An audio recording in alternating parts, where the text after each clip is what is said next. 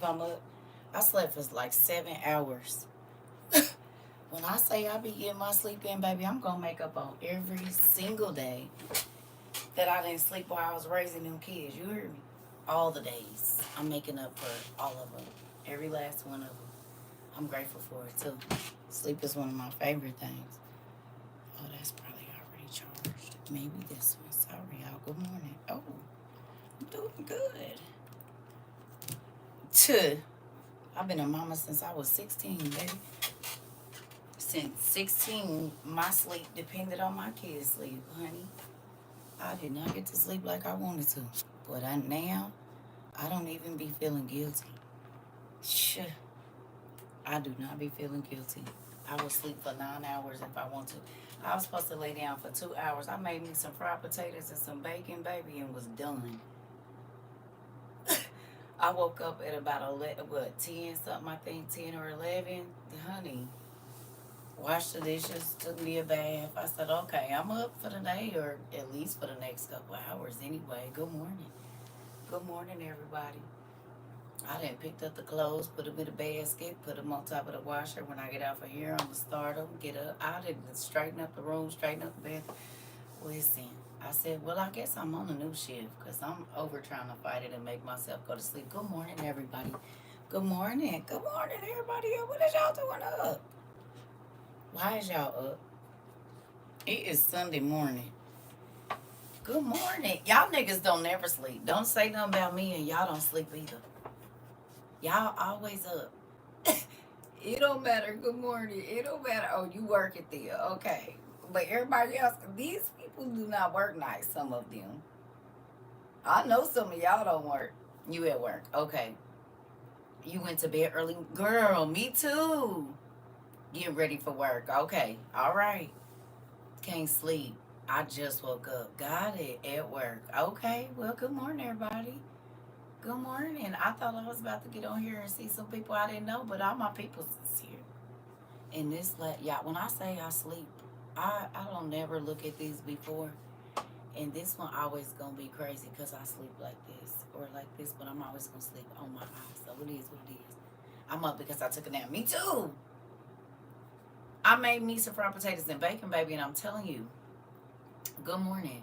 I was done for it from whatever time I got off of here, about 30 minutes after that. Baby, I ate them potatoes and that bacon, honey, and it had some apple juice, baby. I don't know. I woke up and it was nighttime, and I woke up again and it was even nighter time. Because it was like getting dark, baby. I laid back there, woke up. It was like 10 or 11. I don't know. I slept for like 7 hours. I know that. So if you call that a nap, I don't know what's going on. You said bacon with all those books. What does that mean, David?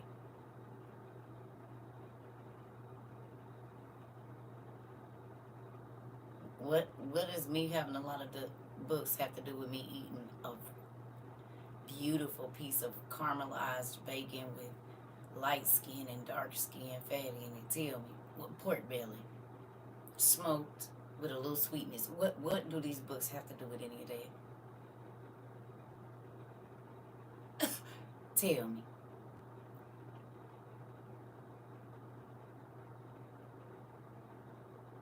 Yes, baby. I like my bacon light skin and dark skin, honey.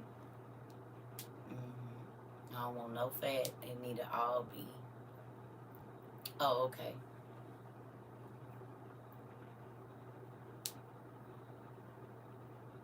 Good morning, everybody. Folks, it's crazy. Moving on. Mm-mm. So anyway, good morning, Tom. Good morning. Good morning. Good morning.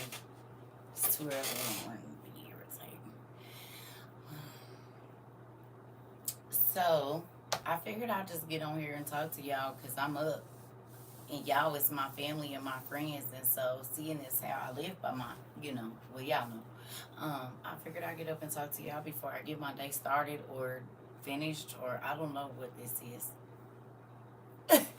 I don't know if it's finishing, starting, but right now I'm up. So there's that. And I figure some of y'all will be up too. I don't know if If y'all want to learn anything at 3 o'clock in the morning, because I don't even know if I want to teach anything at 3 o'clock in the morning, but we'll figure it out here in a few minutes. If you should be asleep, you better go sleep. Don't be trying to blame you being grouchy on me. Hello, cousin. Hey, thank you. You petty. You sound like my cousin. That is funny. Thank you. I appreciate it. Girl, they growing out. Thank you, God. Maybe I'm getting now. This gray is making it look a little crazy, but it is what it is. What I'm gonna do about it? It's easy hair though. I ain't even gonna lie. If I could just keep this crap from tangling, this right here, baby, listen. Mm-mm.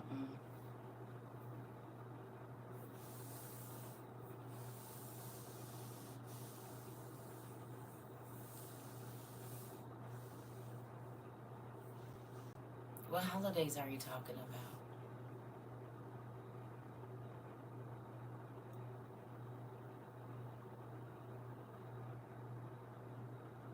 What exactly did I do to my locks? I braided them.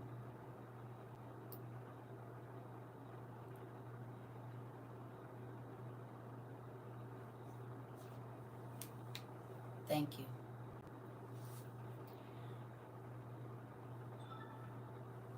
No, thank you.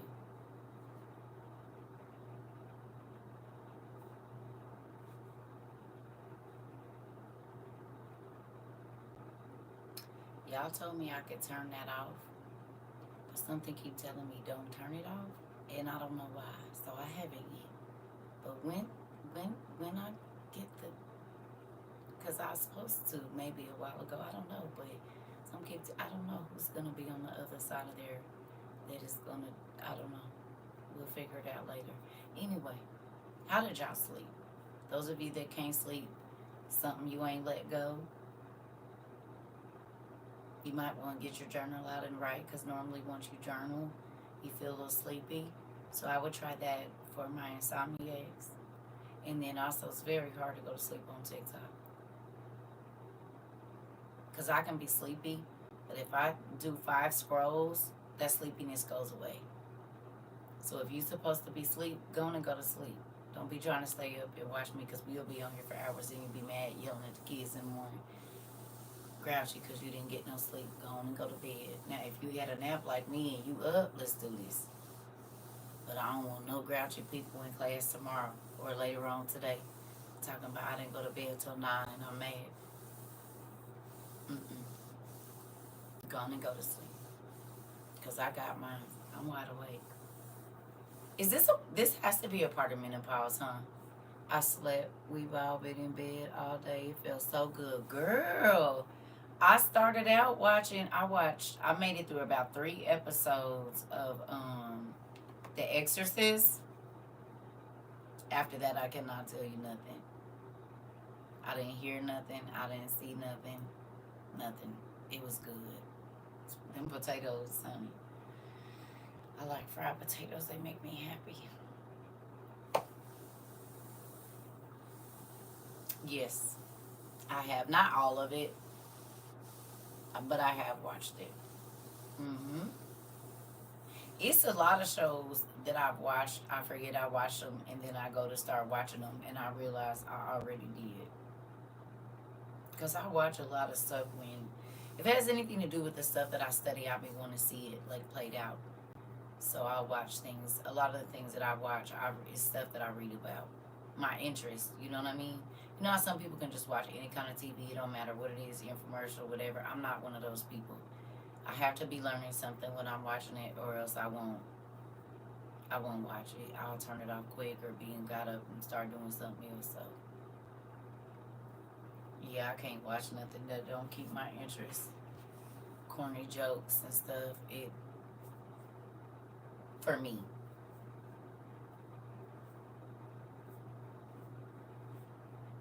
That's crazy. I've heard that before, Miss Angel. I was about to crack a joke, but I ain't gonna do it because some people be all uptight and stuff. Oh man, I grew up in a house with boys, so I was gonna say something, but it probably wouldn't have been. Well, it's 3 o'clock in the morning. Your kids shouldn't be up, so I was gonna say I used to think about getting paid, cause I've heard that before. $3.99 a minute, $6.99 a minute. I thought about it, but then I thought about I can't probably do all the extra, so they would probably only be wanting to give me $1.50. So cause I can't do all that extra stuff that they be talking. I ain't gonna be able to do it. So then they'll be wanting to give me $1. They be like, I want my money back. I don't know who the hell y'all had, but she don't know what to do. She absolutely is she a new hire or what? Cause baby, she needs some more training. I would not have been able to do it. I'm trying to tell you, I thought about it because people used to be like, your voice is very soothing. I said, really? They said, yeah, okay. But yep, I wouldn't have passed the test. I'd have been on there $1.50 on time, maybe 75 cents. I don't know. I'm trying to tell you, I might have got 75 cents, $1.50 on a good day, probably. I don't know. I don't know about that, but I probably wouldn't have made it. Moving on. Yeah. Man. You know, because you be trying to find an at-home job.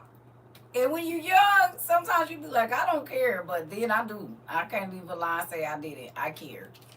I cared a lot. And I'm grateful for that. Not knocking nobody or nothing. But I used to be like, I can't do it. That ain't going to work. It's a lot of job opportunities that I probably could have taken that was offered in a lot of different ways. And baby, I don't know. I just be like that. No. But you know what though? You think about it and that's probably the church in me, is what I'm thinking. It's gotta be. Part of it is my upbringing, the foundation. And foundations aren't always bad, but sometimes they can handicap you in certain areas.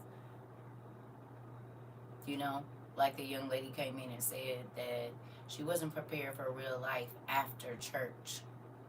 Kind of when you can move out on your own.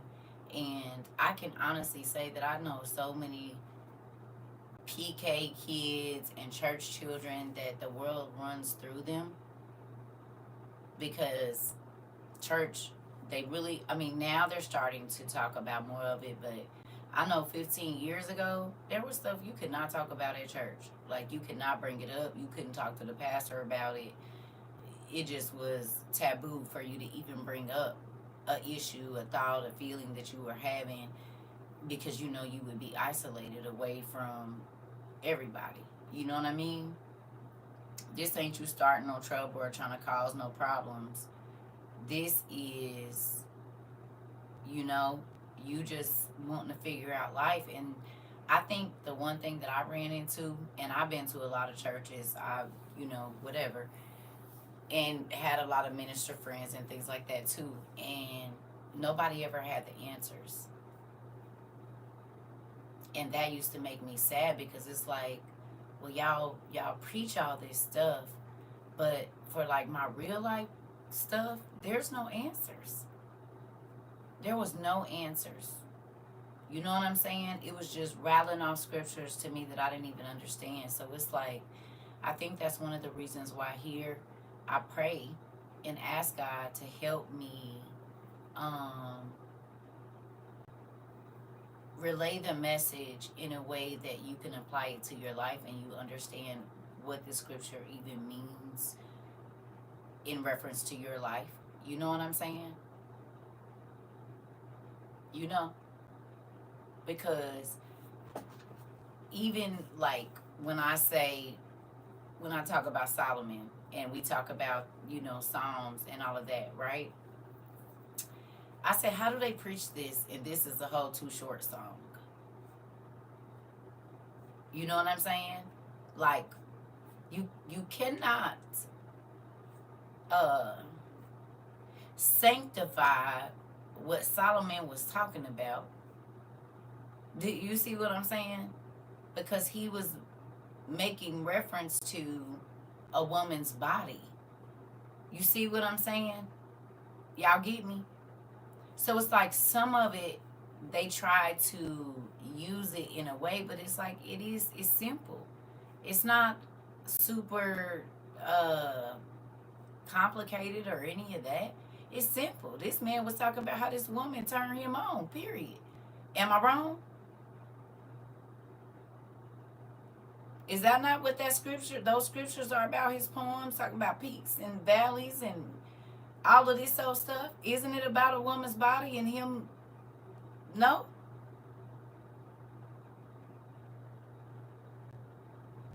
it is.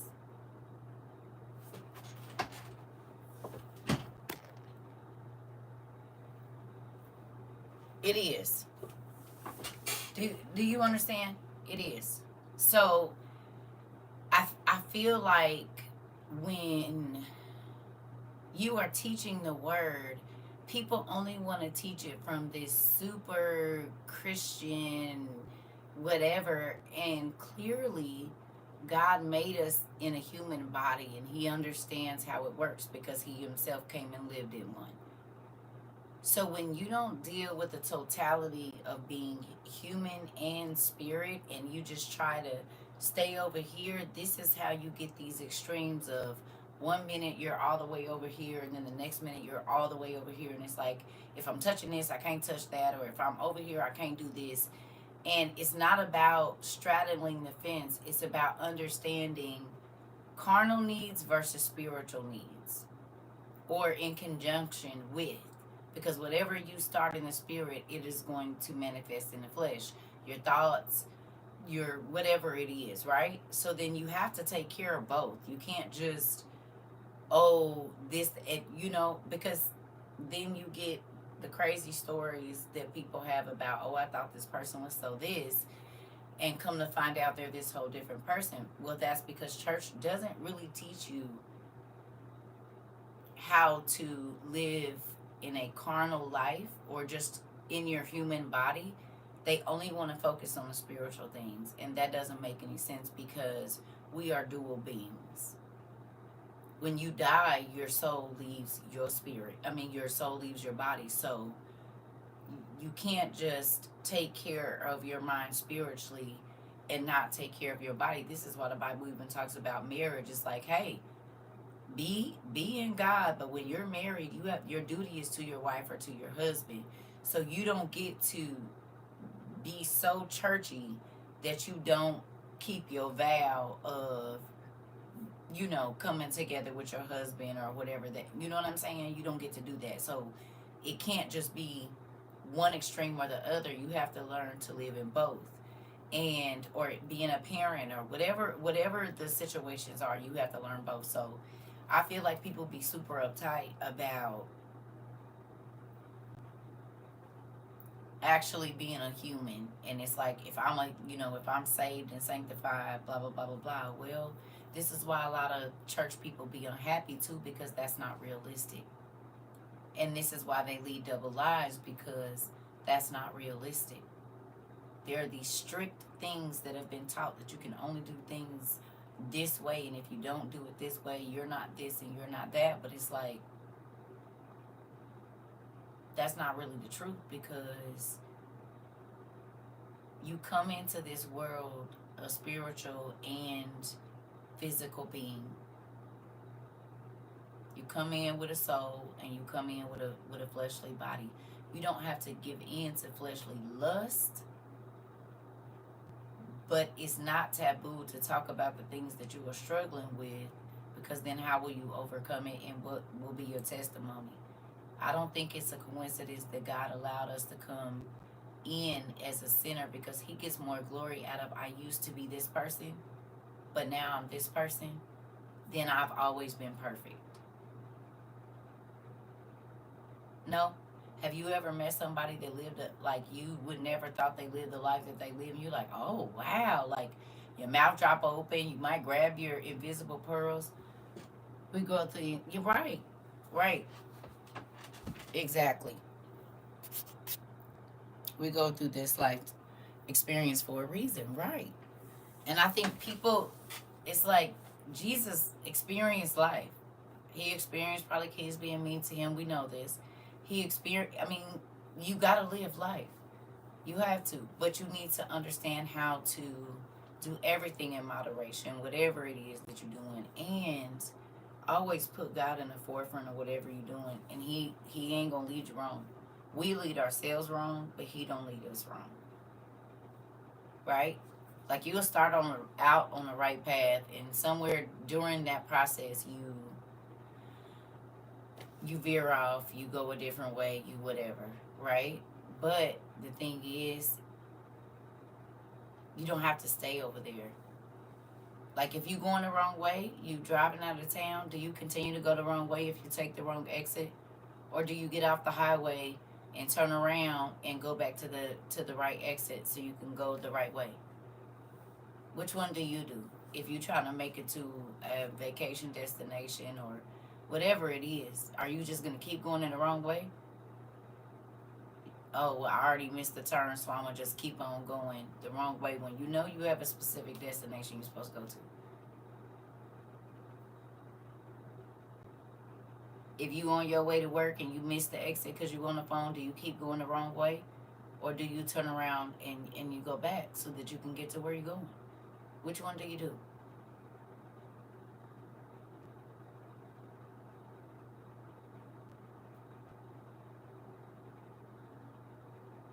You redirect. You redirect. And I think that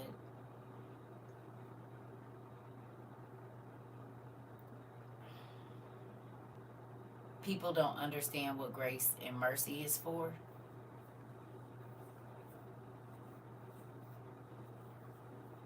You see what I'm saying? You definitely can, Pumpkin. What's going on?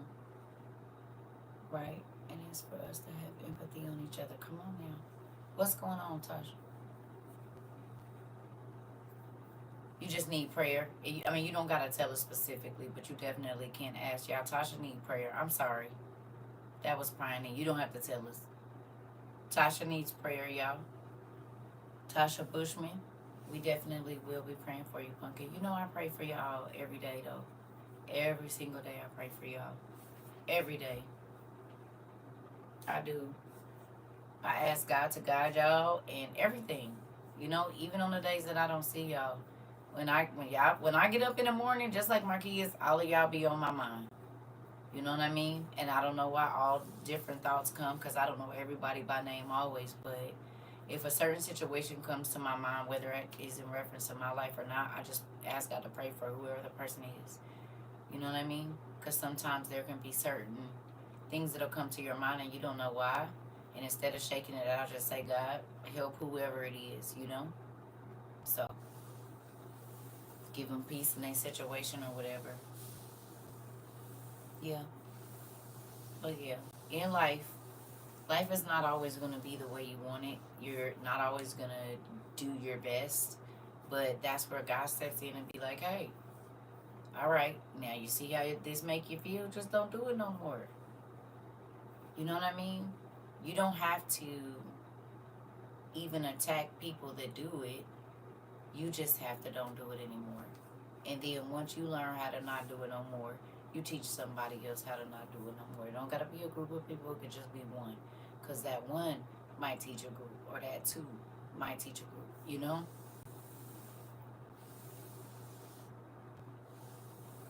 In real life. I just learned life lessons. Other people can eat off you being, you learning. You know what I mean? Other people can benefit, they can teach, and just grow off of you learning. Like when you learn, you know? And sometimes that's difficult because growing, when you first are planted in a new situation or a new city, a new job, a new whatever, it's dark sometimes at first because you gotta get roots, you know?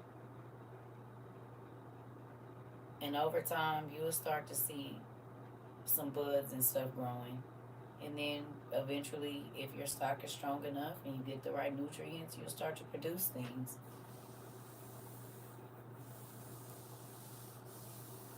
Really interesting. Well, this is the thing, y'all. Changing is a choice. Making the right decisions or the wrong decisions is a choice.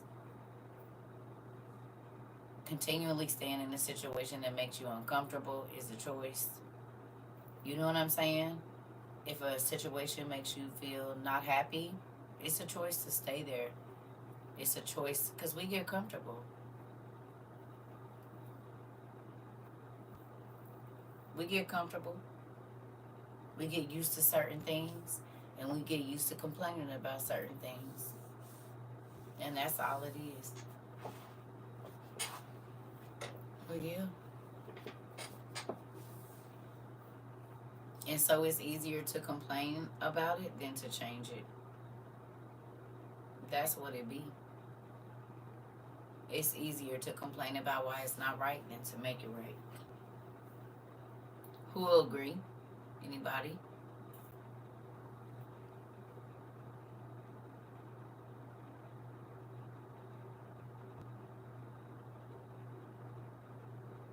Who's honest enough to say that you fear change or you used to fear change? It was just easier to stay in a crazy situation. It was easier to stay at a crazy job because you were scared of the unknown.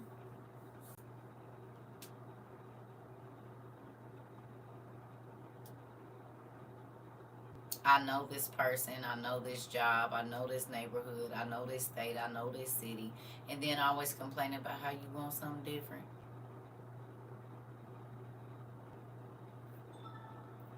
No, thank you.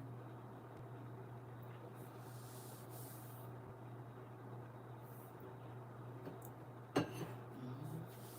Scared of not being able to pay your bills? Oh, man. So that means your faith ain't in God, your faith is in you.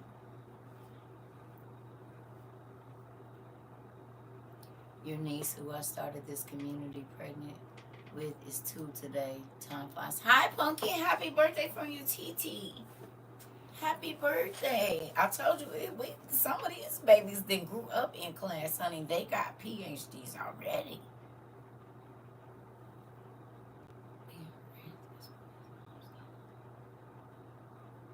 Oh.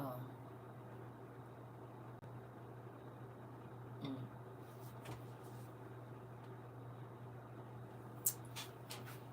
All I'm going to say is, yeah, happy birthday, Punky. Um, you can't be scared. Because if you think that everything in your life you have it because of you, that's a scary place. Did you hear what I said? Did you hear me? If you think that your house, your car, the food, whatever, even you getting up in the morning and going to sleep when you want to, if you think all of that is because of you, then, well, there's that. It's not. It's not.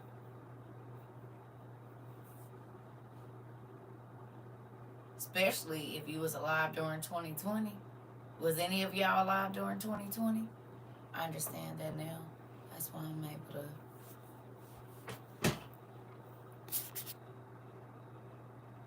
You feel stronger. Stuck in that comfort zone. Yep. Yep. If you didn't work during 2020, baby, that should not even be your concern. I'm not saying just don't worry about it, but if God is leading you to a place, He's gonna care for you if He's taking you there. Like if He's asking you to leave, these things is about to come out. If he's asking you or telling you to leave, He's already provided a way before you get there. Take it from me. Now it might not be what you want at first, but there's a number of trials that you're gonna have to go through so that He can trust you. Cause see, a lot of times it don't be that we can't trust God, because He always comes through. He starts to put us through situations because we're not trustworthy with Him. You know how, y'all know what I'm about to say? Some of y'all know what I'm about to say. You hear me? I'm going to tell you. You don't trust God. And so you will let Him get you to a certain point, and when the boat start rocking or stuff don't look the way that you thought it was supposed to look, you'll start outsourcing what God has already planned for you, trying to get it yourself. After He's already showed you up until this point, I got you. And then just because He don't answer the call when you say, or give it to you on a day you want it, then it's like, oh, okay, well, I'm going to go on and take over. I got it myself. So really, a lot of the lessons be, can you trust Him through whatever you go through? It don't be, can He trust you? Not, can you trust Him? Because He always come through for you. He's not ever not.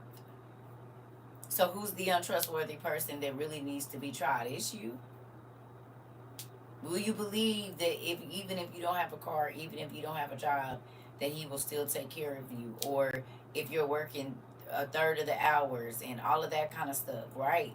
See, it's always people like, oh, I'm waiting on God. No, that's not the truth. Because He been holding your blessing, but He knows that if anything get rocky, you gon' jet. So He just, oh no. And I would too. Because you keep going back to, you got it. And I already know you can't handle this. So, yeah. It be if you trustworthy. Will you trust God through everything? It don't be if He's trustworthy. He been trustworthy. Even when you didn't deserve it. And when I say you, I mean all of us. In real life.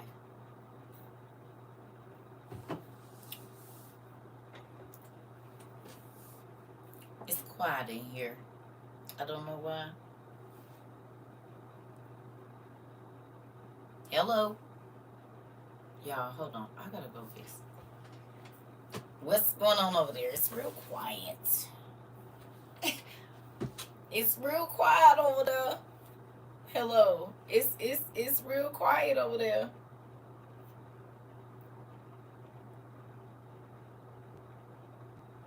If I was to ask y'all between, and don't spout out no quick answer. I don't want the answer till I come back. You got about 1.5 minutes to think about it. You said we are taking it in. Think about 0 to 100. How much you really trust God, and before you answer, don't say no 100%. If at any time in the last 2 years you didn't worried about a situation, so take time to think about between 0 and 100. How much do you really trust God? Please.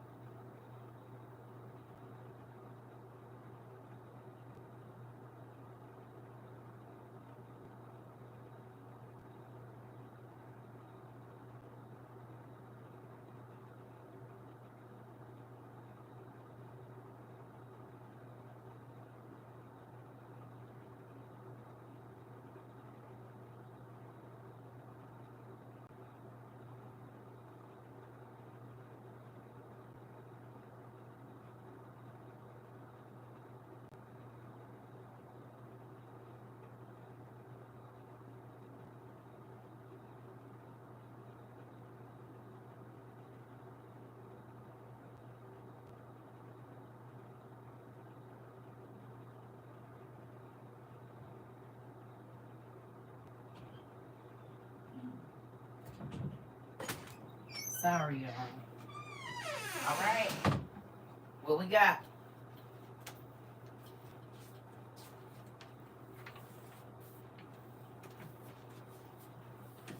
$75%. Okay. What we got, y'all? No, but I mean, how much do you really trust them? Because you can say you trust them 100% until you presented with a problem that's out of your control. 65. Okay. We being honest. That's the thing. You ain't lying to me. 78%. Okay, let's use a scenario. I'm about 80 now. Okay. Okay.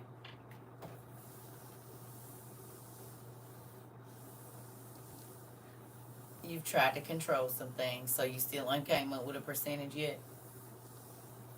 It's a real thing. It's a real thing to think about how much you really, you know, we can talk about, oh God, blah, blah, blah, but how much do you really trust Him?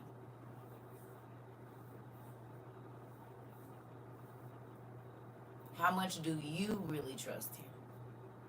Do you trust Him with your life? Do you trust Him if the doctors say you got some kind of diagnosis? Do you trust Him if He say your kid got a diagnosis? Do you trust Him if your job just shuts down randomly after you just bought a brand new house and a brand new car? Do you trust Him? I mean, you said 100% if I do what I'm told to do. But see, what you do or don't do have nothing to do with God's love for you, though. Because you've been blessed when you've been wrong, I'm sure. You've got a blessing that we all have got blessings that we did not deserve. His blessings don't depend on how good we are. It depends on how good He is.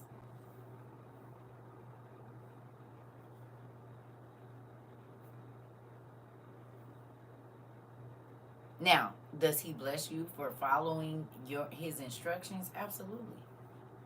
I'm living proof, and I ain't just talking about TikTok. I'm talking about my whole life. I am living proof that when you follow, when you don't follow, you get blessings. He said, I reign on the just as well as the unjust. So it's going to be evil people that God blesses them. Maybe they have a good heart. They're just not in a good situation. So it ain't that. Because there are some people that are in the wrong lifestyles that are more giving, kind, gracious than some of the people that's saints. You know what I'm saying? I know some niggas in the streets, they'll give you whatever they got. Take care of your family. If anybody around you need anything, they don't judge you because they know your business. They just that's just in them to do. So would it be unfair because maybe they get their money wrong, but they take care of so many people around them, people they don't know, help everybody, whatever else it is. I mean, they just in a different field from you. Should He not bless them sometimes if they take care of the people that most church people drive by? Would that be fair? Because you don't approve of how they get their money? People say, well, oh, he's a rug dealer. Well, you work at a hospital. And you don't question the doctor if you think they're giving your patient as a nurse or whatever too much medication. You just do it. And you know for a fact that the medicine that you're putting them on could possibly get them addicted. And guess what you do? You do doctor's orders. So what's the difference? Because it's controlled in the hospital, because you know if they stay there 30 days and they own it, by the time they go home, they're addicted to it. And they going to find it on the street, right or wrong.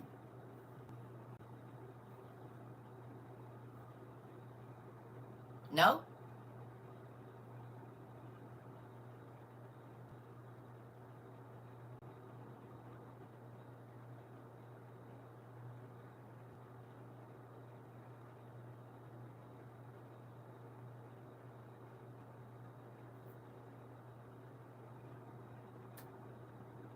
Interesting.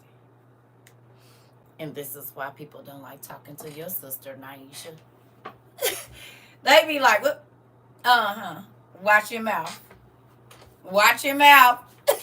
Don't come over here talking about the peoples now, because we can break it all the way down to every. I mean, now wait a minute, because most of the people that are out on the street, if you ask them where they started it was the hospital.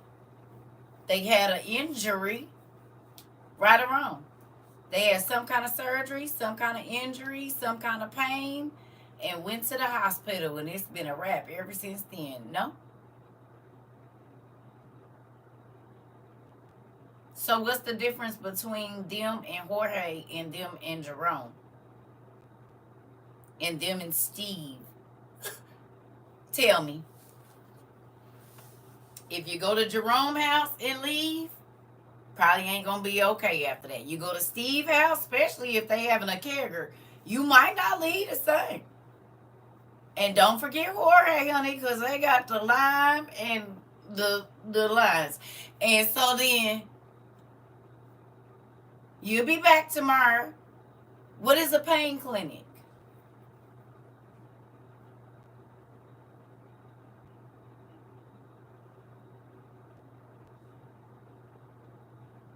What is a pain clinic?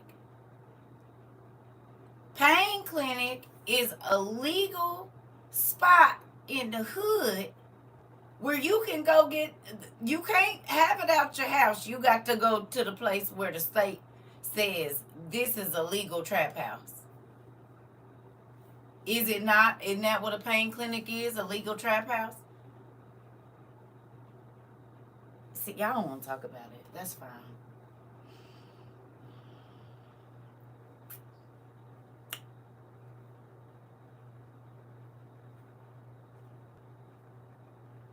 A pain doctor, legal trap house. That's what it is. Oh, I work at a pain clinic. Oh, you work at a legal trap house. What? You heard what I said? You already know they be fiending when they be coming in there. Stop it. You work at a legal trap house. Now, moving on. And you do what else for a living?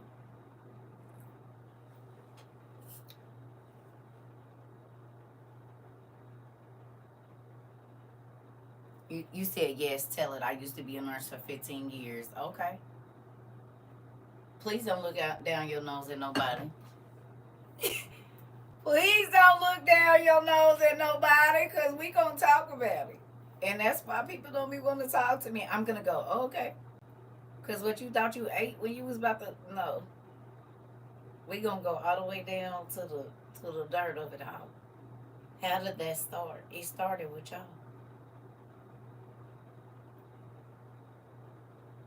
To the point where even the nurses and doctors become addicted to what they prescribe for other people, yes or no? They start using their own supply. Ain't that what happened at the trap house? You gotta stay up and stay alert so you can make more money. Don't nurses be doing 12 and 18-hour shifts? Doctors 36 hours straight? Well, what kind of superfood you eating to allow that? How do you stand and be awake for 36 hours in surgery, sir? Amen.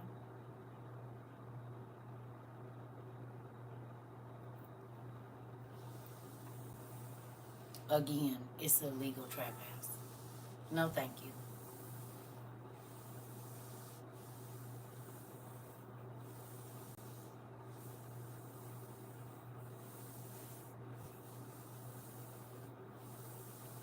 It is.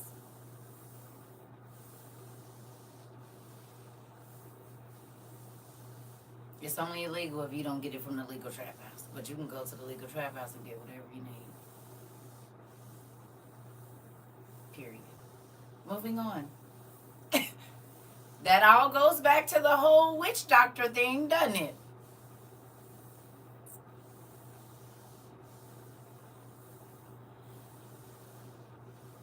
I don't want to block you. Okay? But I don't allow people to ask for money in my life because I don't ask for money in my life. So please don't do that. I don't even know. You just typing a whole bunch of stuff, but this ain't that kind of live, I promise.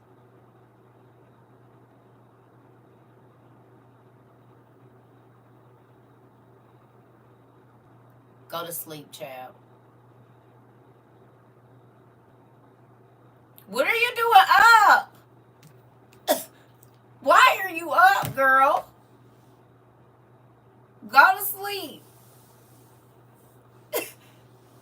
I love you. I was thinking about you this morning. Mom slept for like 7 hours, and then I woke up and got up, and you went to the club for the first time. Did you like it? Did you sweat your hair out? Did you have a good time? You made it home. Oh, Lord. You be careful. You didn't sweat your hair out. Did you dance? Yeah, I niece went to the club for the first time. You took your bundles out. So you wore a bun. You wore a bun.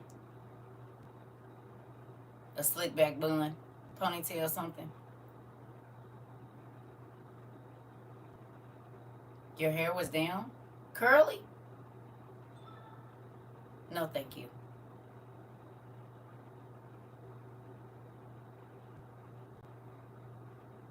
Okay.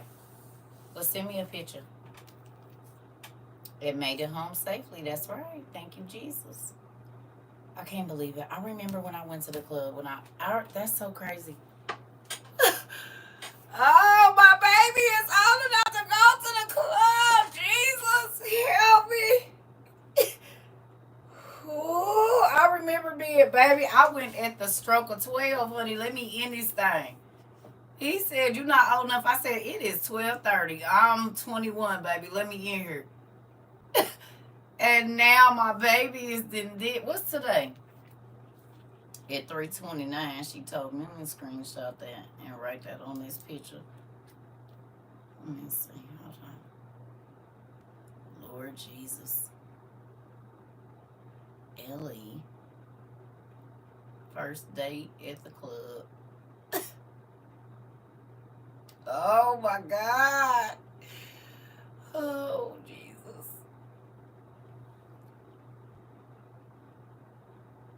So, I'll be sending that to you, but I know you had fun. You my child.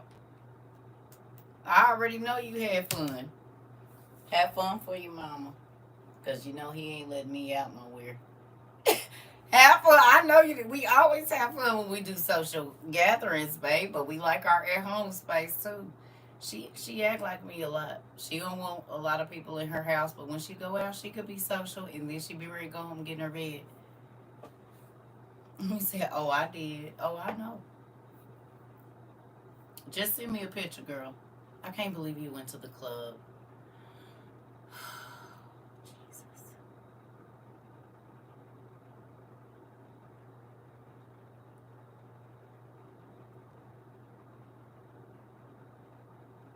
Maybe that's why I was asleep, because I was going to have to be up.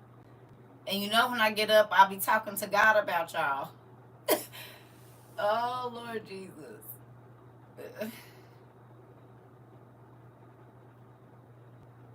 All these miles away, and I still I be feeling something, I guess. Probably. Because I didn't know you went. I'm too old for the club, so if I go out, I'll be dancing. Keeping me safe from afar. Girl, I pray for y'all. That's probably why he woke me up, because I've been up since like about 11:30. What time did you go?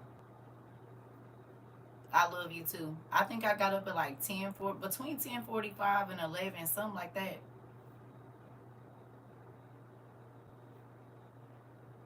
What time did y'all leave? 11 or 12. And that's when that's crazy. Okay. Well, thank you, Dad. Yep. So I got up right as y'all was leaving out. When I get up in the morning, I be talking to him about y'all. That's crazy. Interesting. Thank you, Dad. Mm-hmm. Because, Mom don't be up. I didn't just get up. I've been up for, yeah. Because I slept for like 7 hours. So that's interesting. All right, girl. Good night. I hope you have fun. Send me my pictures.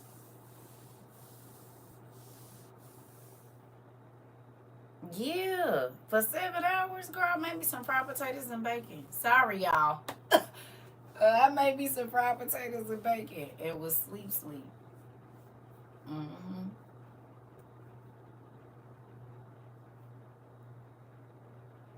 It was good too with the cheese on it, like you know that recipe. That one. I can't believe my baby is old enough to go to the club, y'all. That's crazy. That's my youngest. That's nuts. Anyway, back to what I was saying. Kids is always interrupting. You see? It don't never change. I know you was nervous. I already know. Mm-hmm. Well, I'm happy you had a good time. I am. I am. I'm excited that you had a good time, baby girl. Good morning. I'm excited. I'm happy that you know, got to talk to you when you got home. I was up. So, I don't know. It's crazy being the parent of an adult, and four of them is real crazy. But you gotta let them live their life. Can't be a helicopter parent. Oh, girl. My oldest is about to be 28. 28. Next year, everybody will be 28, 26, 23, and 22. Come 25. My son about to be 30. 2 more years, basically. And he'll be 30. That's crazy. I still can't believe it. Like, dang. He is the age.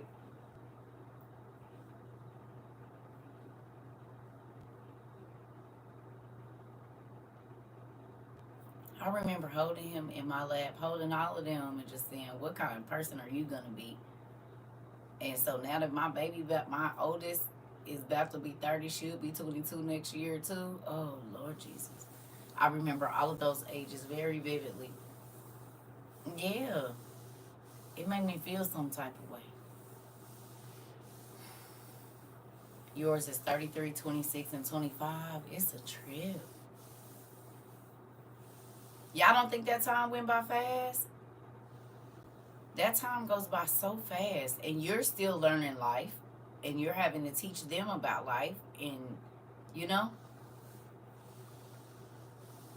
yeah, yeah, it go fast. Like when I moved to the Midwest, she was like 8 weeks old, 6 to 8 weeks old.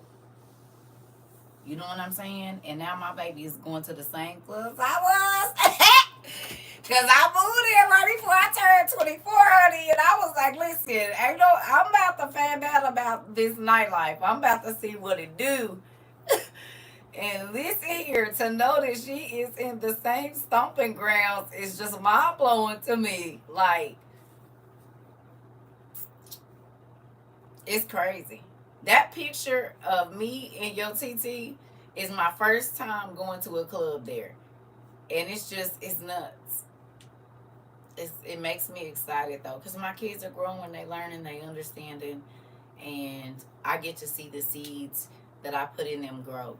Now, not all of them have matured because they haven't reached certain areas of their lives and stuff, but I'm grateful.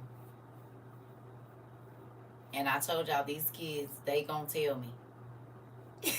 You see, she up at 3 o'clock in the morning. I went to the club. I had a good time. I wore my hair curly. We was just talking about this the other day.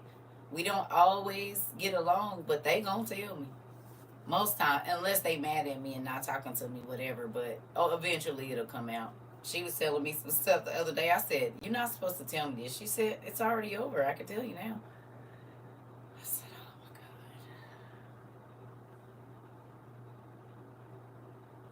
god." Well, why you didn't have to tell me then if it's already over? You could have just not said nothing. You could have just not said anything and just been quiet, and I would have never knew. No, you should know. Like, nigga. Mm-mm. Sometimes I think they do it for shock value. That's what I didn't boil it down to. They do it for shock value. They have to. And they grown now, so they feel like she can't hit me. I think that's what it is. They do it because they know I can't whoop them now, as in with a belt. You know what I'm saying? I can't whoop them. So they tell me all the crazy stuff now. That's what it is. Like, oh, you know, when I was 16, I was skipping school. What? Or I cheated on my test or something. And I'll be like,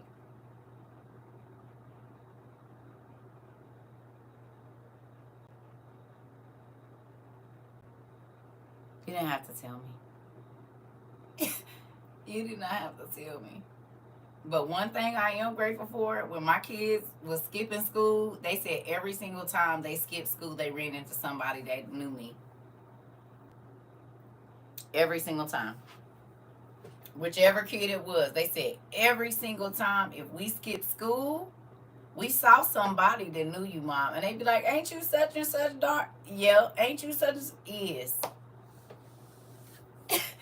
So just understand, it is eyes everywhere. I don't care if you on the south side, on the north side, on the west side, on the east side, baby. Go on and leave. God gonna let somebody that know your face see you, and I'm just gonna happen to get a message or something from somebody talking about they didn't see my kid.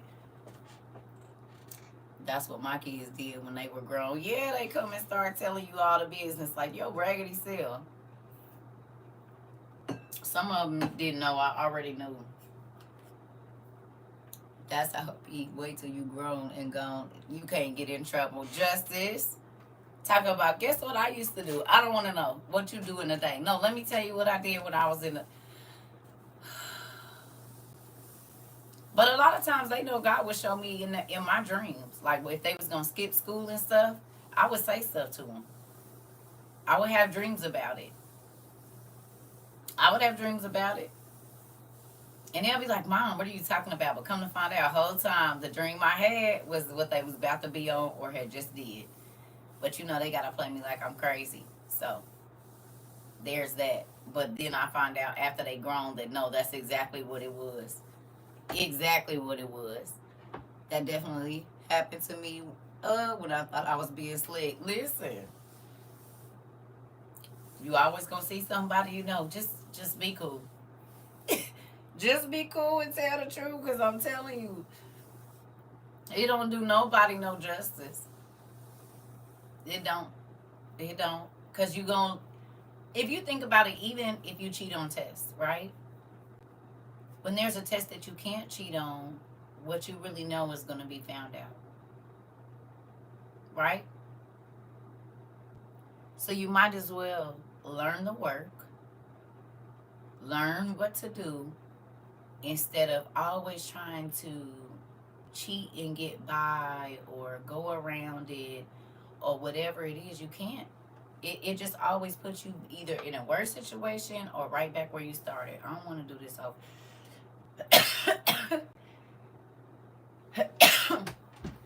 I do not want to do this over. No, thank you.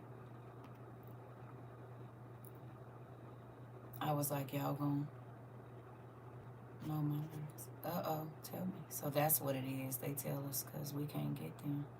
My daughter just told me she eloped. Yep. Tell her congratulations. Uh-huh. Yeah. You said, laugh out loud, TT. You ain't lying. I told my mama everything when I turned 18. Y'all so damn petty. Y'all so damn petty. When you can't get a whooping. When you think you grown and you know you can go get your own place, y'all hold out. See, I was different. And that's probably why I used to be getting thrown out. Because my mama asked me, I'm going to tell you. She used to be like, ugh, I don't want to hear it. Oh, well, you asked. Okay, so what else you want to know? Because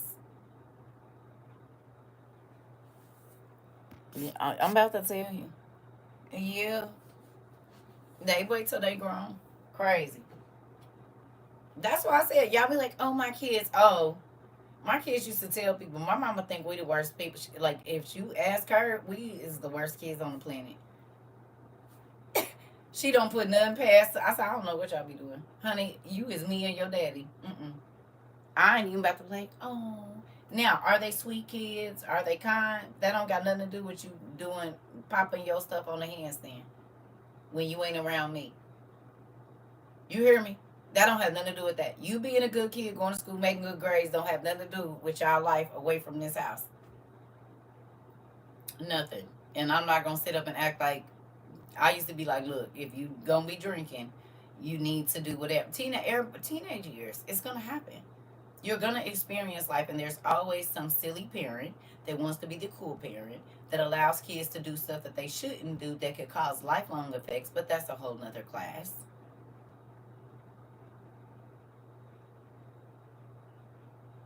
As to why alcoholism, really, by the time people be like 25, they be an alcoholic.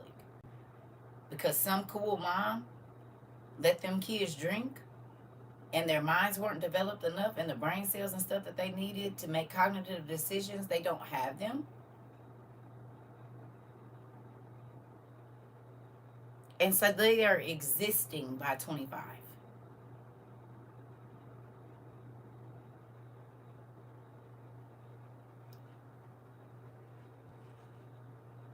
If you can't go get it yourself, I can't get it for you. I'm only going because you don't want to go. So if you can't walk in the store and get it, I won't be getting it for you. It's the reason they got age limits on stuff.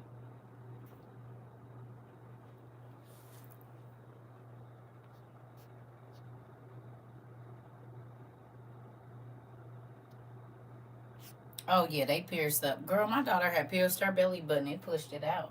My son got a tattoo and his skin pushed it out. I said, I ain't got to worry about it. Dad got me covered.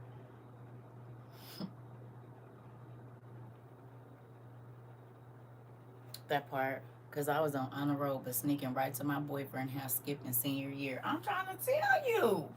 Listen, folks be playing themselves. I did not put nothing past my children. I said, you are me and your father.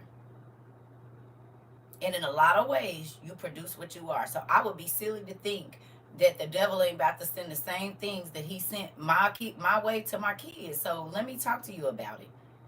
We gonna talk about it because I know that's how generational curses start. So hold up. If he bring this to you, if he bring that to you, somebody's gonna offer for you to leave school. Somebody's gonna offer for you to have this.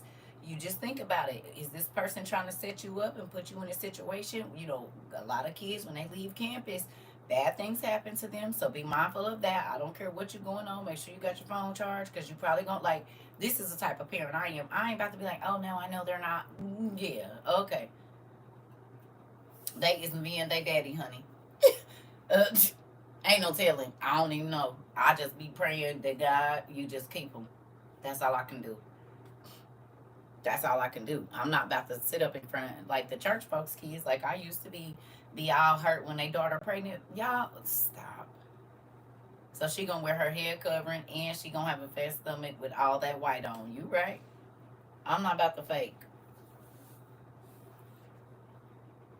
And now you embarrassed. You embarrassed because God has given that baby life in her. Like, it'd be backwards to me. It'd be backwards. It'd be backwards. Because just like a few of them people said, it's all these Christian folks, right? That'll talk about a lady that got a whole bunch of kids that she can't take care of, right? But they'll make their daughters get rid of their children or give them up for adoption. But God says, be fruitful and multiply.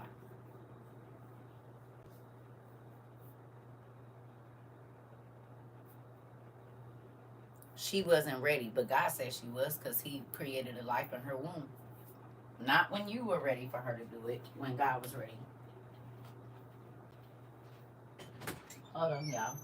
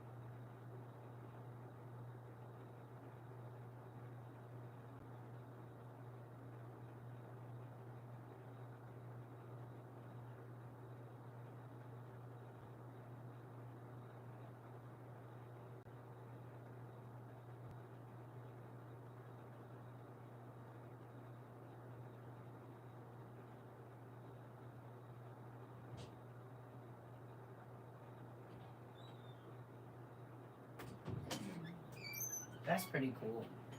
I'm sorry, y'all. Just think about my baby going to the club. Like, I feel like everybody should have an experience. I'm excited she had a good time and she made it home safely, God. Thank you for protecting my babies. You up watching The Exorcist? It's pretty good. Did anybody get a chance to go watch it? At least the first 1 or 2 episodes? To those of you, did y'all pay attention though? Was y'all listening?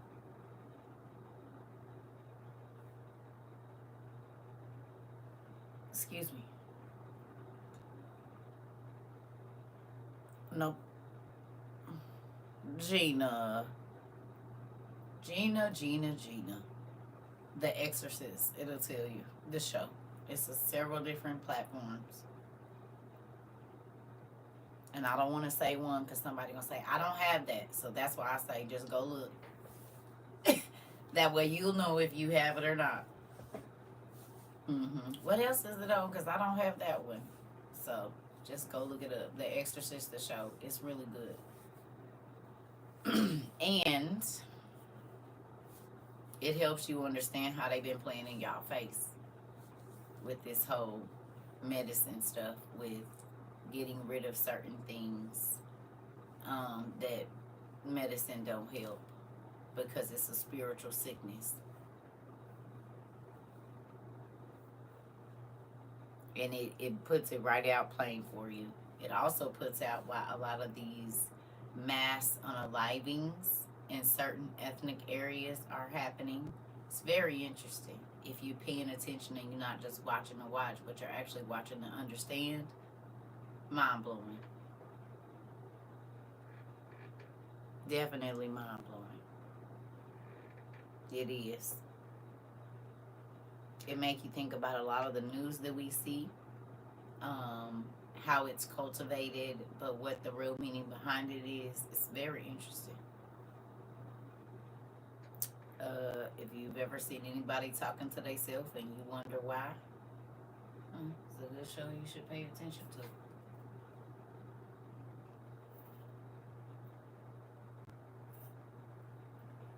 It literally helps you understand what they are trying to pass along as mental illness. And they say, oh, they see it as real, because it is real. Just because you don't see it, don't make it not real. Open your eyes about the church. Yeah, because the prayer that the ladies was doing in like the 2nd and 3rd episode, crazy. I saw that because I always put the subtitles on, because you know sometimes you think you heard something but you don't know for sure, so I can run it back. Baby, they said, fallen angel, you are loved. I said, I knew it was something. They was praying to Mary, calling her the Holy Mother, the Queen of this. Hey, hey, boy. Did I see you went? Did you go out with your girl? You went to the club too. Did she fall asleep that fast?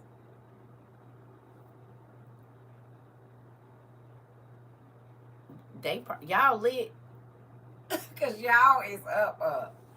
Hilarious. Cause you ain't. No. Oh, okay. Did y'all have anything to drink? Cause y'all is up. Why is y'all up? You was waiting on her to come home. Listen, it is not a game. My kids be up. That is funny. Yes, okay. Well, thank you for waiting for her to get in. I appreciate you. Hilarious. Listen. That's her boyfriend. So he's here. Hey, mama, they up. I'm trying to tell you. Oh, but that's good. Thank you for waiting up. That is your job to make sure she get in the house safely. That is funny. Shake a leg, arm wobble. No, you said what? What is you talking about? Listen, I'll tell you this though. Watching that show, it helps you understand so many things about what's really going on in our life right now, honestly, and all of the meetings and different things that happen that we just think are whatever, but the things that are really being discussed and the things that are really going on, and it'll help y'all understand Hollywood too. Definitely help you understand Hollywood. Please pay attention to the symbols. If they say something in a different language, try to translate it. Very interesting. Very. I'm trying to tell you. And it's crazy how they can put those types of shows out and people don't even realize that they telling you the truth right in your face. Like, it's a certain group, a religious sect that really worship the devil, but because people don't know what's supposed to be and what isn't, then they just think, oh yeah, this is right, even though it goes against everything that God said. But they look holy. And they do all of the holy ritualistic things, even though they worship the devil. As a matter of fact, all their crosses is upside down if you really pay attention.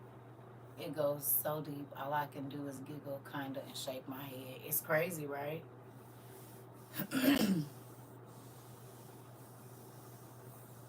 Do you see how the world has been deceived for a long time?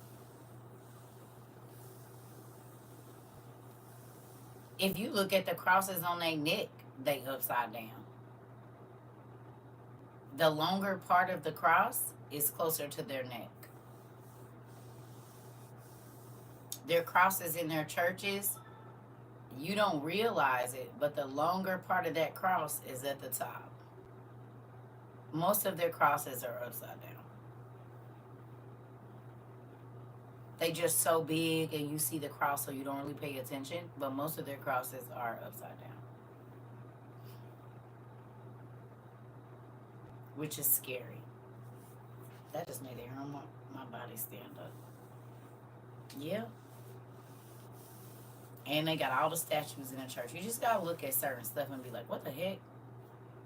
But if you don't know, right, and nobody's teaching you that these things are not supposed to be there, you'll go in there and swear you feel the Holy Spirit and don't even know these folks pray to the devil every day.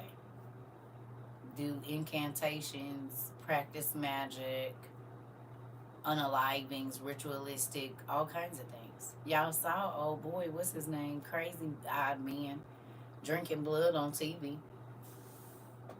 This is the age of information, I guess. And when they cross their chest upside down, yeah. What's his name? Kenneth Copeland. This that. You can see the demons all in that man's face. I quit watching him a long time ago, probably when I was like 17 or 18 years old, when I was pregnant with my son, because it was just something wasn't right about him. And my mom used to just be letting him play all night, and I used to be thinking, something ain't right. Something is not right with that dude. And now, almost 30 years later, his tail is on TV, slicing his hand and slicing somebody else's hand and dripping blood in a cup and drinking it. Boy, you a whole warlock on TV. Crazy self.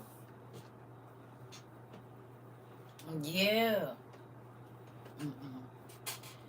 But these are the people that's gonna push that dude that's over there telling Israel to attack its enemies. Do y'all see how many things have happened since the Messiah has returned? The false one? Y'all see how many things have happened?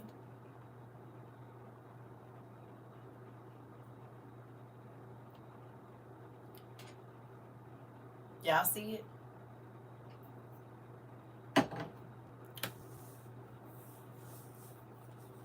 My grandparents always used to say, before you agree which God you're praying to, that part.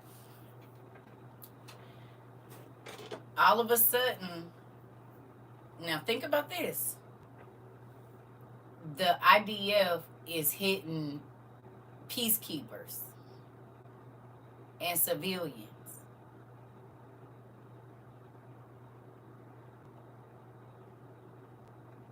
Who you think tell them to do that?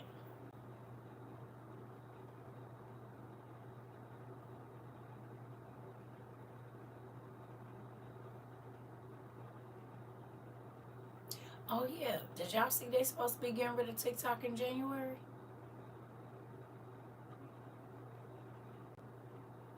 There's a real lawsuit filed. Did y'all see it?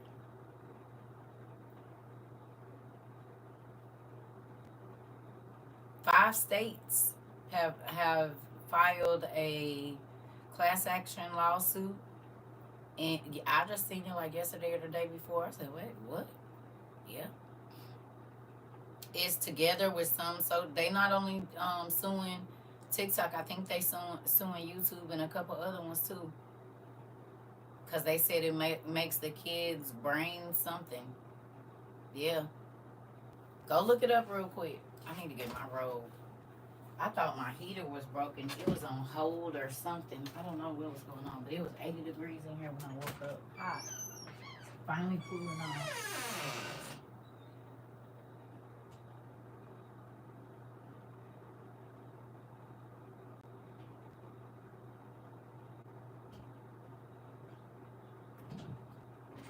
I think it's because the owls are here.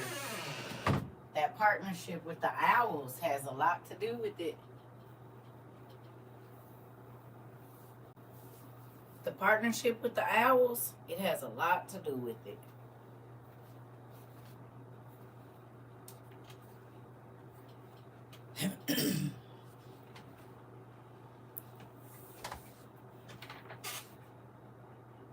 Oh, they are pumpkin. This is it. This is the beginning of the one we read about. They really are, Miss Nikki.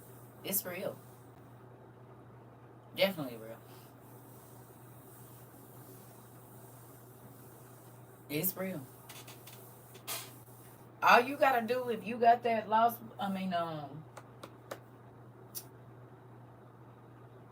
Dead Sea Scrolls, go to the War Scroll and look and see. It's talking about who gonna be clicking up with who, and they doing it. Moab and Edom and Philistia getting together and this and that. We got, yeah, they clicking up just like it said. I'm trying to tell you, just like they said, just like it was predicted. They is clicking up just like that. So, ooh, they didn't even detour from the script at all. Yeah,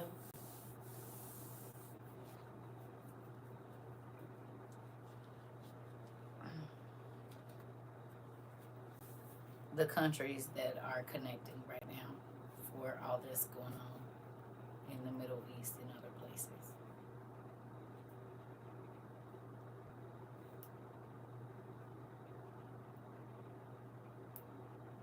Crazy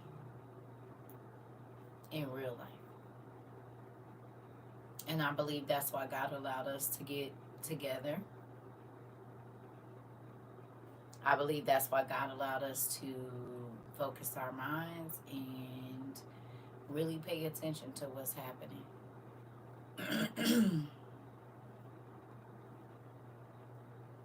Because we ain't going to keep getting away. I want y'all to know that. We not.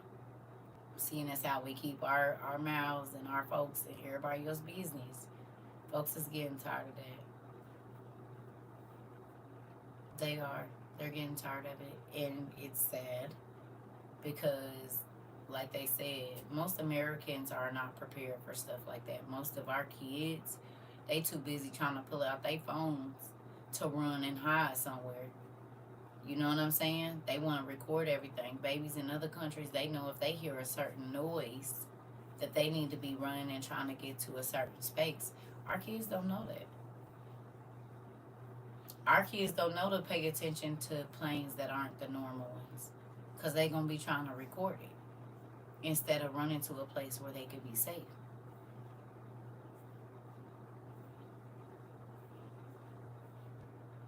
Sad to say, people was outside in a hurricane taking pictures.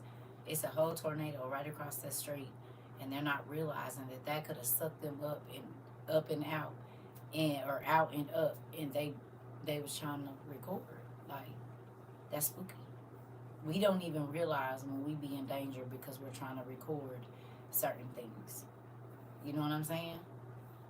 So what we gonna do if we all of a sudden see a whole bunch of planes? We don't know to look for planes that ain't our planes or have a specific logo on them, or we don't know about none of that. Most times, if it's an alarm going off, we are desensitized, yeah, and not aware at all, which is scary, considering how much mess Americans be talking.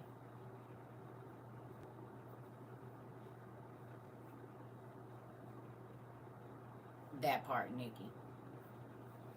Yeah.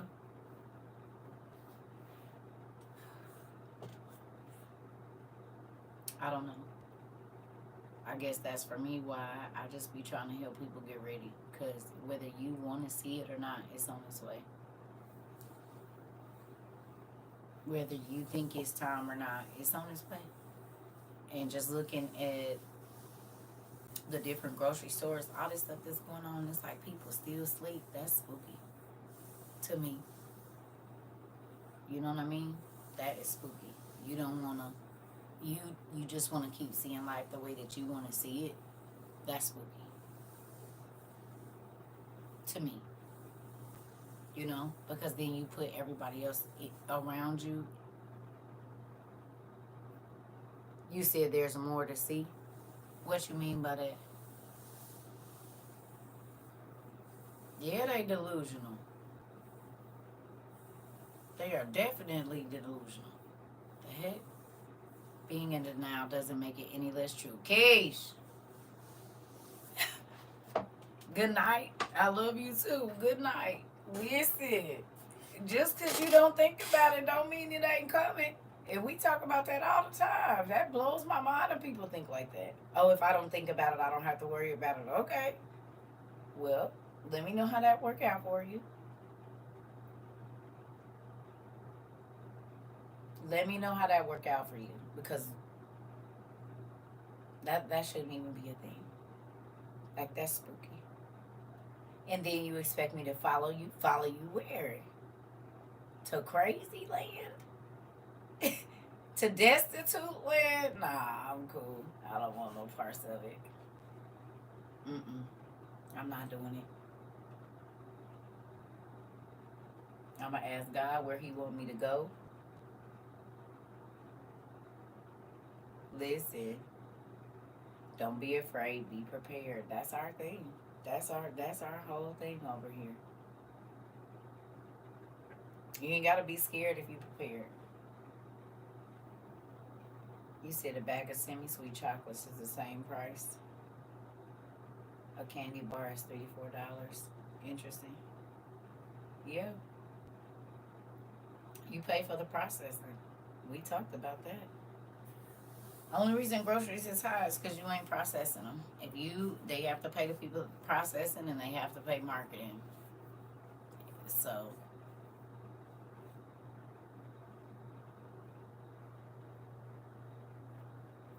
yeah. Yeah, I think people gonna be scared. Yeah.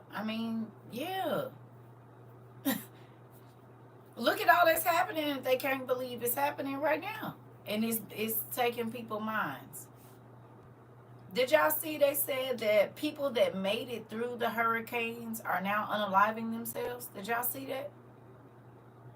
Because they can't deal with the devastation. Did y'all see? It's been several people. It's been several people that have made it through. Yes. Made it through. And it's what, 2-3 weeks now? And a lot of people have unalived themselves because they can't deal with the devastation. No joke. Go look it up.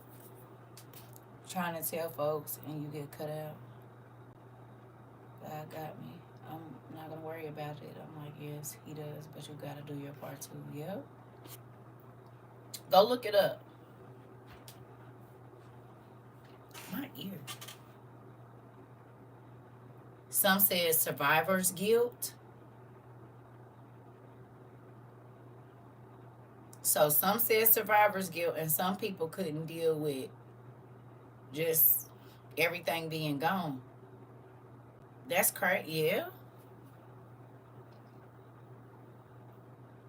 Hmm. So y'all now understand why y'all teacher was like, hold up. I've been asking God to prepare my mind to see a whole bunch of unalive people. I've been asking him to prepare my mind to see devastation. I've been asking him to prepare my mind for all of that because I know it's coming. It's already here. I don't even gotta say it's coming. Hold on, y'all. I gotta get a Q-tip. I must have got some water in my ear. Ooh.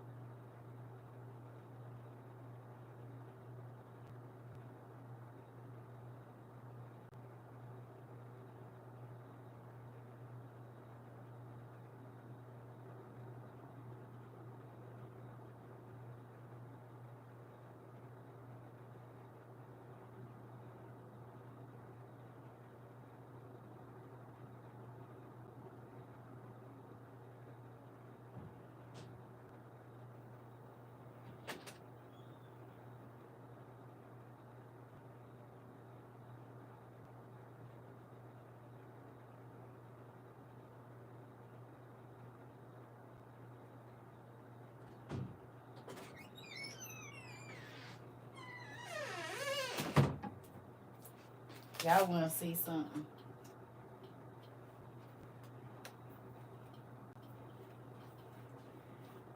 This was the day after I went to the club the first time. Can y'all see it?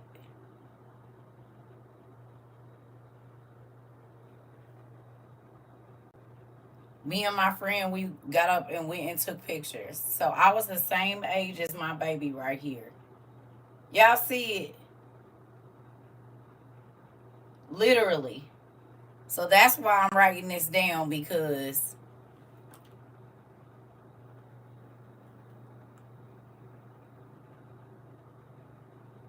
that's why I remember this picture so well. Off subject. Ain't that crazy? This was the night after we went to the club. I went to the club for the first time in my entire life. Ain't that crazy? Man. So I need her to send me that picture because I got one I think after my oldest daughter went and my other daughter. So I got all of our pictures when we went to the club for the first time. Yeah. That's crazy. I'm still thinking about that. Thank you. That's crazy. Man, that's crazy. I'm not my baby. It do bring back memories. I went out in Scottsdale and we had a good time and then we went to the hood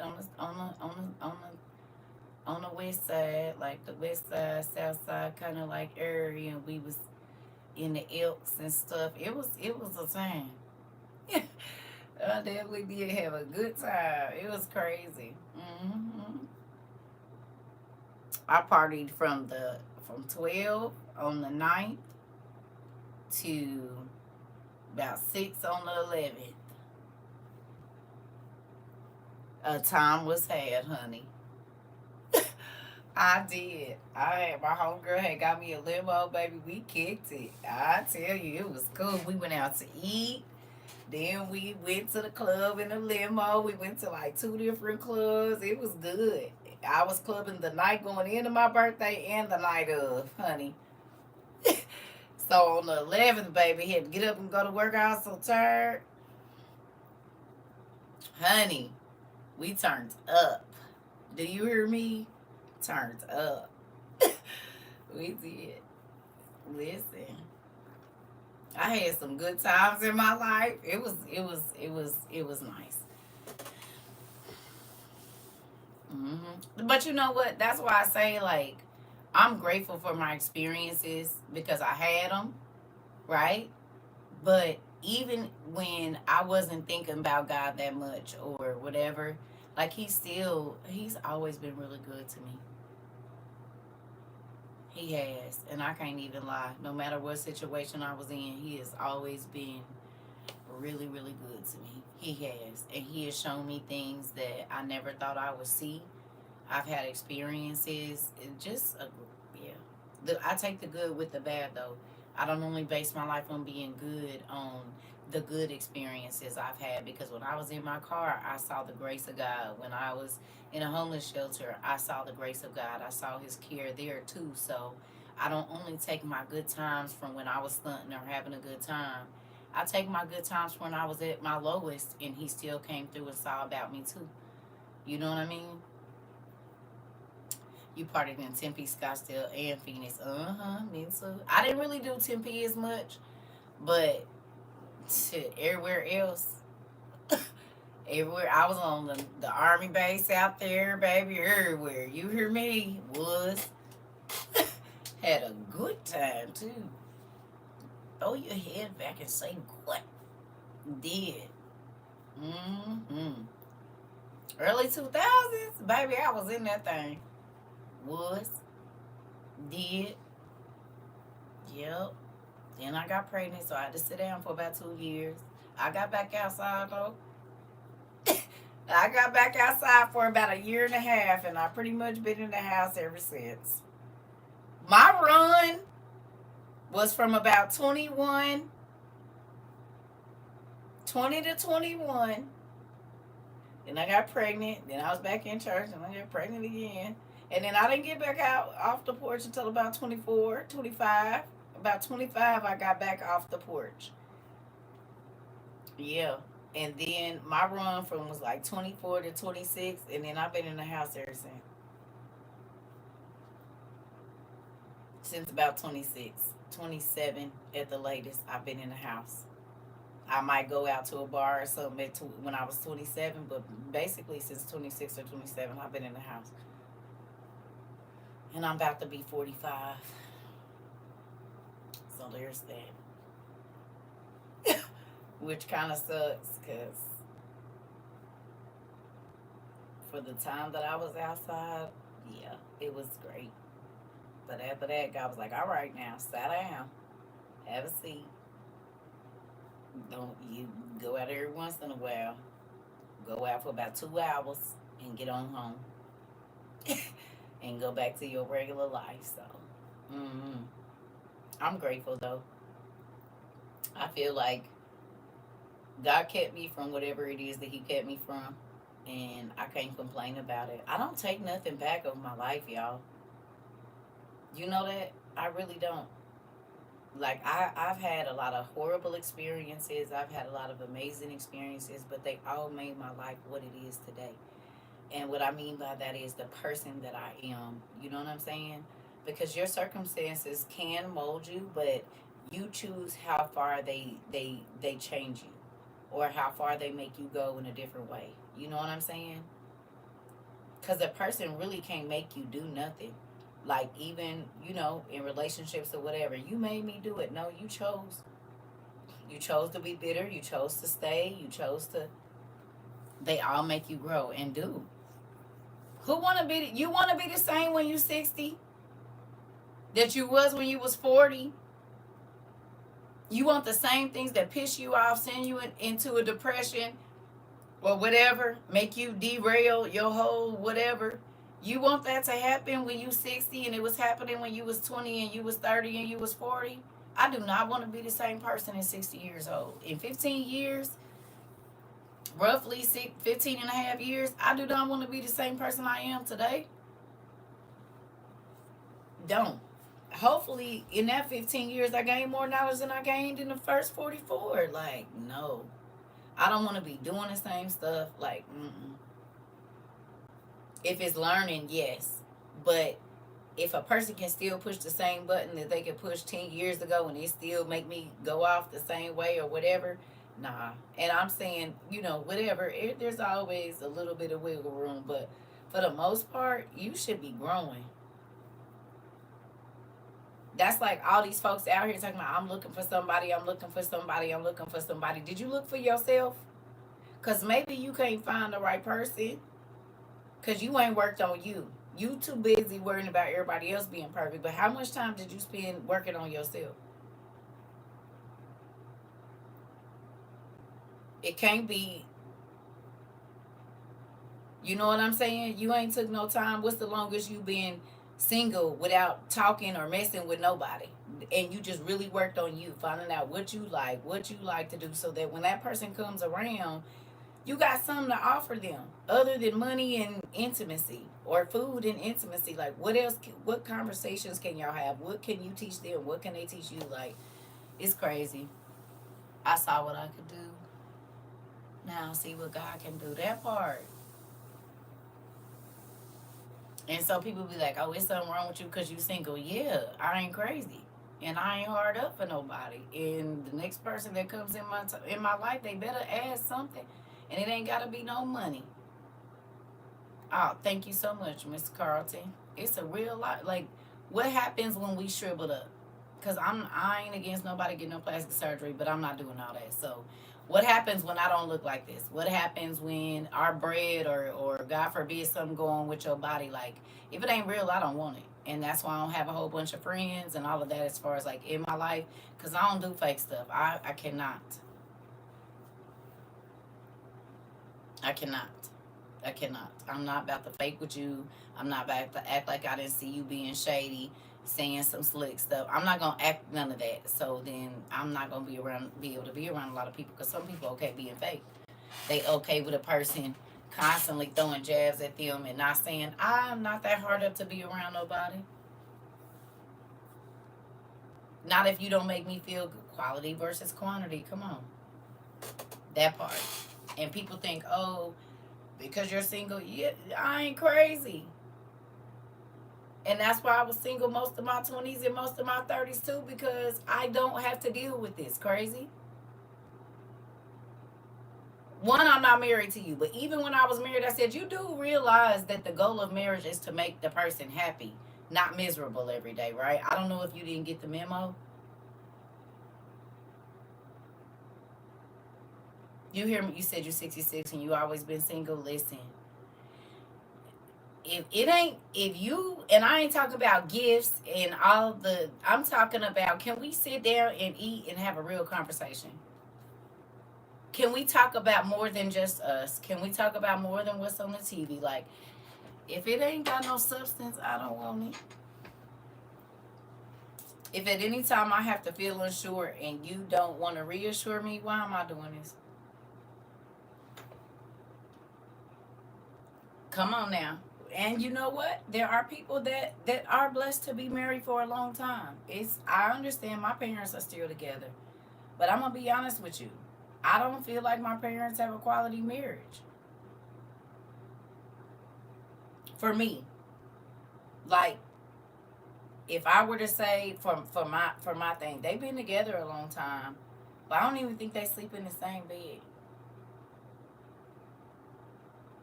You know what I mean? They have completely different lives, and I don't want that. I'm not saying you can't have a life outside of me and friends outside of me. Sure, you can. But if I'm going to spend the rest of my life with you, I want us to be, you know what I'm saying? Not, we didn't just got so used to living with each other and we went through raising the kids and all of this kind of stuff, and we're just together because we don't want to know nobody else. But we're not completely happy.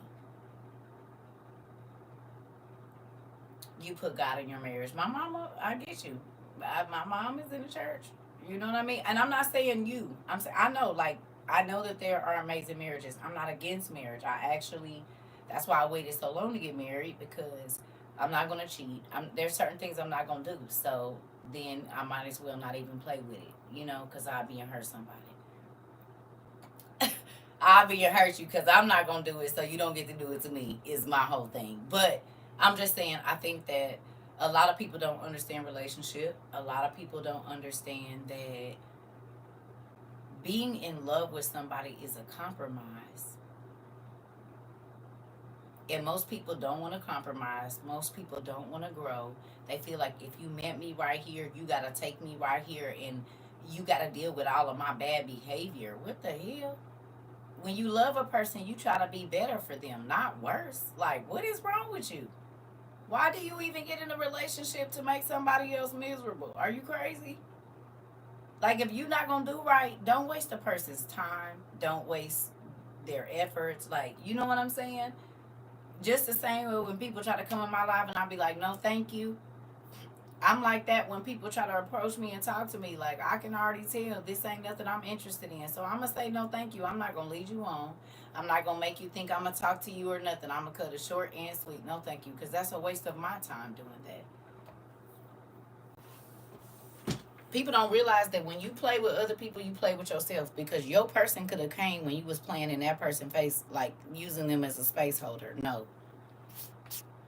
20 years and I just don't know any better. I thought I was supposed to ride or die. I feel like I was dying most of it. Right. Yep. And I'm only riding and living. if if you are not trying, and I'm not talking about finances, if you are not trying to make me smile every day, and your thing isn't getting to know me more, what is we doing? I can go get a roommate that sometimes come and cuddle up with me and watch a movie. I don't need a roommate. Hell, if I want to, I can move one of my kids in with me and have a roommate that I could have lay in my bed and don't want to do nothing around the house. I mean, if that's the case, that's an easy fix. Just to have somebody around. Mm-mm. No. And I don't know if that's bad or good, but even in my younger years, I felt like that. I said, I want somebody to come cuddle with me. I got these kids. If you're not trying to bring a different aspect to my life or, help me grow in the areas I need to, I don't want to deal with it. And I was like that with my friends too. I'm not hanging out with no silly folks. You just want to be doing stuff to be doing stuff, getting into trouble and doing. I don't. That was not a fantastic time for me. No parts of it. A lot of people don't put God first in their marriage because if they truly did, they wouldn't be able to intentionally hurt their partner. No one is perfect, but when you make those vows, that's to God. You understand?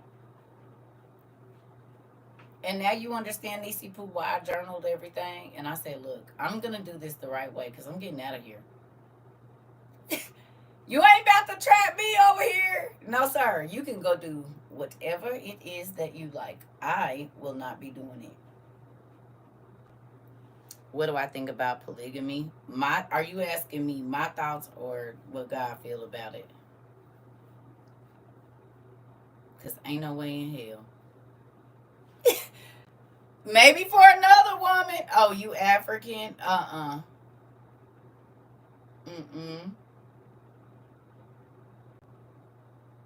Before the earth was populated, you needed a whole bunch of wives. After the earth was populated, you didn't need all them. Ain't no way, perfectly Reese. Not for CERCA.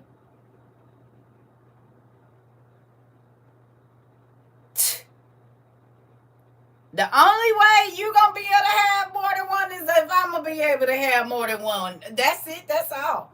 And if you ain't okay with it, then I don't want what you want. I want what you is. So for every one that you add, do that mean I get to add one too? Because what's good for the goose is good for the gander. Now, if you okay, With it being a Robbie, a Ronnie, Bobby, and Ricky and Mike, cause you got a Stella, a Trina, and a Tasha and a Sarah.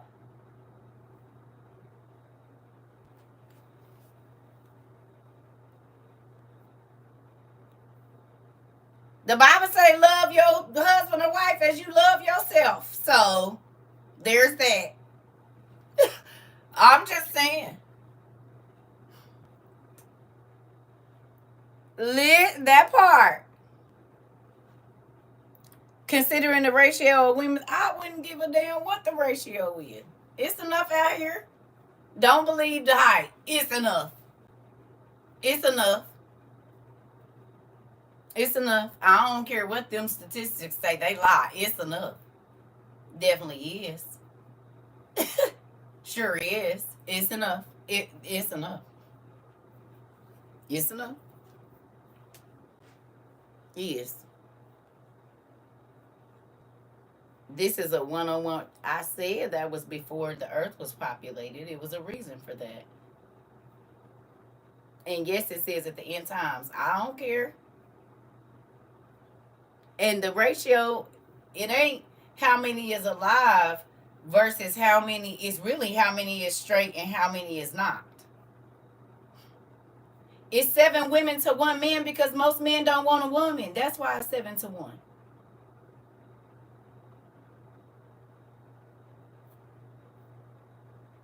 Period. And even the ones that say they want a woman still be wanting a man. That's why it's 7 to 1, baby. It's enough. They just don't want us. We not gonna keep on. It's a reason.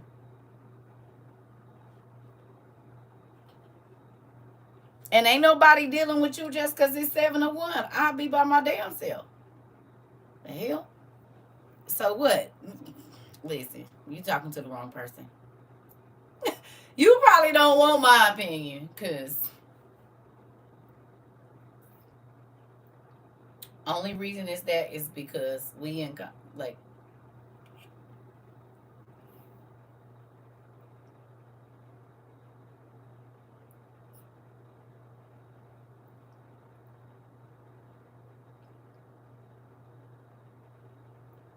moving on.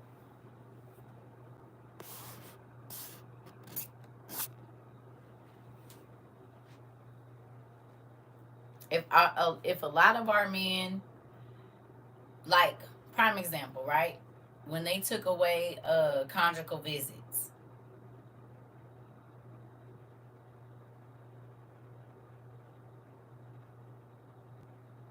why would they do that?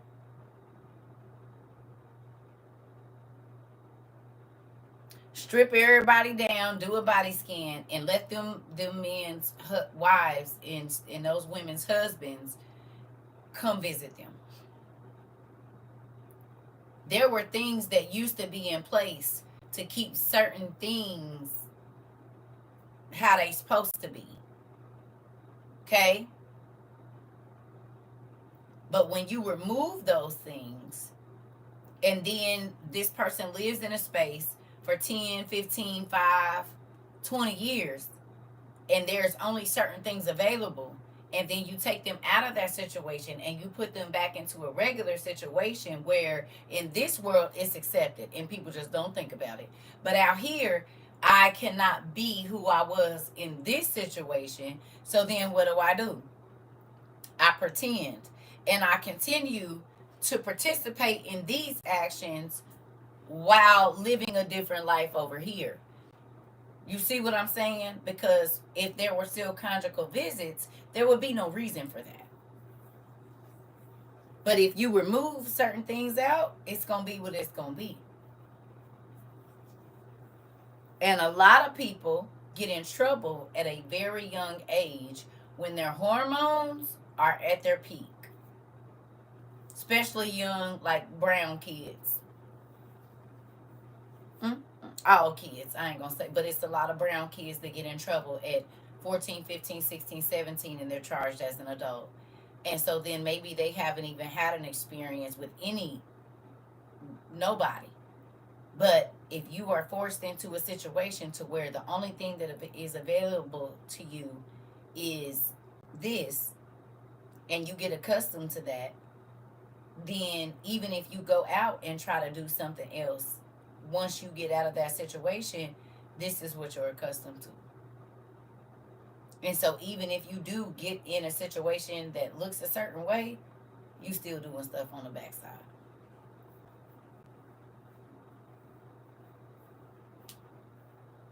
So, and if you want to know how I feel about it, and this is just circa, now that I see all of the signs and symbols of certain people that might have been dealing with certain situations, it makes me think back to the people that I dated. I'm like, what the hell?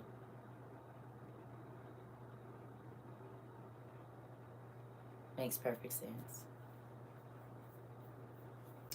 A woman will never be good enough for you if you want a man. She'll never do anything. She could be the most loyal, hardworking, caring, whatever. If you want a man, it ain't nothing I'm gonna be able to do for you.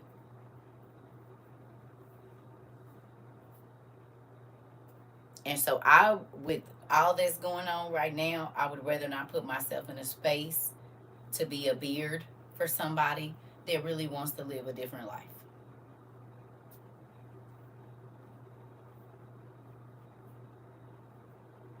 Mm-mm. And they scared to live their life they want to live. Absolutely not. I'm not going to do any of that.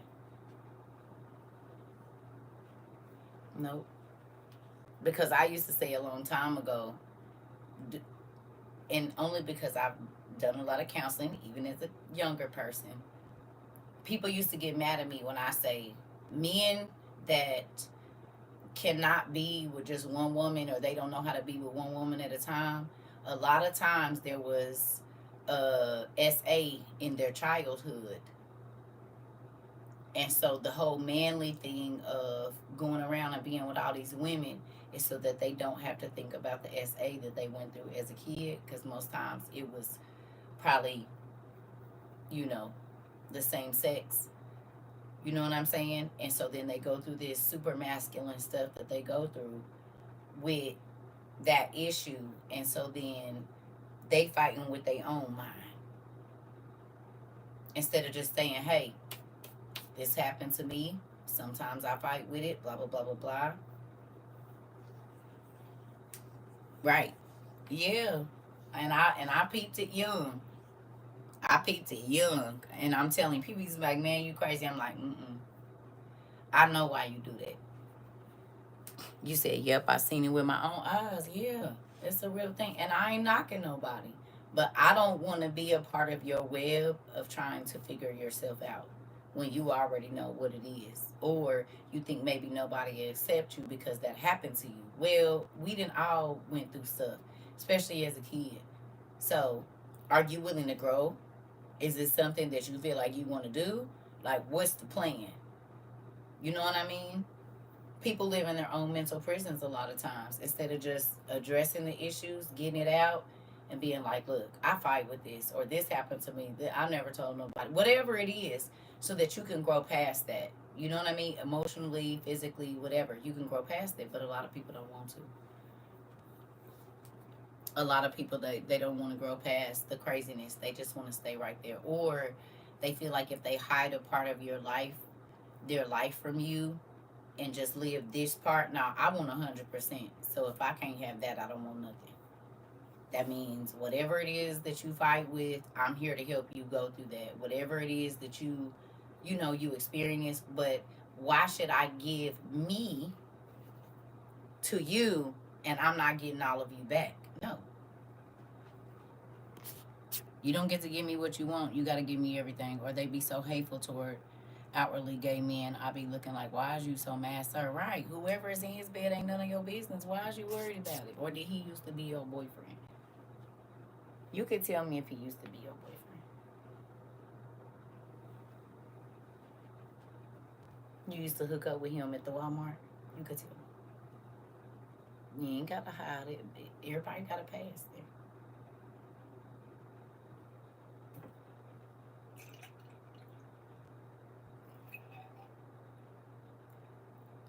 I don't know.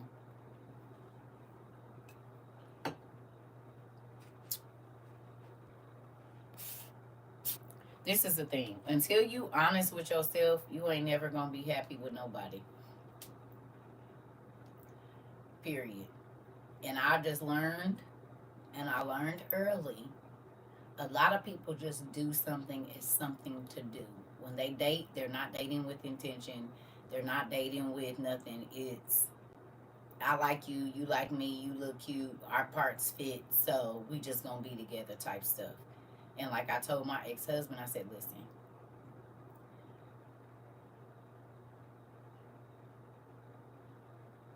I can't die out because you won't grow.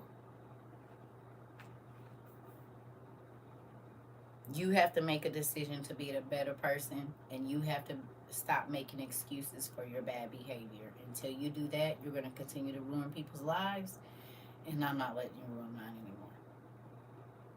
You need to find somebody that's going to let you do whatever you want to do and stay the same until you're 60, because I can't do that. If you don't want to be held accountable, you can't even be my friend, because you're going to constantly let me down.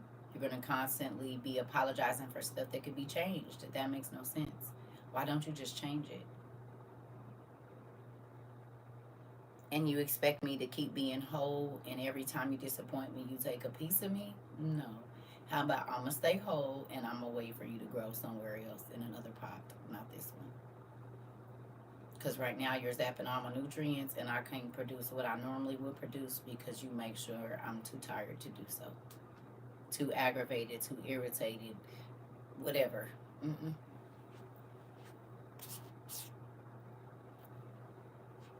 You said yes, understand. Hello. That hit home, Patricia? Trying to tell you, you got friends that'll suck all your energy because they don't want you to do nothing. Go away.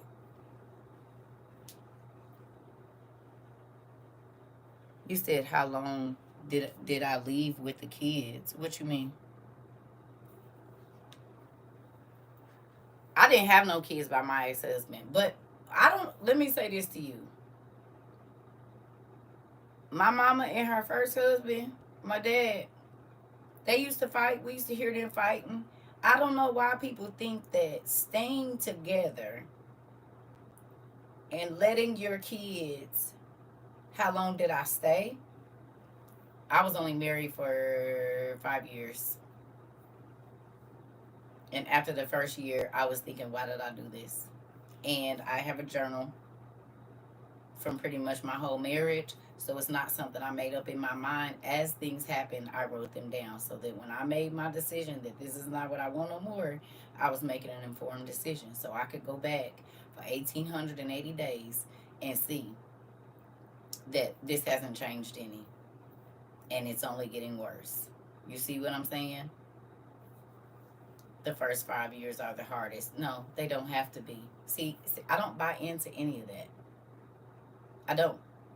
Because I know people that know your relationship is only hard as you make it. I don't believe in that. I don't. Because all of the stuff that was happening was stuff that he could have avoided. They were choices that he was making. Our marriage, it wasn't, it didn't have to do with our connection or none of that. It was because he would not grow up. No, it don't have to be hard. It does not have to be hard. People make it hard. If you know you want to be with a person and you know that you're doing things that offends that person or makes them not feel good or whatever else it is, all you have to do is stop doing it. If you don't love that person enough to change, leave. Why do you expect a person to keep dealing with your bad behavior? Hell no. I ain't cutting up, nigga.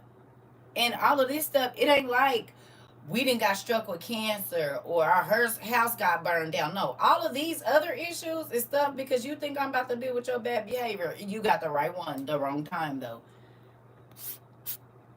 No, I'm not your mama. Quit comparing my relationship to your mama marriage, to your cousin marriage. This is our marriage. And if you, no, I'm not taking no excuses for stupid stuff. Now, stuff that's out of our control, we can't do nothing about that. But you just want to keep acting horribly and doing things that are putting us in a bad situation. This stuff ain't got nothing to do with marriage. It got something to do with you being stupid.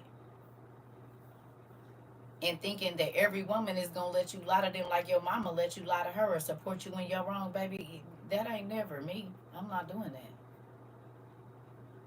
Cause I ain't out here cutting up. I ain't doing nothing. I'm doing what you asked me to go away.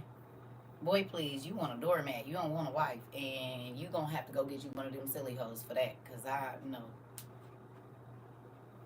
But my ex-husband used to say stuff like, he would tell my kids stuff like, I be trying to get over on your mama and I can't. And my daughter would say, what is wrong with you? Why did you even say that out loud? Who the hell trying to get over on their wife? Weird. And then you let this BS fall out your mouth, crazy. Like just proud and kiki and ha ha. You screwing yourself. Kiki, ha ha. Cause don't think I didn't take no. God, you heard that right. He said he won't take advantage, and he always trying to get over. Right. Thank you for telling me. Slick people always telling themselves. You think the person don't hear what you say. You're not running no game because I pay attention, and because I'm not out around a lot of people, my mind is not clouded. I'm listening to you. I'm listening to everything you say. All of it. And just like he said, I should have not been listening to unhappy people. I said, yep, but when your wife told you that you didn't listen, so I don't know what to tell you. I won't be running that back.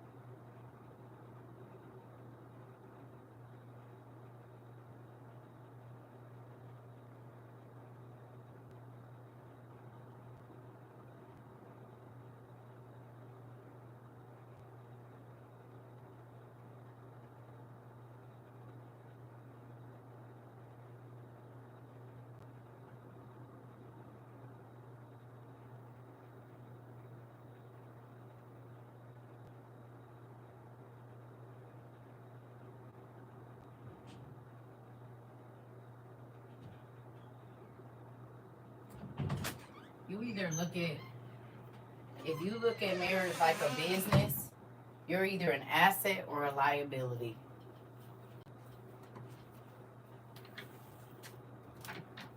That's how I look at marriage. It's a business in a lot of ways, and I'm not talking about financially. So if you're constantly going into the emotional account and depleting it, and you never add anything to it, there's just going to be a deficit. That's going to be a problem, because then you will not get the affection from your spouse that you want to get. If you never address their needs, and I'm not talking about the physical needs. You're not just together physically. You're supposed to be together emotionally first. Period.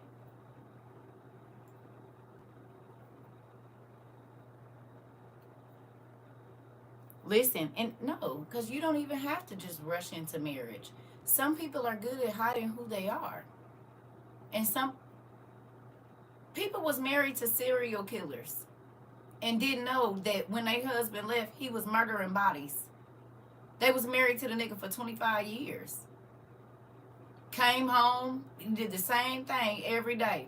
But on the way home, he was unaliving people and putting them in the dirt, and then coming home and having dinner like nothing ever happened. You can be living with a complete stranger for 30 years and they don't treat you bad and they don't do nothing because you're their cover for their other life. We just talked about that. People marry people for all kinds of reasons. And a lot of them be the wrong reason. Period. It's been several people that's been on the shows that I watch that didn't even know they were sleeping next to a murderer for 30 years. This person unalived somebody before they met them, and they used that spouse to cover up their life and change their name and all kinds of stuff. It don't even gotta be that you rushing into no marriage. You could just marry somebody that's good at hiding who they really are. Period.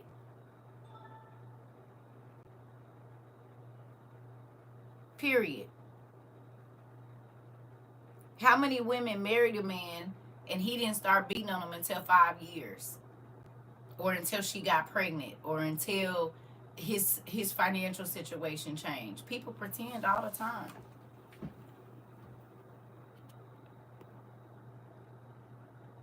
He a trucker, but he murked people for a living. Come on, that part.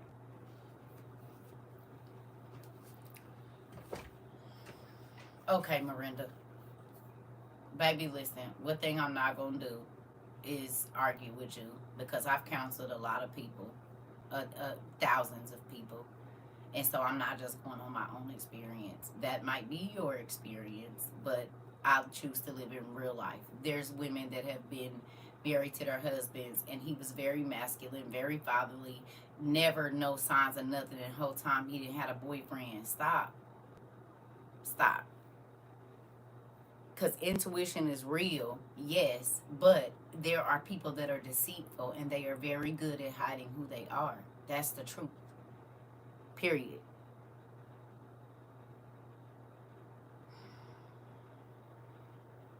If that's the case, it's a lot of pastors that wouldn't be getting exposed. Because folks will swear up and down they pastor is saved and sanctified, honey, and he is bending boys over the back of the chair in the church. You couldn't have told them pastor wasn't nothing. Got a whole wife, got a whole everything. So,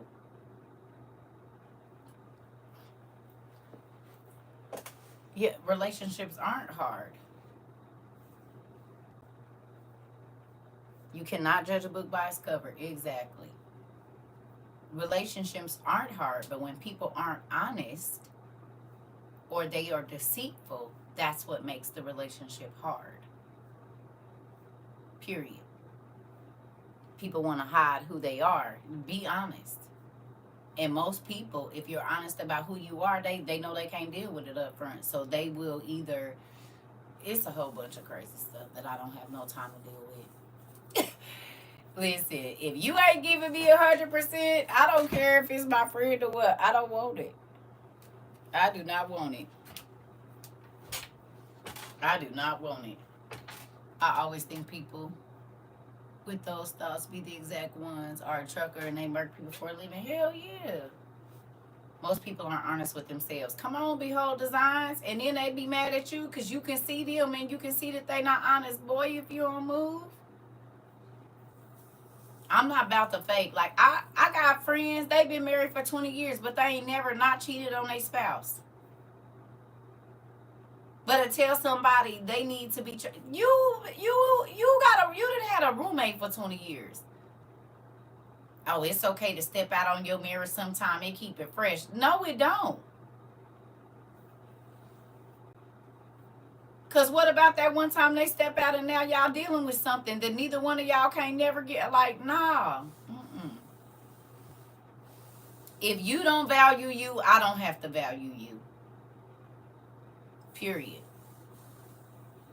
You don't value yourself. So then don't try to make me feel like I don't value you when you don't value you. Anytime you can go out and just give your body to anybody, whoever tickle your fancy for the evening, you don't value yourself. So you can't never come to me about how I don't value you when you don't value you. It ain't me not making you feel good enough. You make yourself not feel good enough because of your actions and because of how you conduct yourself. Don't ever try to project that on me. I value you, but you don't value you. And then if you do value yourself and you are in a situation with a friend or relationship or even family member who don't value themselves, they always gonna be telling you to humble yourself. No, you need to bring yourself up to code, boo. I'm not about to belittle myself because you don't love yourself, and that was another problem in my like. You used to women that you can manipulate and control, and I'm not her. And maybe God sent me to you to help you get your weight up, but that's still a choice you have to make. And if you choose to not, then I get to move around. Period. Because some people get married and they're like, oh, okay, we break up, we get back together, we break up, we go cheat, we get back together. I had already told my ex-husband, the first time you cheat, I'm getting a divorce. The first time if I know that you're with another woman, oh, you ain't got to worry about nothing. You get to not coming home. I'm not going through 10 years of that. I think in the total time we was together, it was probably about 7 times that he didn't come home. But then it started being you get off at 5 and I don't see you till 11. Boy, who you playing with? Let me get these papers together. You ain't spending time here. You spending time somewhere else. I ain't fighting for those niggas that don't want to be kept, babe. It's time for you to go. I'm not doing what you and your ex-wife did of you get your own house, she get her own house, you sleeping with somebody, she sleeping with somebody, then y'all tormenting each other. You ain't about to make, you already made my life miserable. Hell no, you don't get to stay here. It's time for you to go. Once I can't get the truth out of you and I start feeling crazy, it's time for you to leave. Period. I'm not, you said you're reading my life. Glad it wasn't just me. Baby, hell no, I ain't doing that. Mine didn't get home till 6 a.m. yesterday. I don't even cry. I'm tired and miserable in it. Baby, listen, journal it, girl. So when it's time for you to leave, you don't never got to go back. You're not holding me hostage. Right, while you out living your best life and I'm saying, baby, and I ain't even about to go get nothing else. I just don't want you. Don't be a doormat all your life. That part. Come on. Nope. And that's why I journaled every day. No, thank you. I will not. You ain't gonna try to tell me I'm crazy because this is what you said when you said it. This was the day you said it. This is how I felt when you said it. This is what you did. And I didn't even go back. He don't even know about all these journal entries. But they for me. So I can know I made the right decision. And my life has been happier ever since.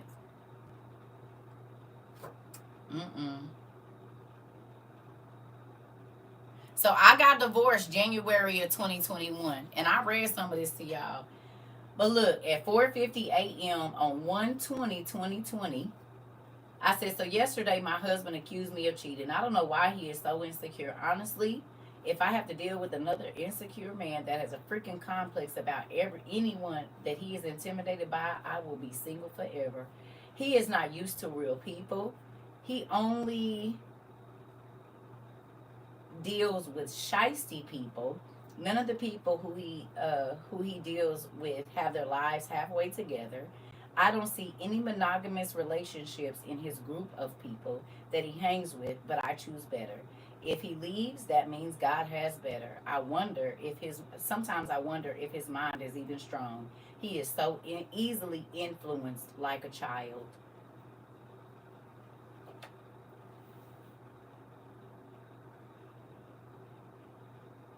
Everybody that he around, they been married a long time, but they all roommates to me. Anytime you can just keep going from one situation to the other and back to your spouse, that's a roommate situation, baby. Y'all is not married.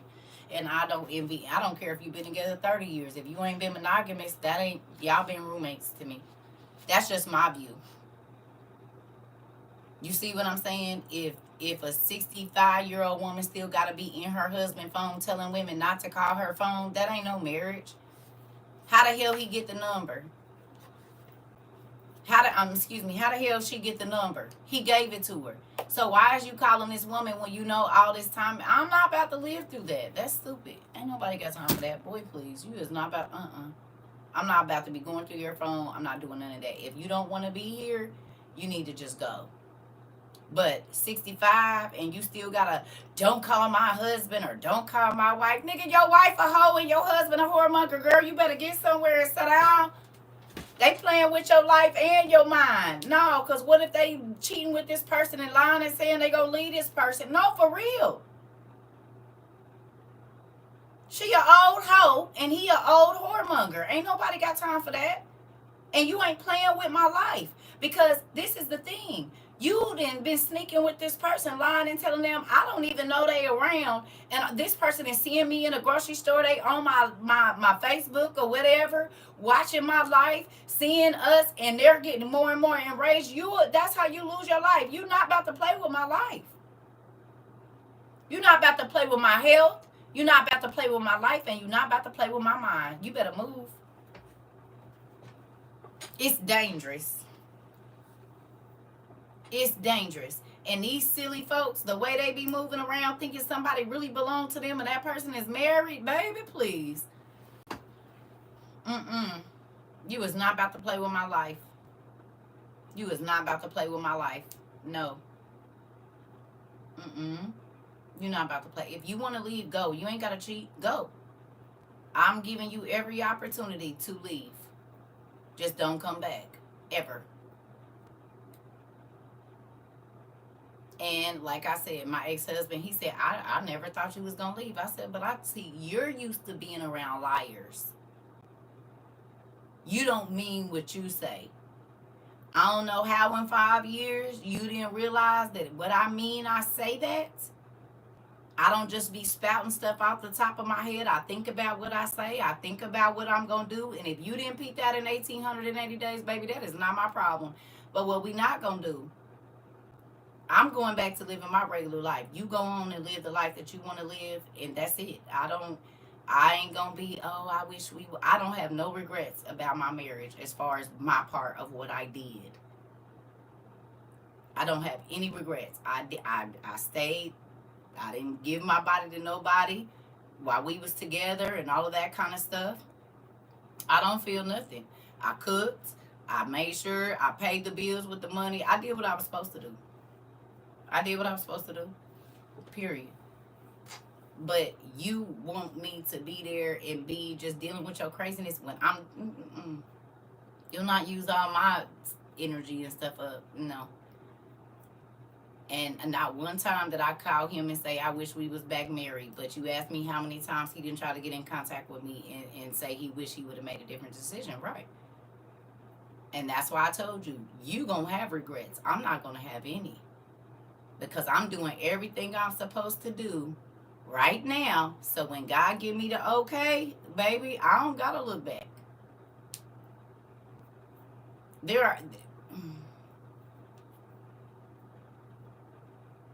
Most times, if I connect with an ex, and I don't mean connect, I mean if they talk to me, it's because they reach out to me. It's because they found my social media or went through somebody they know I still talk to. I'm not doing that. Because when I'm done, I'm done. No. You said right. I'm always the one that got away. That part. Because I gave you 100%. My friendships, I'm going to give you 100%. And once I realize that this isn't a positive thing for me, I'm out. And I don't have to look back or nothing. They always trying to circle the block. Girl, it ain't a circle no more. It's a straight line. And it ain't a two-way street. You got to keep going the other way. The hell? No.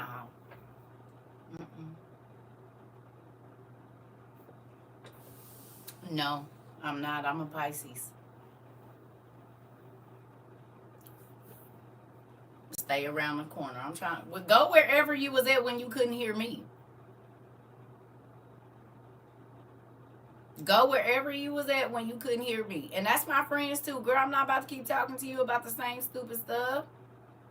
I am not the friend that is about to keep talking to you about the exact same stuff over and over. I want the honest truth. If you a skanky hoe, you need to tell me that. If you a chick that'll sleep with your friend man, you need to tell me. You hear me? You need to tell me. Because I need to know who you are. If you ain't got no problem sleeping with nobody's husband or whatever else it is, and that's the thing you do, I need to know. If you got sticky fingers, I need to know. I'm trying to tell you, I don't. We can be very sweet people, and then we can chop your head off too. I'm gonna go make me some coffee. Pisces be the nigga sitting on first 48 like, they made me kill. They made me do that. You made me. I loved you and you made me. You made me strangle the hell out of you. I didn't want to do it. You made me. I can't believe I feel it. When I saw that most of the serial unalivers have the same, I said that makes so much sense. It do. It sure do. I said, ooh, not you. No, not you too. Dang, hold on, y'all.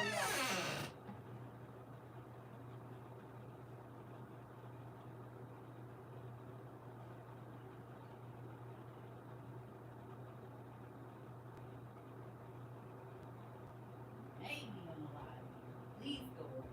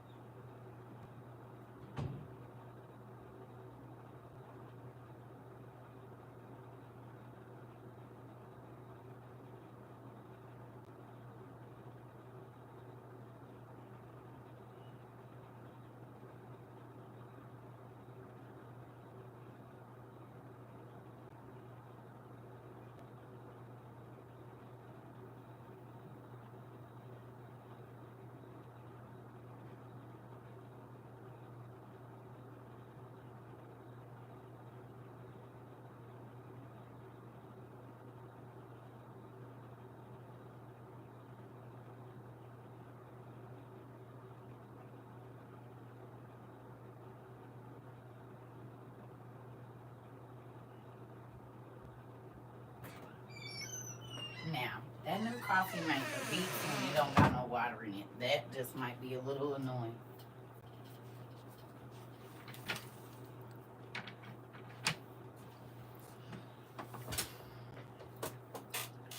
So, and then it don't help that I'm an empath, so I know when you lying, and that makes me angry. I told my husband, like, towards the end, I said, you're going to make me hurt you. And before I end up in jail, I might as well go on and get out of here. I'm going to go on and head out. Because you want me to either have a stroke or be in jail. And a person that I love, I don't ever want to see them in a bad situation.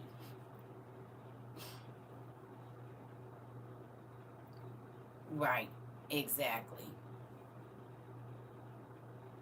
I'm trying to tell you. Don't leave me alone. And I think that's why it's easy for me to be single. Honestly, not that I be wanting to be, but it's easier for me to be single because if I connect with you in that way, I'm going to dream about you and not, ooh, no, I'm going to see what you do. I'm like a fly on the wall with conversations and everything. And it just gets annoying because then you either have to kill off a person, a part of yourself to interact with this person, or you're always going to be met, thank you, you're always going to be met with defense because you're right and they don't understand how you're right. You see what I'm saying? Even the person that I dated after my ex-husband, he was like, you be right. He'll say, like, he'll give me problems in the beginning, but then later on, he'll be like, I don't know how you always know. Right. Because, but I told you this before I started talking to you, that once you enter my circle, your dream, when you connected with a person, you can see. I just be knowing stuff used to creep me out, but it's a gift. Right. But as a woman or a man, if you are connecting with a person, and y'all know what I mean by connecting, that is a gift that God gave you to know where that person is. But this is why you're not supposed to be connecting with a whole bunch of people at one time. Do you understand? That's why you're not supposed to be connecting with 4 and 5 and 6 people. That's how people was losing their minds. Part of the mental illness that's going on is because you said, girl, I dreamed it for a month. Dreamed it, and a month it came out. Girl, yeah. Listen, baby, listen here, honey. That man used to be so mad. Oh, I already know you dreamed it. Did. And I just didn't say nothing to you, baby. That's why listen. This bad baby right here, these.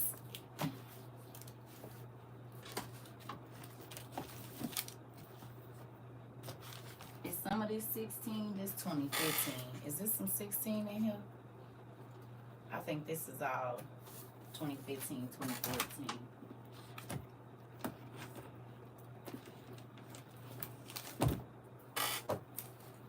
This, and it's one more, is my journals from 2016 to 2020. Y'all see how thick this middle one is?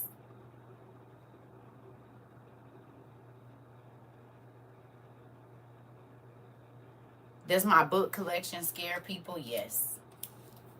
But even before this, to be honest with you, it sucks. But a lot of women say, men say they like women that like to read and women that, but they don't. They only want you to be just as smart as them. Some don't mind having a person that likes knowledge or whatever, but a lot of times it causes issues. And if I don't play stupid, then they be mad. And I'm not about to do that. I'm not about to kill off, like, this is me. I read. I like to research things. I like to try new things. I like to whatever. So it's like, I want a person that wants me to be their equal.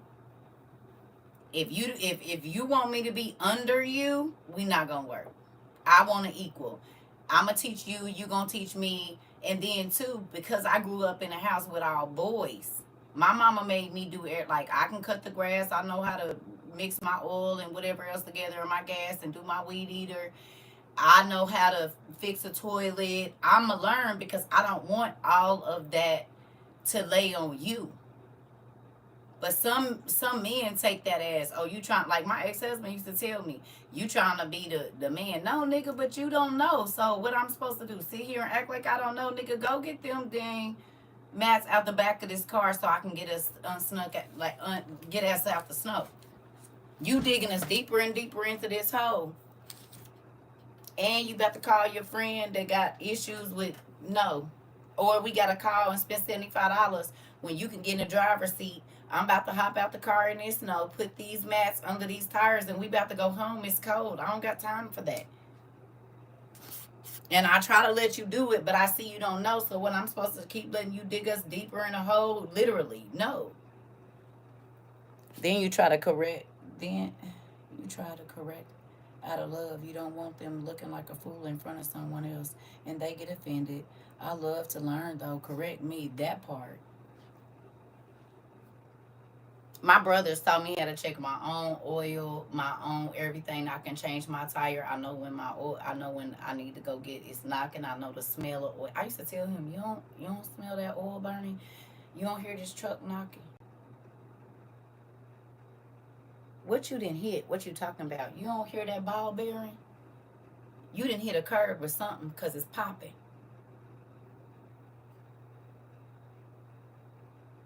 You ain't put no power steering in here. You don't hear that?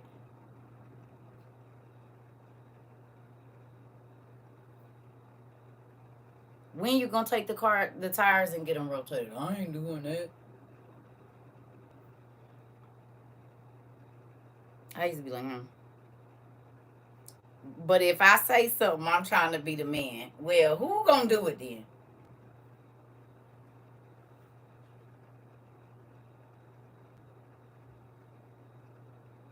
So should I let the engine blow on the car? If we got any men in here, should I let the engine blow on the car? Because I know what's wrong. But I don't have no problem saying, I don't know. Do you know how to do it? If I don't know how to do something, I'm not about to do it. But am I supposed to let the engine of the car blow because you don't know? Am I supposed to let the power steering go out on the car because you don't know? Am I supposed to let these tires be bald and these tires be flat because you don't know we supposed to rotate them? I mean, like, I'm trying to figure it out.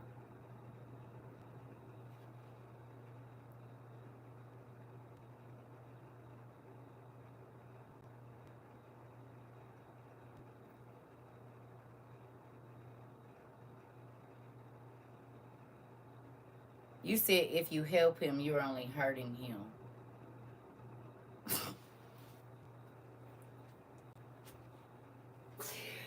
I'm sorry, I have to disagree.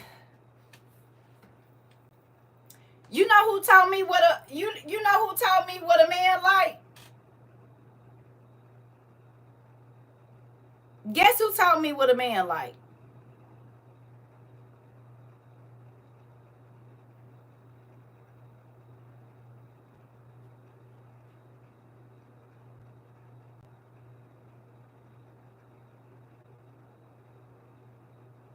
A man. A man. No. A man taught me what a man like. So before I knew, it was a man that taught me what men expected from a woman. Do you understand that? But it was my daddy who taught me what to expect from a man as far as how he's supposed to provide and the things that he's supposed to do. He didn't teach me about the whole intimacy thing, but when I started dealing with men let me know what they like. So if you can't listen to the woman that you're expecting her to give your body to you, that's mind blowing to me. And you don't know. I'm not a blind follower. And a lot of men want you to follow them blindly, but they ass can't see.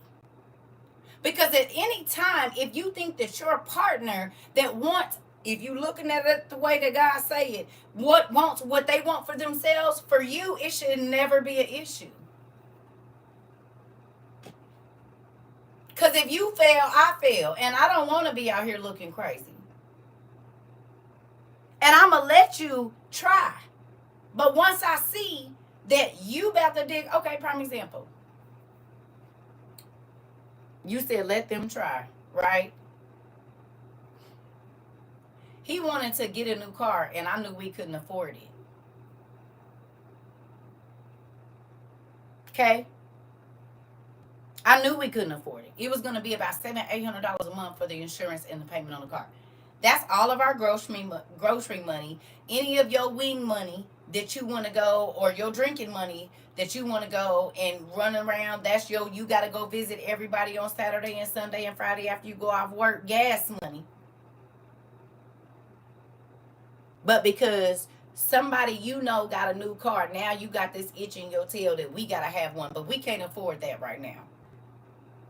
So he packed his stuff up and moved out because I said no. Cut up talking about ain't nobody gonna tell him what he gonna do with his money and this, that, and the other. Blase skip. And 3.5 months later, it was up on a truck being repoed. So how embarrassed do you feel now, sir, that the whole neighborhood done seen this car up on the thing? Because everybody outside, I'd be more embarrassed for that than worrying about somebody driving me a car, me driving a car that's paid off that ain't new in somebody else's eyes. Or am I wrong?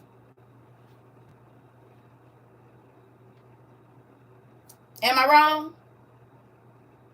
It's more embarrassing than my car is being taken. That's embarrassing to me. This car, I wasn't embarrassed by it. You wanted this. And so now, I didn't put my name on it because my name was not on there nowhere. Ain't. Thank you, Dad. Now you got whatever this is on your credit because you didn't want to listen. You ain't going to put your name on it? Hell no. And everything that got to be paid is in my name because I'm starting to see a pattern here that I don't like.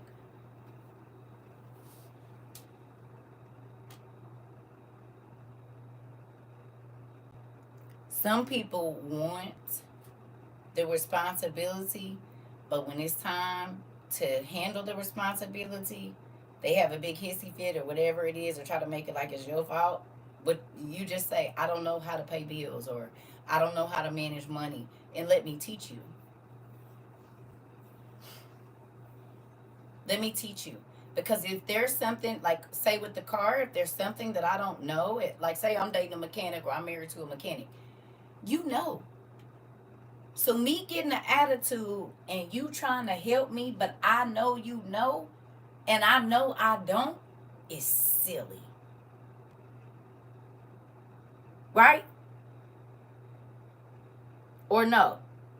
Women, if you're married to a barber and you ain't never lined nobody up, you ain't never used no clippers, it would be unwise for you to think that just because you saw him do it, that you could do it without any training, because he 9 times out of 10 either taught himself or watched enough for somebody to teach him. But there are still mechanics to that haircut that you need to understand. So then why wouldn't you go to your barber husband and say, babe, I want to learn how to cut hair. Can you teach me? Or my mama never taught me finances. I don't know. But can you help me learn? Because I'm tired of us having this argument. And I really do love you. And I really do want to be with you. But I see that it puts stress on you when the bills are not current. So what can I do to change that? Instead of blowing up trying to tell me I'm not your mama and you going to do whatever you want to do. But then you expect me to bust it open at the end of the night when you didn't hear nothing I said all day.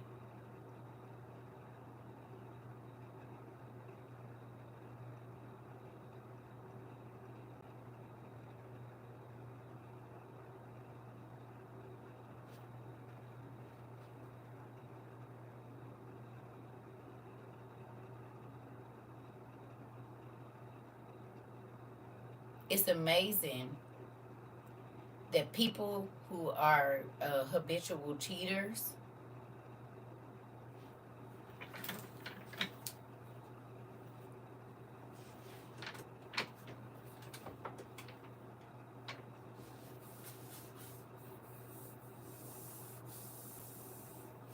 will say, I'm going to find somebody to do what you won't do, or what you're not, to deal with what you're not willing to deal with. Most habitual cheaters and habitual people who run away from relationships, this is what they do, right? That's what they say. Or no. Instead of working on the situation that they have and really putting 100% into it, they will always look for an outside source to fill whatever gap. No. Or yes?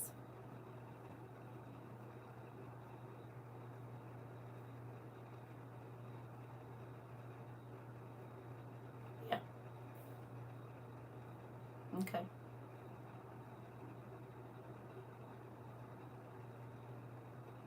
Right? Instead of putting all of the energy into what they already have. The only reason you're at that point that you want something else is because you don't feel heard, you don't feel respected, you don't feel cherished, you don't feel valued. Right?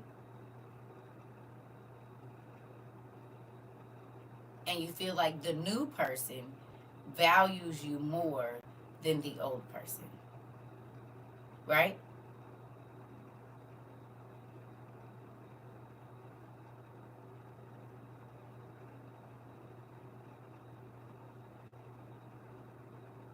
Right?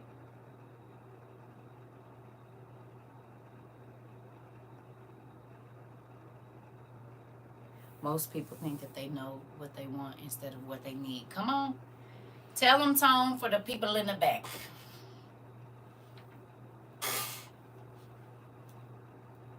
Because their priorities be messed up. And then once they realize what their priorities is, they done already messed up the good thing that they had. And so then they think, oh, I've learned now. No, no, thank you. It doesn't matter. I've learned that I can't trust you whether you changed or not. No, thank you. I'm moving on. I'd rather not get on that same ride again. Mm-hmm. That part, Tone. I'll wait. I'll wait. Ain't nothing wrong with waiting. Because whenever it comes, it's going to be the right time. And I ain't going to have to fight to keep it. I'm not going to have to fight to do nothing. No. You said people have to grow, right, away from me in another pot. I want you to grow. I encourage growth. As a matter of fact, I have a whole thing that God gave me years ago. Self-evaluation improves development, but you or empowers development. But you gotta decide that. And while you're growing in the dark, you can't suck the life source out of all. You can't be a weed. And there are a lot of people that are weeds and not plants that produce good things. Some people only know how to be a weed, and I don't do weeds.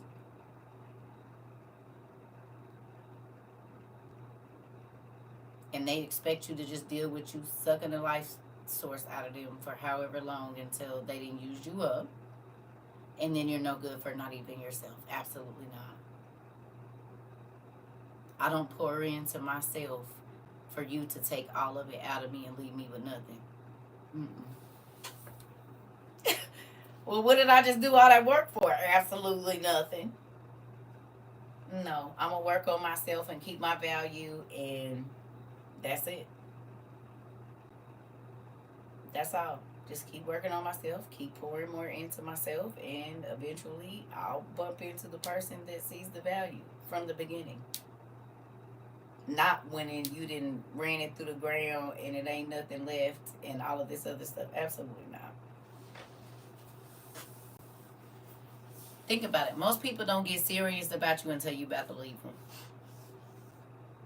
As long as they know you're gonna be there, they gonna cut up. That could be your friend that you're always there for, and then when you really need her, she flake out on you, and then no. And you can visibly see who is being drained in some relationships. Hell yeah, baby. If I show you, baby, I showed y'all what I look like, but if I show y'all what he looked like before me and what he looks like now, you can definitely tell who was sucking whose life force. Y'all seen when I first got over here? I wasn't even a good 7 months out of my divorce. I don't think. Mm-mm. And the longer I get away from him, the longer the closer I get back to my old self. That's why when he was like, "Can I take you on a date?" Hell no, is you crazy? I said that's like signing up for death. Boy, bye. Can we talk? No, Kevin Campbell. No, Tevin Campbell. We can't. Because when I tried to talk to you for 1,880 days, baby, you ignored everything I had to say. Listen. Listen.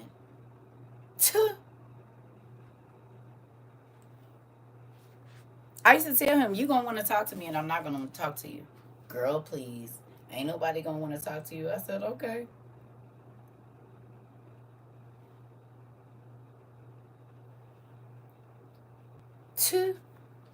I guarantee you I ain't been in your inbox asking you nothing.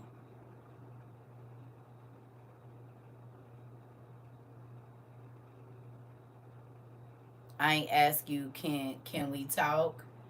Hello, nothing. Because I meant what I said, and most people are liars. And so when they deal with people that's gonna tell them exactly what it is, they don't believe them because you shouldn't believe nothing they say. Why you say dang, Keish? I'm trying to tell y'all. Mm-mm. He used to tell me you my best friend, and I said that you're not mine. That's right. Talk is cheap. Prove yourself. That part. Ah! Girl, you don't get too many times to mess up my life, baby. Mm-mm. No, thank you. Friends, I don't care. I am the only person that is going to make me sad.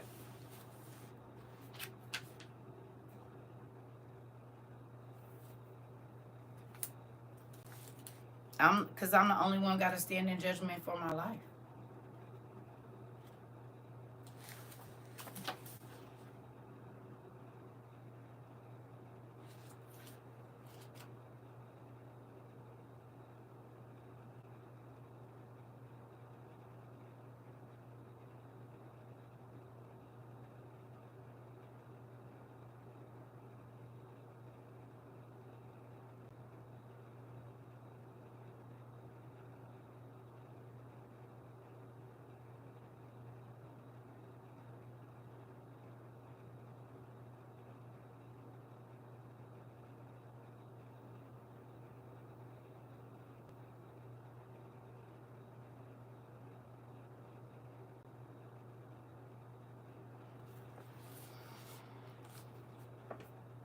Ten 2017. I've been married for just over a year. In this time, my rent has been late every month since I've been married. We have had less groceries and stress every month about bills. I haven't had the mind to study for worrying about bills. Being married to someone who wants to hear nothing, understand nothing, and only sees or hears when it is too late. Very immature and only sees what he wants to. How can I focus on my calling and I have to uh be a mother, daughter, wife, and all the other things I have to. Like I couldn't by a year in about 6 months. I was like, yeah, this about real crazy.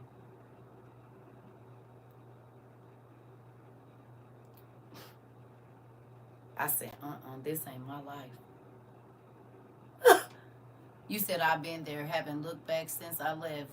Been sunshine and rainbows ever since. Keish, Keish. I said, listen, sir, my cabinet stay stocked and my bills, I don't pay nothing till I pay my bills. I'm not going out to eat. If I don't got stock a month and a half worth of toilet paper, I'm not going to eat no sandwich nowhere.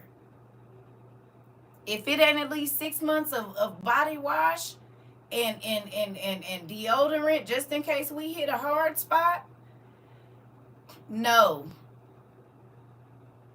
No. And that's why I keep telling you, like, this is the thing. He and I were friends for 2 years. We talked every single day. We saw each other often. Because I didn't let people sleep in. You're not coming and laying up in my bed and all of that kind of stuff. Like, especially when I had my kids. So it was different. You can't just be over here laid up and at my house and all that kind of stuff. Like, I really did like a courting thing. Do you understand? Because he had told me, oh, I had a dream we got married. I said, baby, I would never marry you. Never say never, babe. I was trying to get that nigga to all my friends, everybody. I'm trying to tell you. I was like, I was trying to hook my homegirls up with her and everybody. I was like, yeah, you not my type, sir. You are not my type. And he wasn't, even when I was married to him. So I didn't lie. I told him, I was like, you're not my type.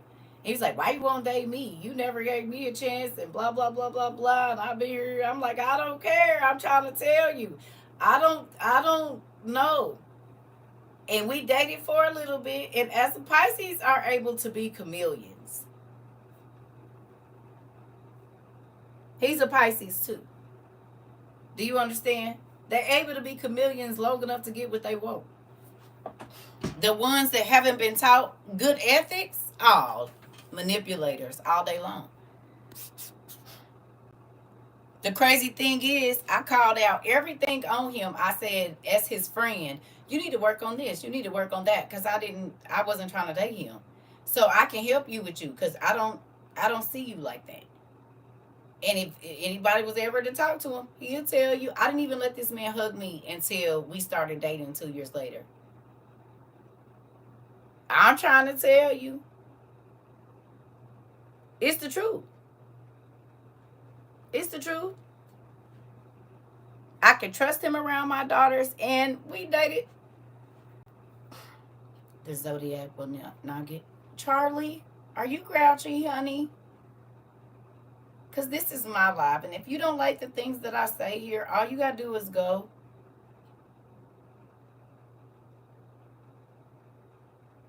I don't go to the Zodiac for my direction, but God made the Zodiac, and under the time that you were born, those things do have relevance to your life, but maybe you don't know that. What man, God doesn't want you going to the Zodiac, he wants you to come to him, but he created the Zodiac, hon. And your birth hour and your birth time, because he made them appointed, it does mean something. But if you want to be grouchy and just whatever, I think it's time for you to go sleep. Or go have a morning cup of joe and sit out on the porch. Okay, but I don't want to deal with it. Can you come back another day?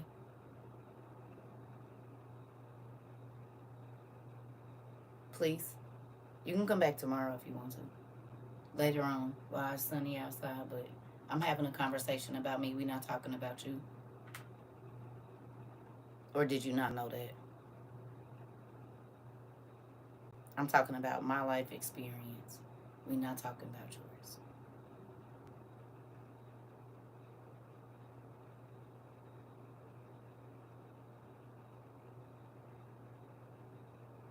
Back to what I was saying. He was so used to manipulating people. This is why he used to say out loud to my children and to other people, I be trying to get over on my wife and I can't. Because he was so used to being able to manipulate people. Like, he would try to hurry up and change the subject, and I said, you do realize that you changing the subject. That doesn't mean that I'm not still thinking about what you don't want to talk about.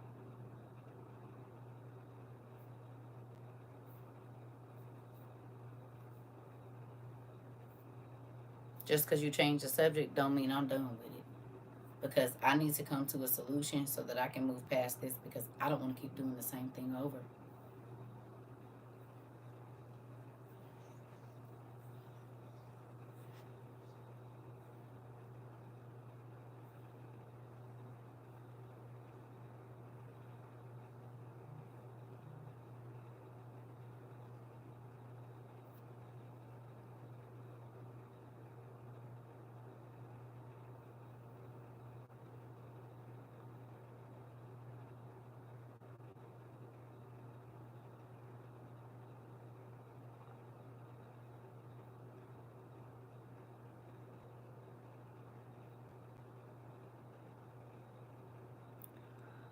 Charlie, if you want the live to be about you, baby, you need to start a live. Because this live is called CERCA TROVA 22.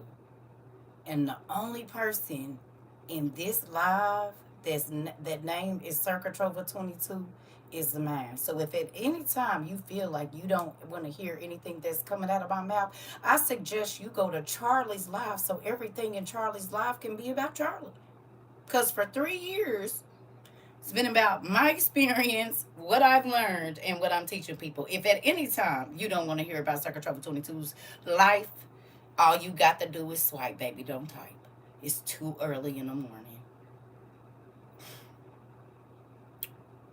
I'm saying that as nice as possible because after that, you about to find out about the other side of a Pisces punk and the stuff you said we shouldn't worry about.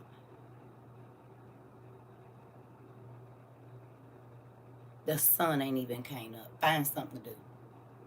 I promise.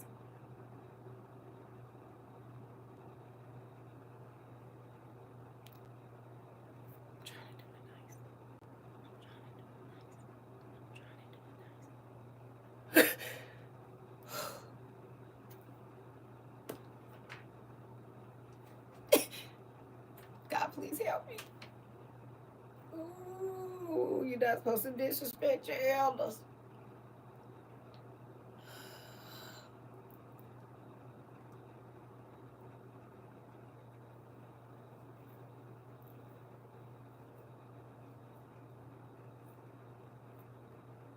I'm getting better. I'm growing.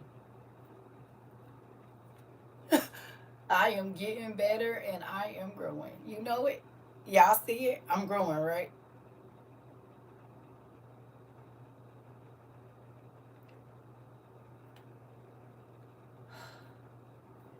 I'm proud of me too. Thank you, y'all. Because if you don't take your aware, it's too early in the morning. Moving on. Where do you think this live is going to go? Well, seeing as how I have 1,200 classes and they blocking the rest of them, maybe pretty far, and we ain't even been in business for 3 years. Around the world, maybe.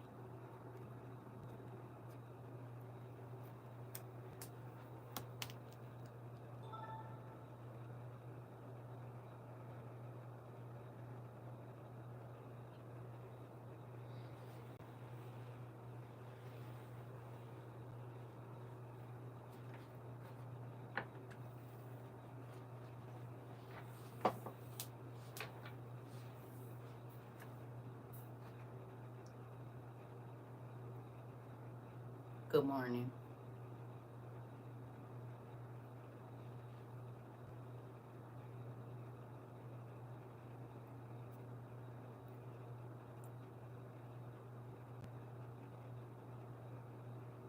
You said when you fight hard not to go back to the corner, right? Please leave me alone. Good morning. We talking about life experience, sir. I don't care what your life experience is. I'm helping somebody right now, and every time I tell my testimony, it helps somebody else. People do tell their lives here, but maybe you feel like you don't matter. I don't know what's going on, but I just don't want to deal with it at 10 o'clock in the morning before the sun even didn't have time to rise. We got some young babies in here that's just listening, and they are realizing there are some things in their lives that they dealing with. If you want people to know your life, Mr. Charlie, you need to go tell it on your life.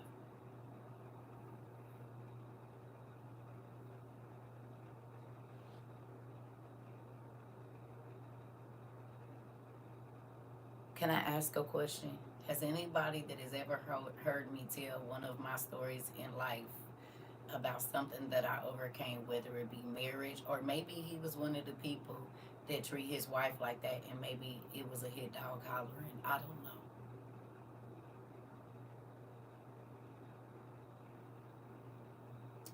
But if at any time in one of our classes in the last 2.5 years or so that we've been here, if it helped you see your life more clearly from one of my experiences, can you just raise your hand, please?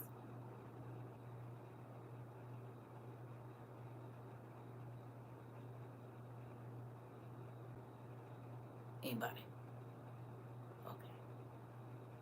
If I only told other people's stories, it wouldn't be genuine, right?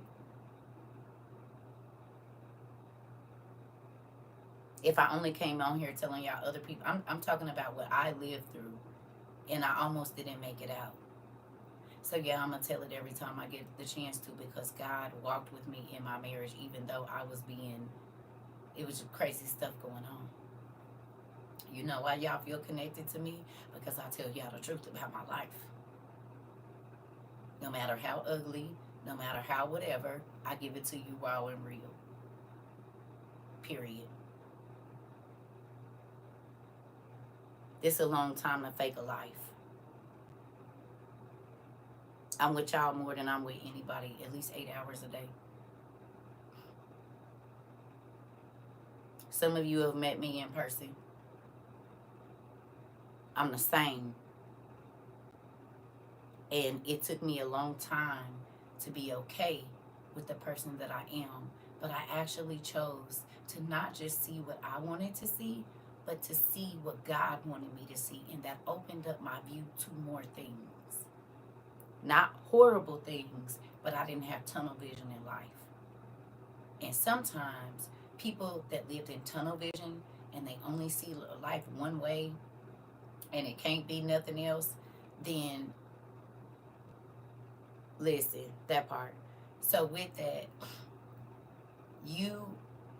some people live in their own lie in their mind. And I was married to a person that lived in, like, they had a lie in their mind. They lied to themselves. But when you don't care about lying to other people, you do start to lie to yourself. You have to lie to yourself in order to be convincing to other people. If you don't believe it, you can't sell it. Right or wrong.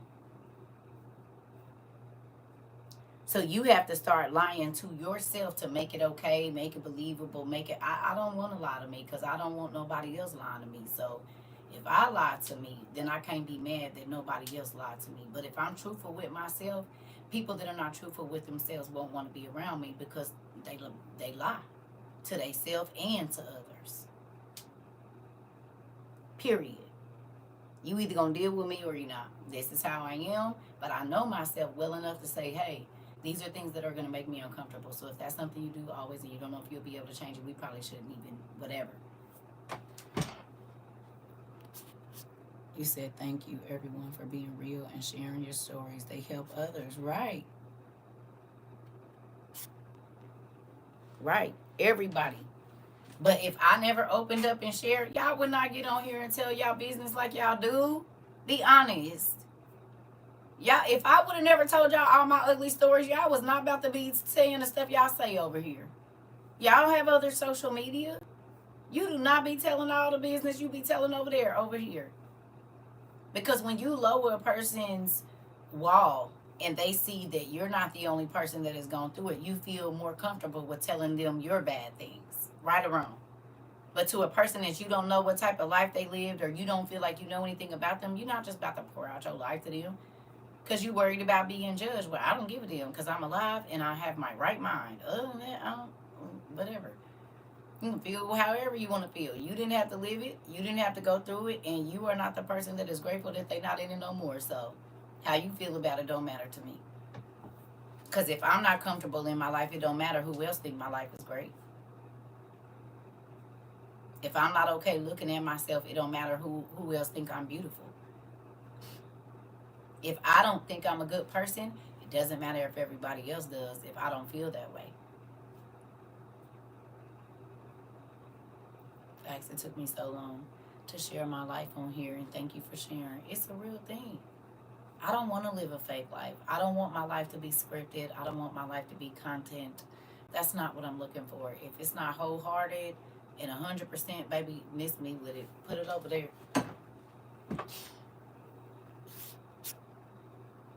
Not to mention the healing and growth. What you're tested, yeah. Yeah. Also, when you speak of issues of the heart, you truly become free from bondage. Right. Who trying to be? I want to be free to be myself at all times.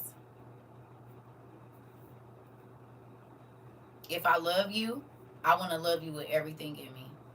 Do you know what I'm saying? If we're friends, I don't want to ever have to feel like you keep me around as a person that's beneath you, or you're in competition with me. I don't I don't keep that kind of stuff. Some people would, oh, I've been knowing him a long time. Yeah, and she don't like you. How can you not tell? Look how she talked to you. Look how he talked to you. They don't respect you. So why are you continually being around people that don't respect you, that don't value you? Like, just to say you around somebody? Mm-mm.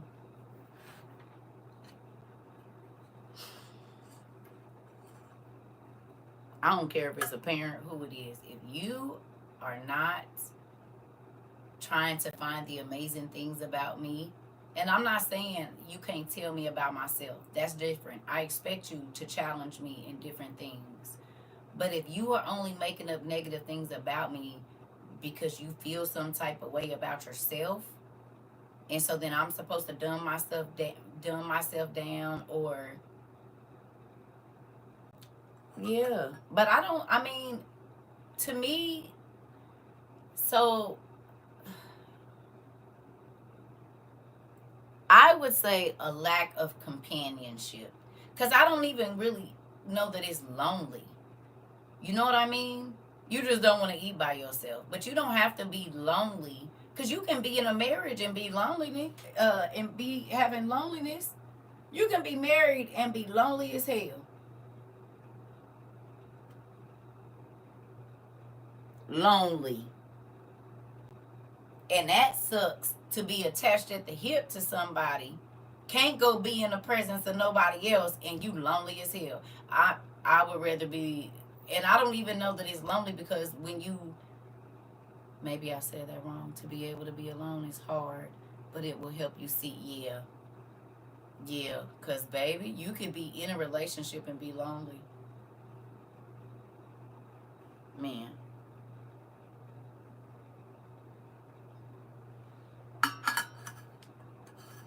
you can be in a marriage and be lonely. Mm-mm. And that's a worse feeling, because you can't go and sit in a, like, or just a friend face most times, maybe of the opposite sex, and just need to talk about a male, because I don't really want to talk. I don't know. This is my thing. This is how I look at life. I want to grow from every single situation I'm in, and in order to grow, you have to look at the ugly and the good. Some people only choose to take the good because it makes their version of life look like they want it. I'm gonna look at all of it, the whole pie, cause it don't. It be one spot that start to mold, right? You see one little spot of mold, and then before you know it, it spreads to other areas. So you have. I don't want just a piece of it, cause the rest of the pie could have been molded, and you gave me the only piece that was good, trying to hide that it's not good. You see what I'm saying? I want to see the whole pie before you cut my piece, please and thank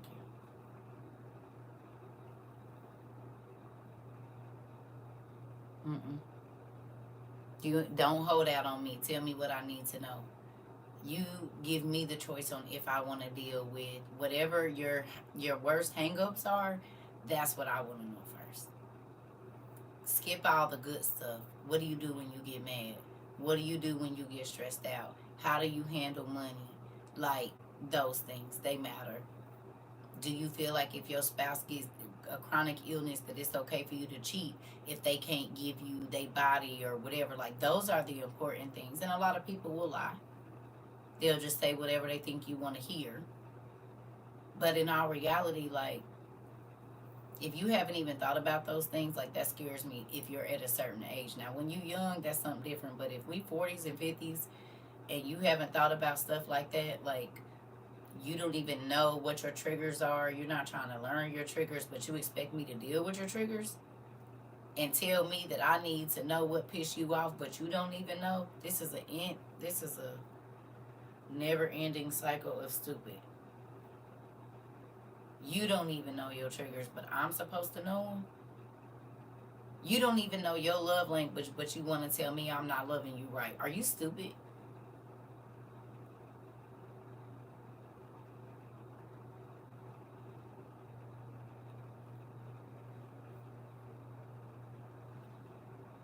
Hello.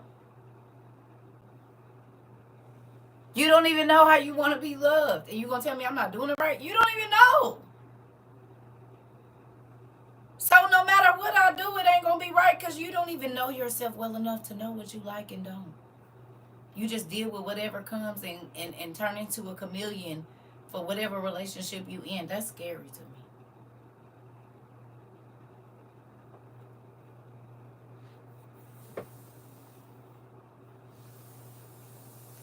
I watch people. I know, listen, if I'm around a person, most times, listen, I be telling them what they gonna do before they do it because I watch if you're in my personal space, oh yeah, I'm gonna watch you. I'm going to test you. I'm gonna do a whole bunch of stuff because I don't, that's what the Bible say. Test the spirit by the spirit. And of course, there are some people that have been deceitful their whole life, so they're really good at it. But most times, if I choose to be around you, I pretty much know kind of how you are already. Not try to change nobody or nothing. Just, okay, everybody got their limit of what they can deal with. You see what I mean? Mm-mm. But like I said, if I always feel less than when I'm around you, then there's nothing positive being added to me. And so this is just a relationship of deficit. It's just going to be, it's never going to be a surplus of anything in it except for negative emotion. And you don't live long if you stay angry all the time.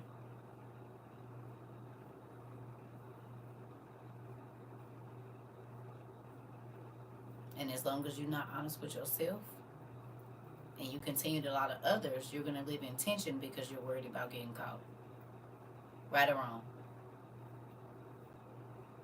You worried about if you're going to be found out. So then you're always jumpy, always irritable, always like, why are you questioning me and all of this other weird stuff. Nobody got time for that.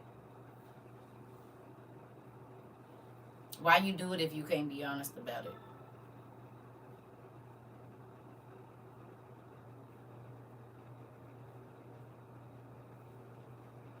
Why you do it if you can't be honest about it?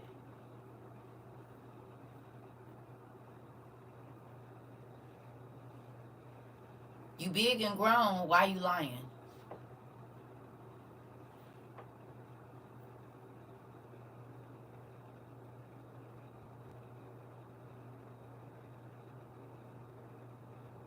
You want to be respected as an adult, but you can't even. What's going on? Mm-mm. You can email it to me if you have a personal question.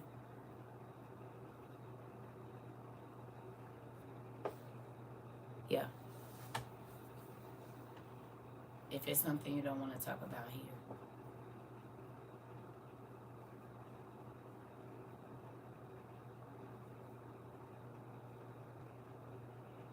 Yeah. Mm-mm. You have to know your worth, and when you do, it's on my website, CERCATROVA22.com. Go down to the bottom of the first page, and it should be there. Some would rather hurt themselves more than their lover, so yeah. Yeah. Mm-mm. And people have been told to stay in bad situations. Oh, okay. Go ahead.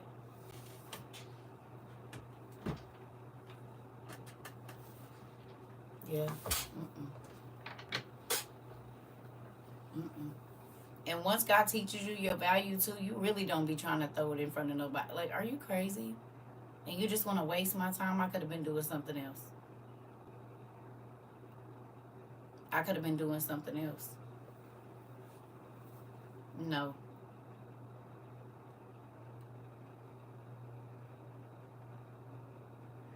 How do I feel about narcissistic parents?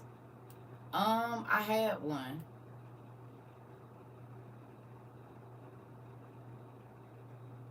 I had one. I still have one. I get away from them. You have to live your life, and if any connection, any connection, only brings you negative, like a disease ain't nothing but a dis-ease in your mind. Yeah, baby. Listen, my mama lived on the West Coast. I moved away from my family for good at 22, 23. I had a 5 week old baby, and my oldest was 6. I cut out. I had a 6 year old, a 4 year old, a 1 year old, and a newborn baby. And I was like, I can't. No lie, my mama used to send me into a depression, and it would be like bad. And I have to limit how much I talk to her now. I love her, but I have to limit how much I talk to her now. I can't. Mm-mm. Nope. I don't deal with nobody. Like, because I'm a problem solver for the most part, right? So I'll listen to you, I'll try to help you find solutions. But if you're a person that just wants to stay stuck, um, no. If you're a person that just wants to stay stuck in a certain place, and most super narcissistic people, like I say, people that want to control everybody around them normally are not in control of themselves, right? And most narcissistic people are they not in control of their own self. They want to control everybody else because they don't know how to be in control of their own self. I'm not trying to I'm not trying to control nobody, cuz you're not going to control me. Not coulda, but shoulda been doing something else. Uh-oh. That part. You see what I'm saying? Like, no. I don't, like, you see my kids coming here. I ain't trying to get now. If you gonna keep calling me with a problem, I'm not gonna keep listening to the same thing for over a year. We need to come to a solution. And if you don't want to listen to what I have to say, then you probably shouldn't call me and tell me. You need to call somebody that's gonna say what you want to hear.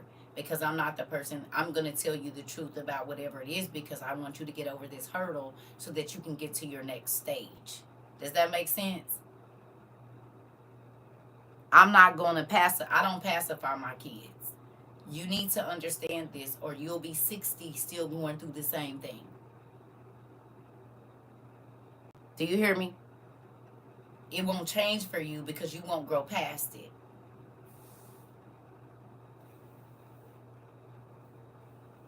Yeah. People, listen, parents sabotage their kids all the time because they want to keep you under them so that you have to depend on them. Baby, I was teaching my kids how to do laundry and everything. I don't want you to have to depend on me. I'm not saying you can't, but I don't want you to have to. Because when you look, what a lot of controlling parents don't realize is you set your kids up for abusers and manipulators when you don't teach them to make their own decisions. You know what I'm saying? Never taught you, but then get mad at you that you don't. Right. This is the thing. Listen, I know parents that sabotage their. I dealt with it. I dealt with it, and that's why I promised myself I was not gonna be a helicopter or holding the truth from them. All of it. All of it. Acting, oh, I'm always gonna be around. You're not. You could die tomorrow. And then what happens with your kid because you didn't teach them nothing. You didn't teach them to problem solve. You didn't teach them to not just go head first into everything. You didn't teach them not to believe everything everybody says. And you taught them to have a problem with authority because you were around, but now you're not here. So then what happens? You browbeat them or whatever it is, and so then they don't know how to make their decisions. Like you set your babies up for failure when you do that. I wanted to see how much my kids knew while I was around. I didn't want them to wait until I was gone and then they have to try to figure out life. Or listen, this is my thing. Y'all see? Well, you might not have been here. My son is about to be 28 in March. And I told them when we went to the grocery store, if they asked me, Mommy, can you buy me some candy? I said, you got money at home in your bank? Well, yes. Are you going to pay me back? Well, yes. And he told y'all from 2, 3 years old, go get my money. You're not going to be a person that's always going to be borrowing and never paying back, or not being a person of your word. Like, when you see people getting up and cleaning up and you at a party, you get up and help them. You don't just sit there and be like, oh, I ain't cleaning up nothing. Like, I did not want useless individuals saying that I was their mama. Now, are they perfect? Absolutely not. But I did not want useless kids. I wanted my babies to be an asset in every area that they went into. The enabling is real. Thanks, Dad. Woke me up for this lesson. I have years of enabling to undo. Grandparents be doing the most. Uh-oh. Not to mention the healing and growth. Yeah, yeah. I don't want my babies to be the person that everybody frown their nose up because you are the laziest person on the job, or you don't want to learn nothing and you don't want nobody saying nothing. All that old crap. Oh. And you want to try to say you might know. And I told you, my kids, my daughter just used me for a reference, I think, last September or something. And she was like, I just want to tell you, because she didn't tell me she was using me for no reference. She didn't tell me. So when a person called, they was asking, and I'm like, oh, they said, what's your relationship? I said, I'm her mama. And she was like, I'm going to act like I didn't hear that. But can I tell you something? She was like, I just want to let you know I interviewed with your daughter, and you did an amazing job of teaching your children, blah, blah, blah. And I was grateful for that. Been going through a change of no contact. Girl, it's about to be the best time of your life. Don't worry about it. It's going to be challenging because you about to learn who you are outside of your parents. But you have to. The Bible, see, if we went by what the Bible said, that's why the Bible tells you when you get to an age and you get married, you're supposed to cleave to your spouse. What does that mean? What does it mean to cleave? Who got the definition?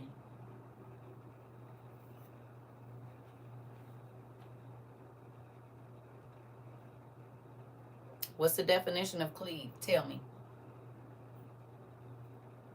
Mm-hmm. What else?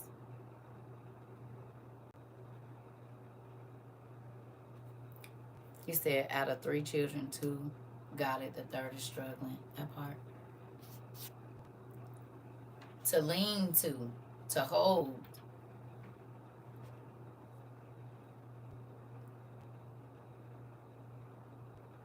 To stick fast to.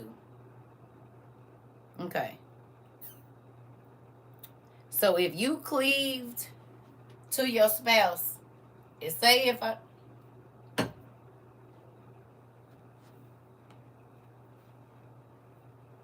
You're going to have to be my spouse today, Sam. Look at his side eye.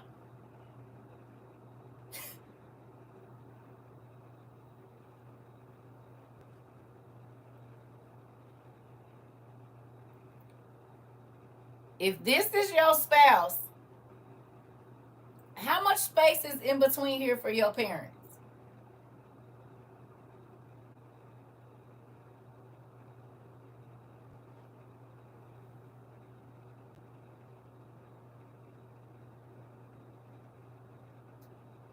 You think my mom and my dad, they look like the number 10. My mom and my daddy ain't fitting in between here.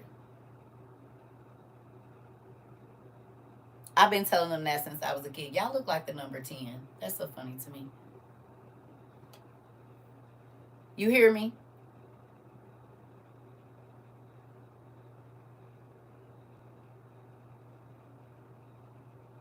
If you don't have a spouse, look here.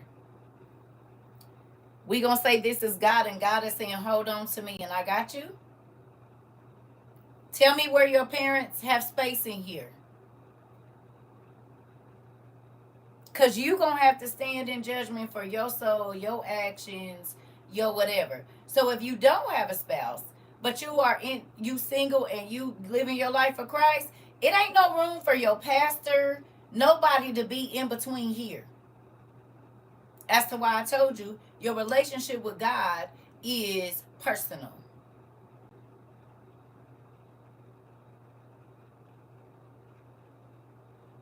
Do you hear me? Do you understand? Nothing should be able to come in between your marriage. Nothing should be able to come in between your relationship with God. And this is how close your marriage should be. Should be. But, like, I can only speak for my marriage. When your parents get involved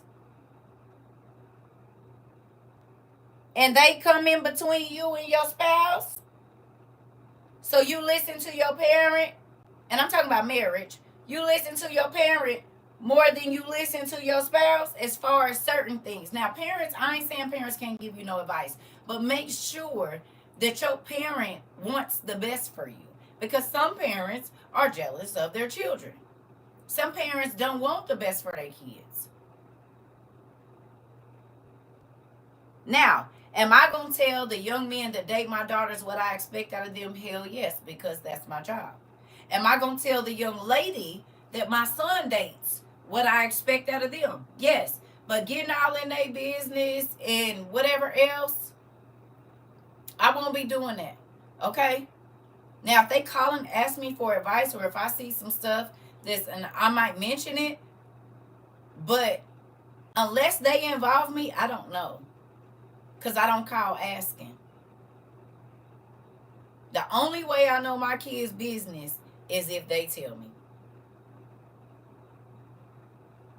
If they don't tell me it's going on, I don't know. Because I'm not prying in your business. Because you have to learn how to live your relationship. Because I'm not always going to be here. If you ever want help with your relationship, I got you. Or advice. And even then, you don't have to do what I say. Pray. Ask God. Well, what did God say? Well, did you go to God? Did you ask God if you're supposed to be with the person? Has your life gotten better or worse since they've been around you? These are the things that I say to my kids. Pay attention to the patterns now. Does this person talk down to you? Do they make you feel better about yourself? Every time you have an opportunity, do they try to throw a stumbling block in your way? Or do they try to push you towards your goal? What are they doing? Because you're going to be with them if you want to be with them. I always do pros and cons. You need to, was your life better or worse before they came? Was your bills paid before they came? Was you stressed out? Did you have money? Okay. What's going on? Did you smile more? Go back and look at your pictures that you took before you got with them. Was you smiling? Was you happy? Did you have a lot of friends? Like, what was going on? Did you feel good about your life? You see what I'm saying? So, I'm not going to tell you what not to do, but I'm going to tell you what you better pay attention to. Period. And I can't live your life for you, and I'm not going to, because I'm barely trying to get this is my first time being without no kids as far as having kids in my house. So I'm learning a whole new way to live myself. I ain't trying to control your life, because I just need to stay in control of mine.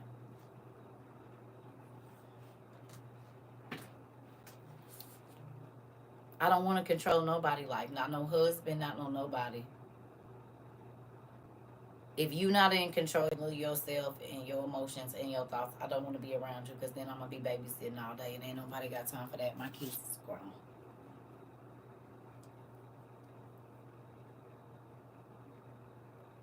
My grandson about to be 3. And my youngest grandbaby will be 1. I'm not about to keep repeating myself to no grown-ups. And it's kids that understand no and how to talk and tell what's wrong with them. I don't want to try to figure it out. If you can't tell me, then go on somewhere. Because I don't have time for guessing games either. It's probably why I'm single. Because I got...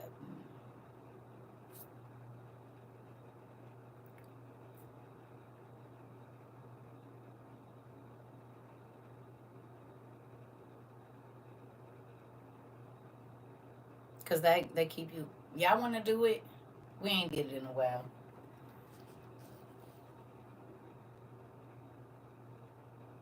Y'all shapes still the same, or y'all got new shapes, you think?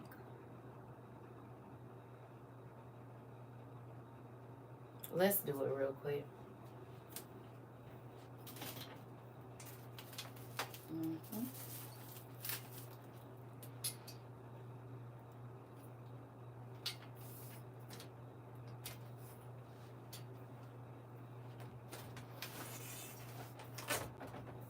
Don't fall.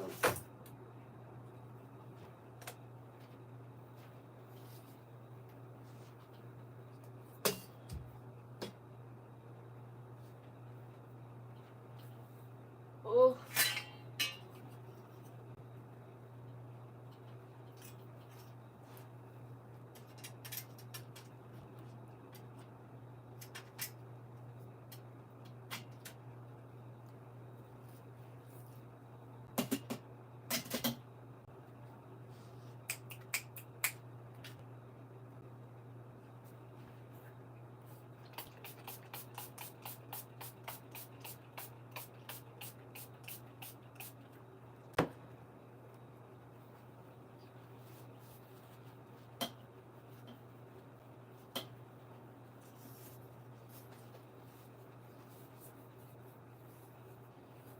Some of you know it, some of you don't. If you know it, don't give it away.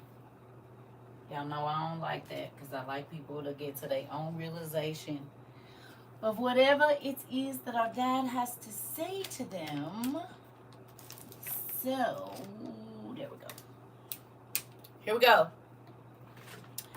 I need you to, if you can get to a piece of paper, to write down the first 3 shapes that come to your mind. If you've already done this and you know it, don't give it away for the people that haven't.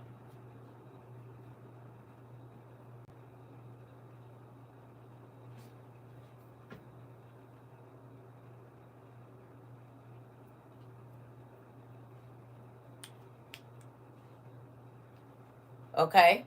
First 3 shapes that come to your mind. I should have did this. We gonna see. Nigga, we gonna see. Somebody give me a shape.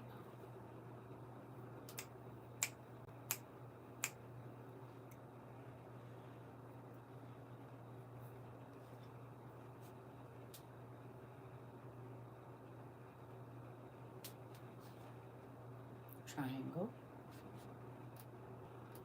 Thank you. What else we got? A circle. A heart. Don't laugh. I am not an artist. A hexagon. There you go with that bush. It's too early in the morning, nephew. I think you be the one that do this every time. Every time you do. I think you're the one. You know I can't do it. Damn hexagon. Ain't that a 5-point star? A hex is 5. You know I cannot draw Patrick. We ain't doing it. No. I don't even want you to see it.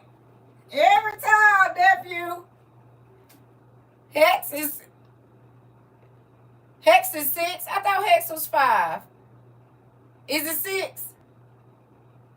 Well, what's 5?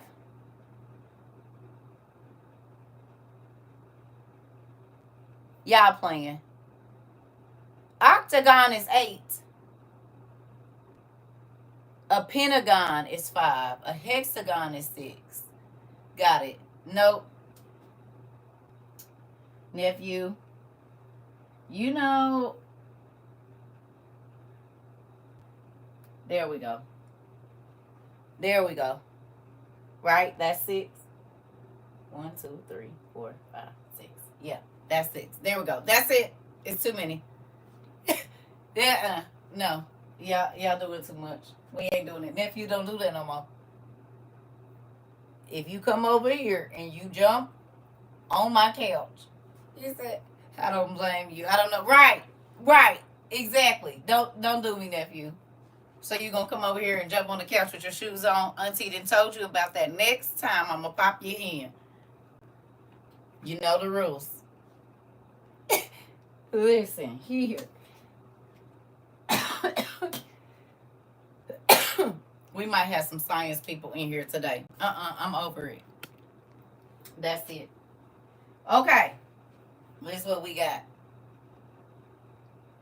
Here we go. So, put a dot in the middle of each shape.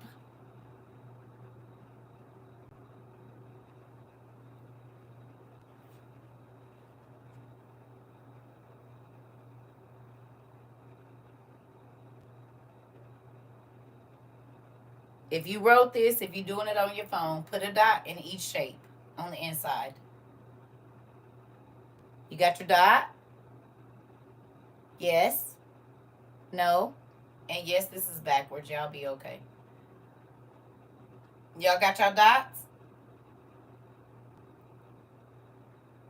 Yeah? Okay. Let's start with the square. We normally do circle first. How do you get out of this square or any of these shapes without tearing up the shape?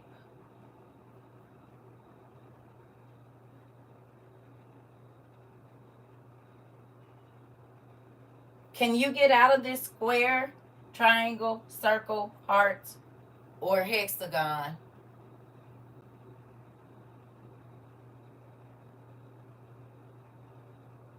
If it's a complete circle or complete triangle, there's no ending in the line, which means there's a barrier.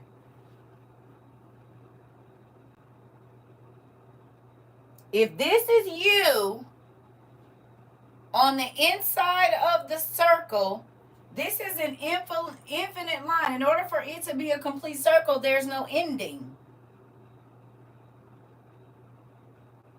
How do you get out of this triangle? It's complete, which means there's no opening.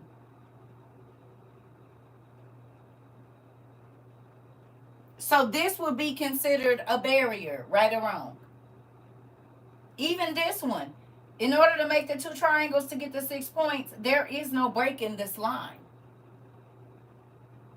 You can't get out.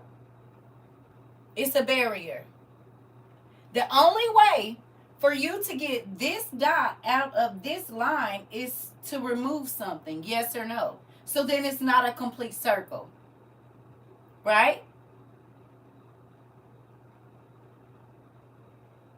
So if you are a circle person, a triangle person, a square person, what does that mean, CERCA? Let's see. So we'll start with the triangle. A lot of triangle people are super humble as long as they don't have the life that they want. Okay?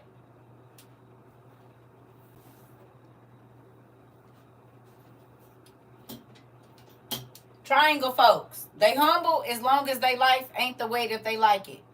As soon as their life starts to take an uptick, now they don't want to hang out with certain people. Now they too good to go where they used to go, and their attitude get real nasty. But guess what? They get up here to this top, and they don't stay there long. You know what happens? They plummet right back down. And the sucky part about it is all the people that they treated bad going up this way, right? When they on their way down, most times those people are on their way up.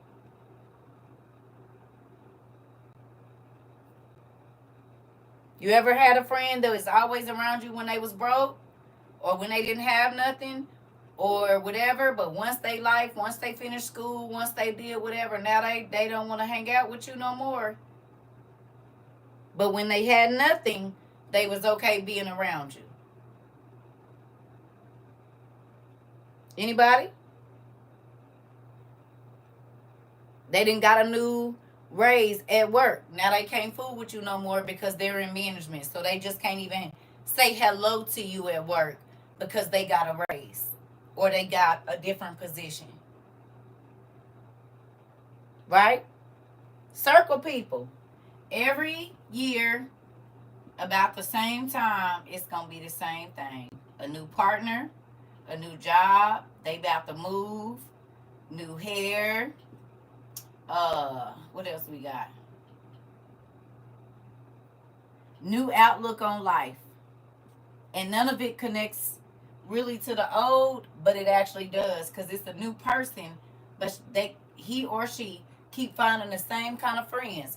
So every year at Christmas time, because they turned up all summer and didn't prepare for the winter, right?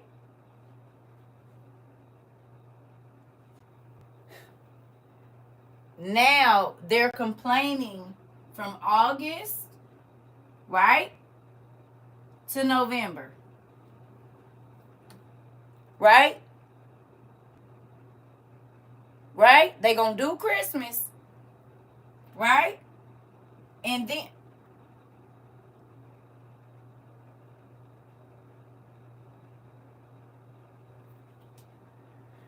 Lord, is this another fake account? I'ma hope not. I'ma let it stay here, but I think it's a fake account. But we'll see. So every year they gonna be in the same situation at the same time, because they don't want to learn life. Circle folks. Okay, if you talk to them 10 years later, they probably still going to the same club, hanging out with the same people. Nothing has changed in their life at all. They've had no new experiences, because they gonna go, they fall out with these folks for 3 months, then they gonna be back with them, and then it's just a whole cycle of craziness. Your square folks, 4 times a year, something is gonna change. It could be 4 partners a year, 4 jobs a year. Maybe they change their living room every 4 months, and hair every 4 months, and even the way that they conduct themselves is different every 4 months. They a different person, right? But they seasons or they patterns is every 3 months, right? This is even scarier, because if that means every 2 months you changing something, because it's 6 points. It's only 12 months in a year. So every 2 months you doing something new. And I'm not saying nothing new. It's just a never ending cycle of every 2 months it's the same thing. You see what I'm saying? It might switch people, it might switch friend groups or interest or whatever, but that's a scary place to be. So that means maybe every other month you hear from this person, and or every other, however long, they're not consistent. Yeah, and it's spooky. And then look, you got this person that's consistent in the wrong things always. No matter what friend group they go into, it's going to be problems, because they're going to create them. You get a person that go to a new church, and until they know everybody, they humble as hell. Then when they start getting into the ministry, or they get cool with some of the ministers, now they can't talk to the people that they used to praise God with when they first got there, because they done moved up in an organization. Okay. Good job. You see what I'm saying? Heart folks, the same way. They be cool right here. Then maybe once they know they got you, right? Something happens. And then, y'all get super close, or 2 times a year, only every 6 months they flake out. They pattern is every 6 months.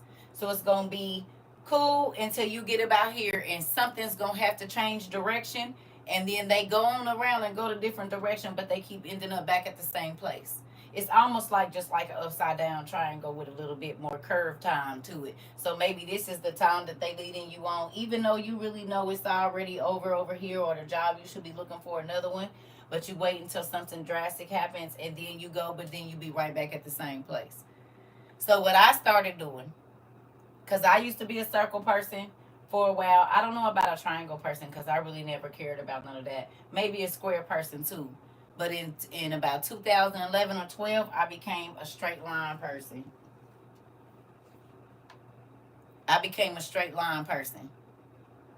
Because if I do a straight line, they're infinite. I can draw as many pieces off of this line as I need to. And with this, I can grow new things that keep producing all the way through here. Keep producing. This might produce 4, this might produce 5, then this produce 2 off of that. Then, so I can keep producing both ways until I fill up this thing. I can draw vines all over this thing, connecting from here to there and everywhere, right? But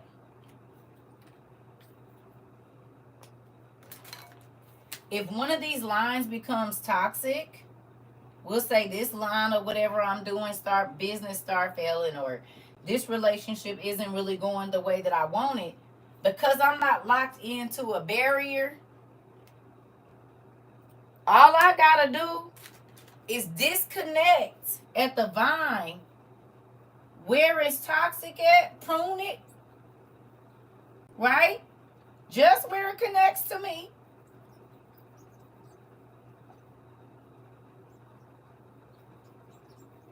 And guess what? I'm still growing. I'm still going forward. You see? And I can still keep going. And some plants, where you prune it, something grows back there. Do you hear me? But I can take these vines and I can cover this whole board and put little bitty ones on there. And I don't have to tear up my whole life. Excuse me. To get out of my situation. All I got to do is prune it where it's connected to me. And I'm going to keep growing. Y'all got that? Y'all hear me? Yes. Find out if that person is an asset or a liability. And then you do this line right here. And you get these shapes together and say, how often do you flake out on me? Dang, every 3 months you flaking out. Every 2 months you want a divorce. Every 6 weeks you trying to clown when we go out, and you ask me to go out on the weekend when you know I ain't got no money, and then be trying to act like you asked me to come out, and you already know I already paid all my bills because I told you that. But you're going to get out in front of these people and act crazy. Oh, okay, let me mark that down. So let me see. Now, you never asked me to go nowhere when you ain't got no money. Even though I might have done paid for you several times, but you don't ask me to go out when you ain't got no money. You always ask me to go to the places when you oh, girl, I got you. Oh, but bro, don't worry about it. Then you get me out and you be on some funny stuff. So I pay attention to all of that stuff. Do you hear me? So these kind of exercises will help you understand the people that you deal with and you. The first charts and patterns you need to learn is your own.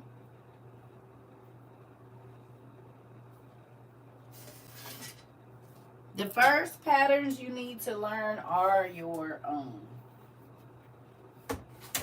Once you know your patterns, then you can start to clock other folks' patterns. But if you don't know your own patterns, you don't need to be worried about nobody else's. You need to learn yours first.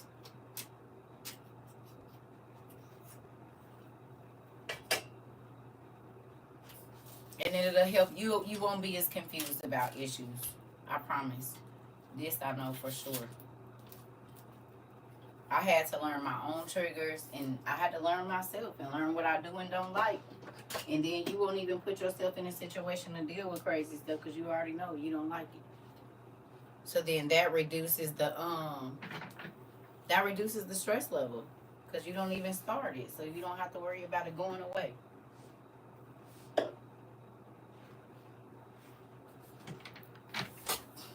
Being a human is hard only if you make it hard.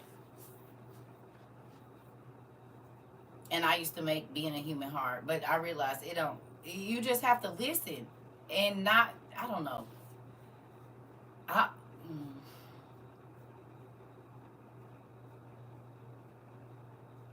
always liked the simple life. Even when I was younger, I did, and I just felt like people always did too much. And that's why they be stressed out. And two, a lot of people don't know how to be honest with who they are as a person.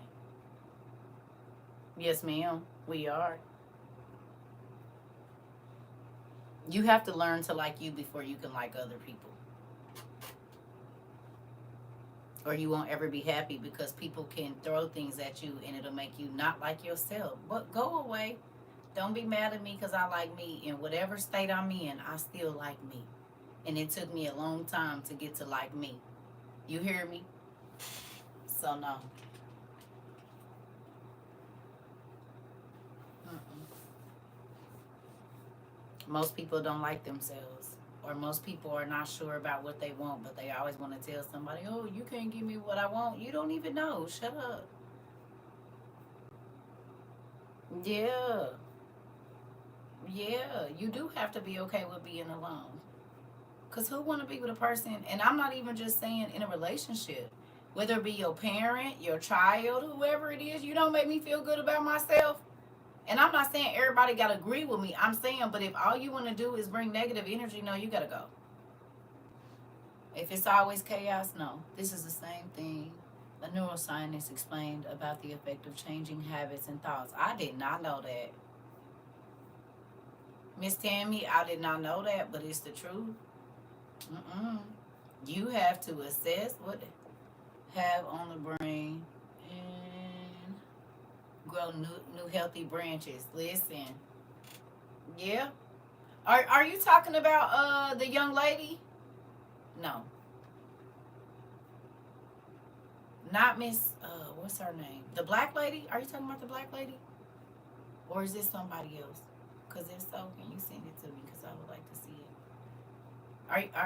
Send it to me if you can, if you got the video. Yeah. People be mad if you want to grow. And they either try to shade you so you can't get to the sun or make sure you never get rooted in loving yourself and not praising yourself, but understanding the intricate being that God made you. And they'll try to make you feel bad about it because they don't know they self. Go away. That's not a nice thing to say, is it? A pastor in Canton invited her to speak. She is Caucasian. Oh, okay. Pretty cool. Well, if you got it, if you got the video, okay, can you please send it to me? Because I would love to see that. Yeah. Listen, this is the thing.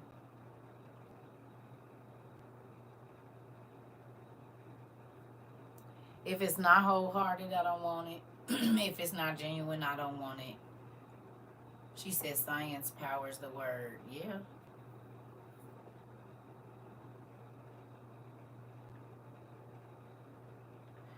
Actually, the word powers science, but yeah, I see what she meant by that.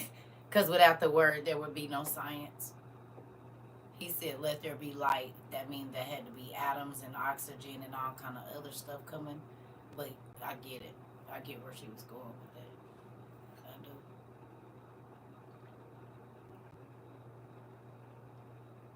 Mm-hmm.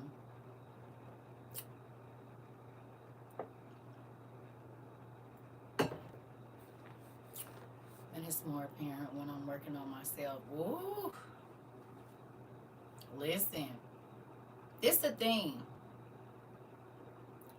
It is nothing wrong with being by yourself. It's nothing wrong with being married.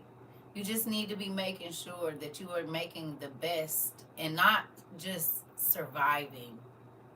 You hear me? Not just barely surviving, but thriving.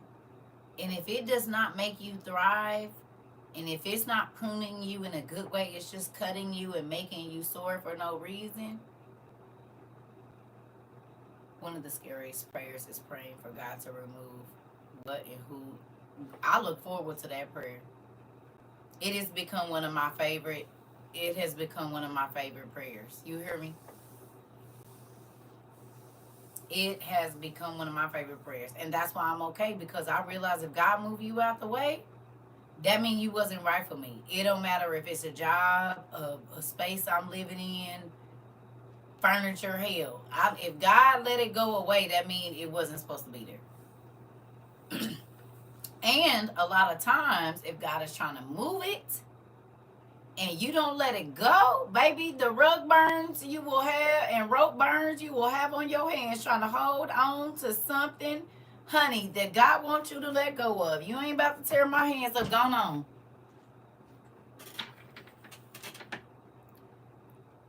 I love her too, but I ain't about to love you to where I'm killing myself. The hell? God said you gotta go. And why would you love on something God say bad for you? Because most times he the person you gonna go back and cry to about why your heart is hurt. I just pass it over. I'm cool. And I don't want you lying in my face because that's gonna make me end up on first 48. No.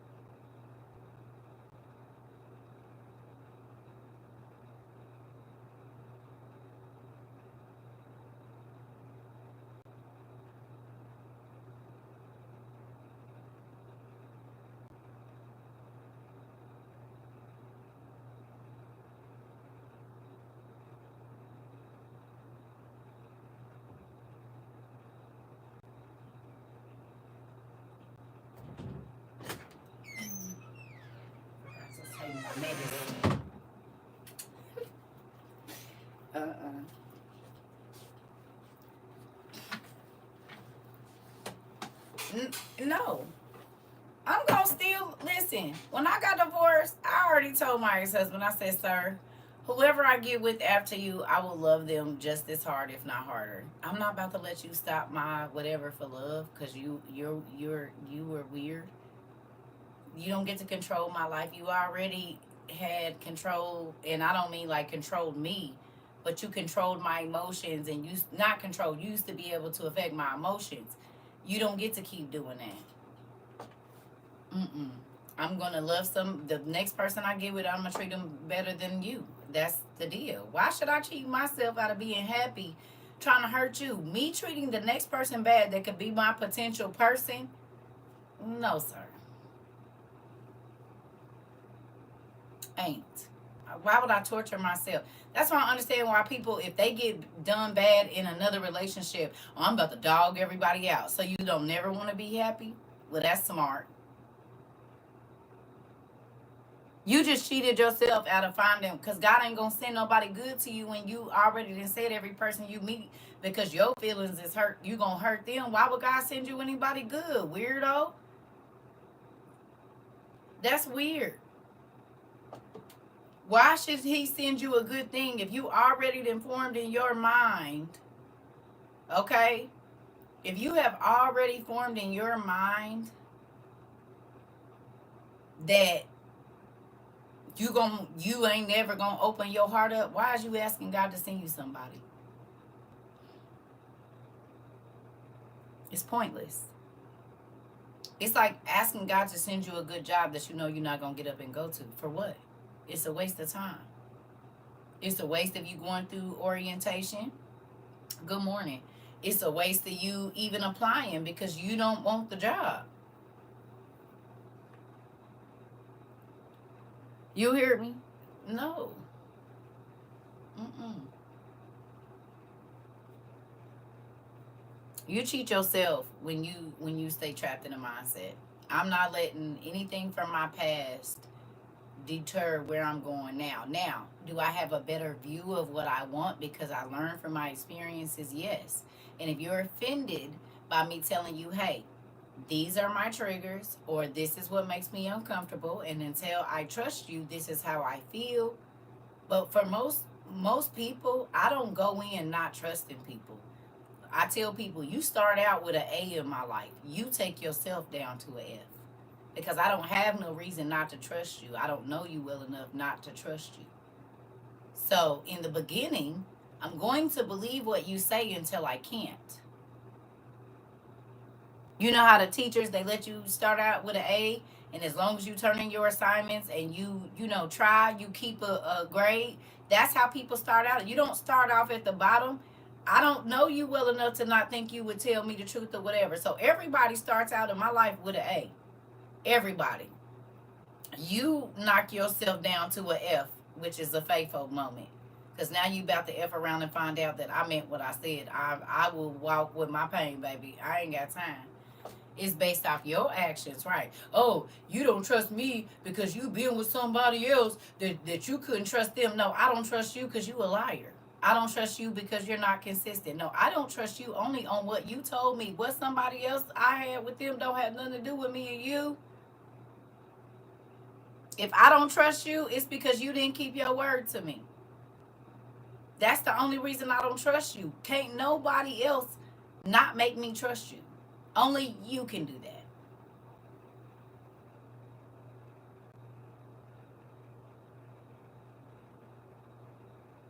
I don't know. I don't know, baby. I already told you what I know about parents, okay? I gave you all the advice that I can give you about parents. You're gonna have to see God about that. I already told you what I did with mine. I moved away from her. If you're not ready to let go and trust God over your parents, you're going to stay right there in that space. I already told you what I did. I moved. I got away and I started my life. And okay, well, God has probably already gave you an answer. It probably just don't sound like what you want to hear. Because it don't take him long to answer. He answered right away.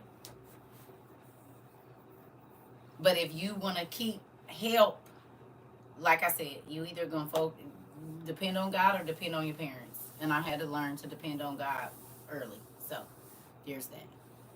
And I taught my kids, don't depend on me, depend on God. Come to me after you go to him. Because I might not be able to fix it. I might not know what to say. So, I don't know. Yeah. I don't have all the answers. And I tell my kids that, baby, if I ain't saying what you want to hear, you need to call God. Because he probably got it, because I don't. But you ain't about to keep stressing me out because you ain't hearing what you want to hear out my mouth. I don't know what to tell you. I don't know what to tell you. Real. Listen, what you go to God. Ask him to help you because, baby, I don't know. You said I love this life. Thank you. It's been feeling so good to know I'm not alone in my perspective of things. Finally found my people. Girl, yeah. Ain't nobody got time. Look, I don't want to live a stressed out life. And you choose. I'm not talking to two of my kids right now. Y'all know that.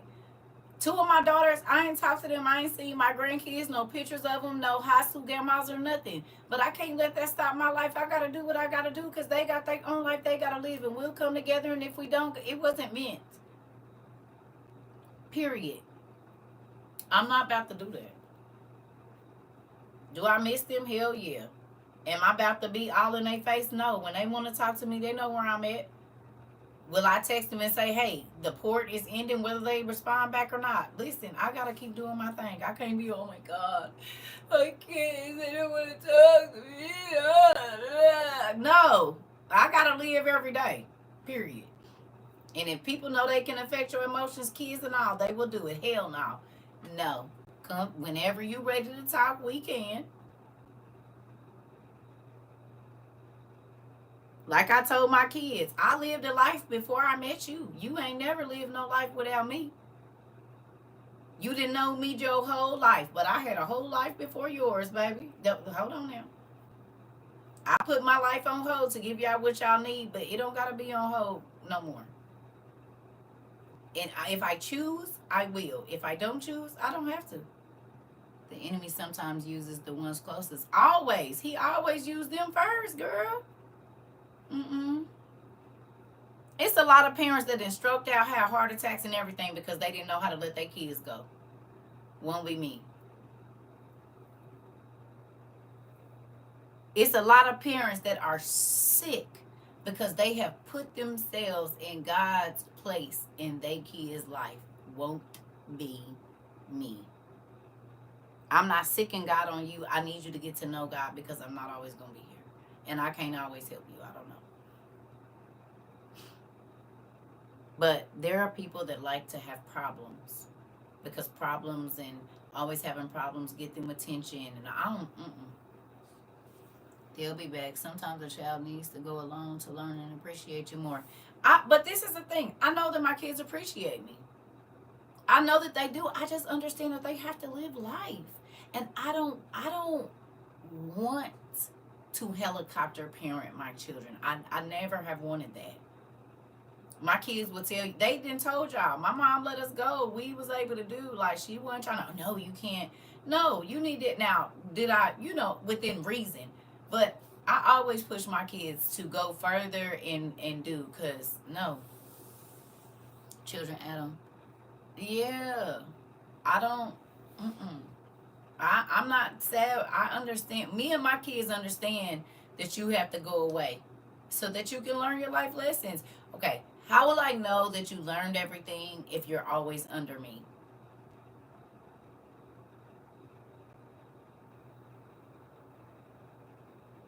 I'll never know if you really got the life lessons if I'm always there to save you when you fall.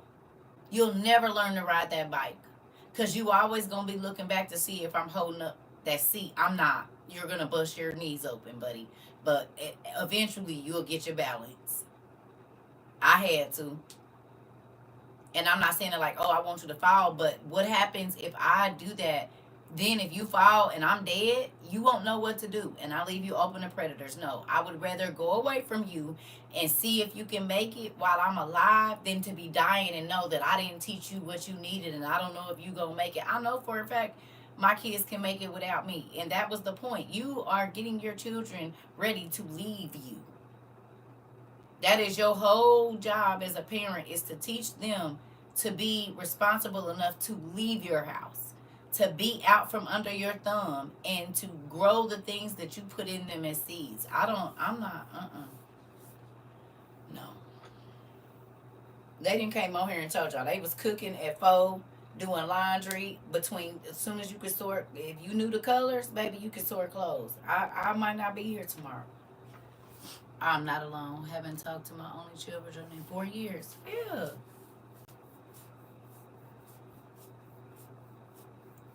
Listen. Do y'all realize that happened in the Bible? Several times in the Bible, people had to go away from their mama and daddy. Noah, all of these people. So people are like, oh, their kids wasn't with them. Maybe that's what God wanted. Maybe in that period, he needed them to get teaching somewhere else. Oh, I don't believe God would do that. So you don't believe the Bible? Don't ever try to tell me about the Moses story. Don't ever try to preach to me about the Moses story then. Because that's exactly what happened. He had to go and not live in a house with his other brothers and sisters and his other people. And they was right there with him. Some people have had to go live with grandmas and aunties and uncles, but it was where God needed them to be. The same things that happen in the Bible is still happening right now. Like, people weird. Because some people don't have the tools to teach for where you're getting ready to go in your life. Do you understand? Because my mama shut herself off emotionally in a lot of areas, she couldn't help me grow past a certain age emotionally. So if she stopped her emotional growth at 13 and was like, I'm not ever going to feel this, I'm not ever going to whatever, then when I got to 16, she couldn't help me emotionally. When I got to 21, she couldn't help me emotionally because she stopped her growth at 13 or 14 years old, her emotional growth. It hurts, but I reached the same conclusion. The door's always open. Yeah, ain't nobody got time for that craziness. Right. And it ain't even saying that the parent is bad or the kid is bad, but sometimes God said, okay, prime example. Does anybody have kids in here by somebody they wasn't married to?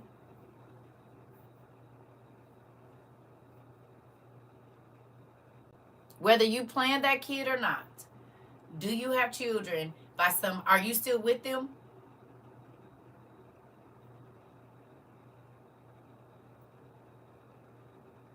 Are you still with them?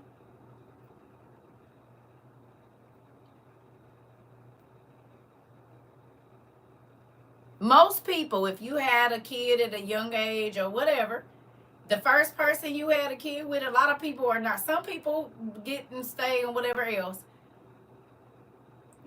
but most people are not with the person they had kids with at first.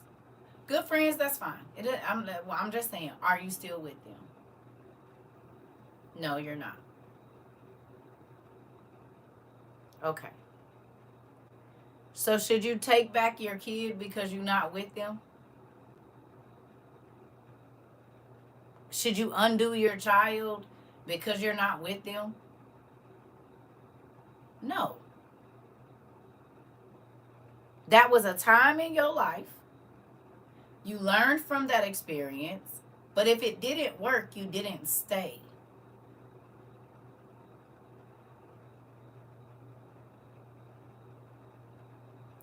Life is about learning. Life is about growing. You went away from them, but you didn't undo your kid because you wasn't with them no more. You kept growing, and now you a parent, and now you live a different life, and now you have to transition. So it's like I don't want to stay stuck. That's what it boils down to. I don't want to stay stuck. I don't want to stay. That's a month. Oh, that is a miserable place to be. To where whatever you experienced at 15, like your emotional growth stops there. Because then they can't help you. Like being in a relationship with a person that hasn't grown emotionally, it's like dealing with a toddler. They breaking your stuff, tearing your stuff up, acting just like a 7-year-old or a 6-year-old when they don't get their way, slamming the doors, punching the walls, and all this. So you don't know how to control yourself. Now, did I punch a door and kick it down? Yes, but that's because I asked the person to leave me alone and they wouldn't, and I didn't want to hit him. So I punched the door because I've been begging you to leave me alone for a minute. Because you don't understand. You think just because you're talking at someone that we are having a conversation. We not having a conversation. And you don't want a solution. You want to keep arguing so you can find a reason to leave. But just leave. You don't got to start an argument with me or whatever because you don't know or nothing. Just you know how some people think breakups always have to be messy and crazy? They don't. You could just leave. Friendships don't have to be so dramatic. Just go. Just fade out to the black. Fade out to the black. You ain't got to make it no big old nothing. Just slowly but surely remove yourself.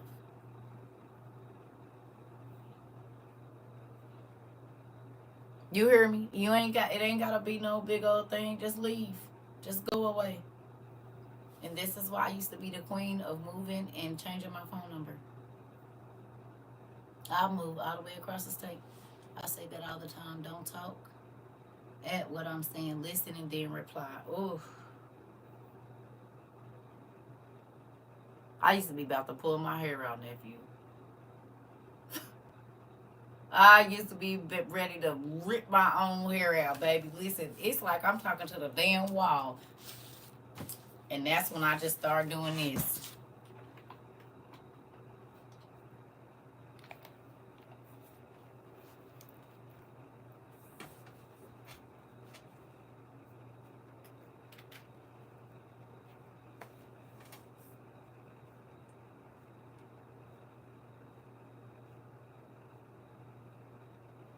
If I show you most of the pictures from when I was married, I had my beats on my head or some earphones in my ear because I'm not about to keep listening to stupid stuff. And I slept with my headphones on. The only thing I probably didn't do was shower with my headphones on. But when I tell you at that point, you just want to win the argument, and it's evident so we can talk about it later. Listen, you don't even want to win. You want to win, or you just want to say stuff that don't make no sense, and we ain't going nowhere. And then in a month we gonna be arguing about the same thing, and I don't want to do that. Cause sometimes my thing is this: I don't want to keep talking about nothing you're not gonna change. We got 3 good times to talk about it, especially if it's not like a life-threatening issue. We got 3 times to talk about it. 3. And we grown. 3. We not about to talk about this more than... Your boss didn't have to tell you not to be late more than 3 times.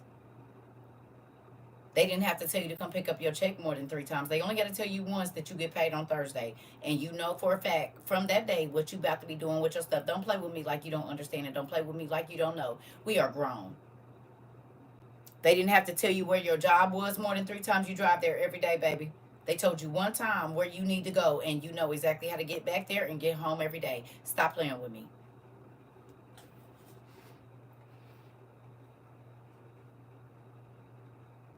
Ain't. You too damn grown and too damn old. And like you said, you just want to win an argument that's stupid. Because if I just leave, then who the hell you going to argue with? Well, why would you leave me? Because you don't listen. And who the hell want to be talking to a 2-year-old? And you got all this damn gray hair in your head. Or who want to be dealing with a liar? You can't even say, listen, I got 15 chicks, and I want you to be the 16th one. What you need to do is give me the option. But you can't even be honest about where you are, what you do, and then you want to cop an attitude when somebody call you out on your BS, like, But you expect them to be welcoming every time you see them. If you don't get your raggedy tail from over here,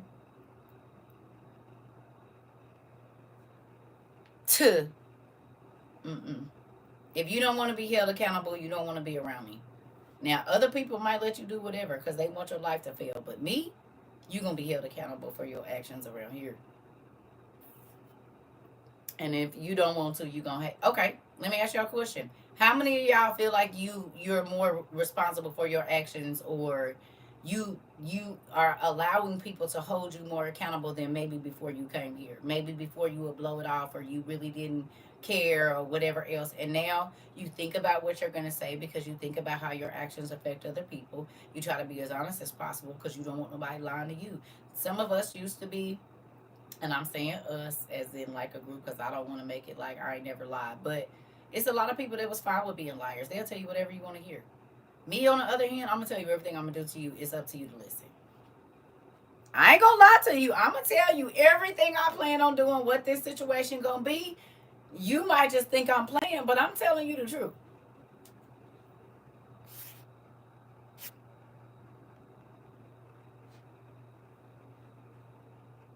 And they'll be like, I told you. Like when I used to tell my ex-husband, I'm going to divorce you. Whatever, I don't care, blah, blah, blah. Then it was, I never thought you would really do it. I never really, I should have believed you when you said it. Nigga said, I said, you going to be walking around looking for me in the daylight with a flashlight. You just watch. Oh, I ain't going to be looking for nothing. I believe the last time I spoke to him. He said, well, I've been looking for you in the daylight with a flashlight. My daughters bust out laughing because they was there when he told me he wasn't going to be doing it. He puffed out his chest. Ain't nobody where I don't care and all of this. You hear me? And then they be looking everywhere they can. Yeah. I believe the daylight is out, and I believe you have a flashlight, sir.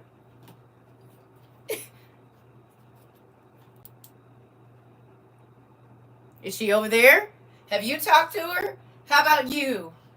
Maybe I'll find out her social medias and see where she's at. Maybe she'll talk to me then. Have you seen her? Now he's singing the future song. Turn on the lights. I'm trying to tell. And he said this out his own mouth. And when I tell you my daughters could have slid off the couch, they boyfriends was there and everything. They was weak. Because they remember all that crazy stuff he said. I said, well, keep on talking. Say whatever you want to. I guarantee you, I am a woman of my word. I don't know what you going to do.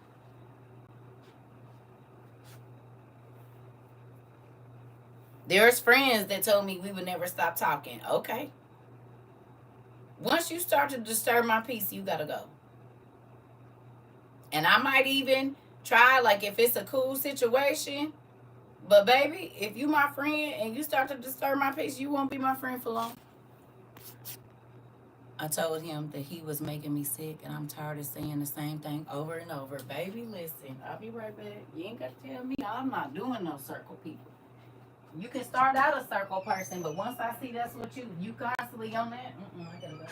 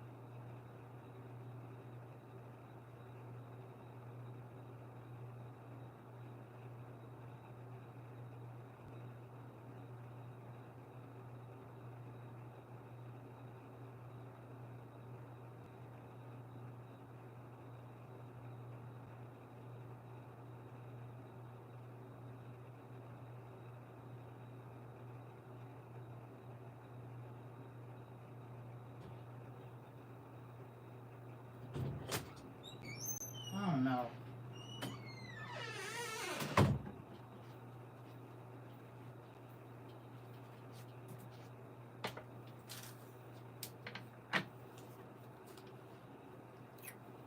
You said what?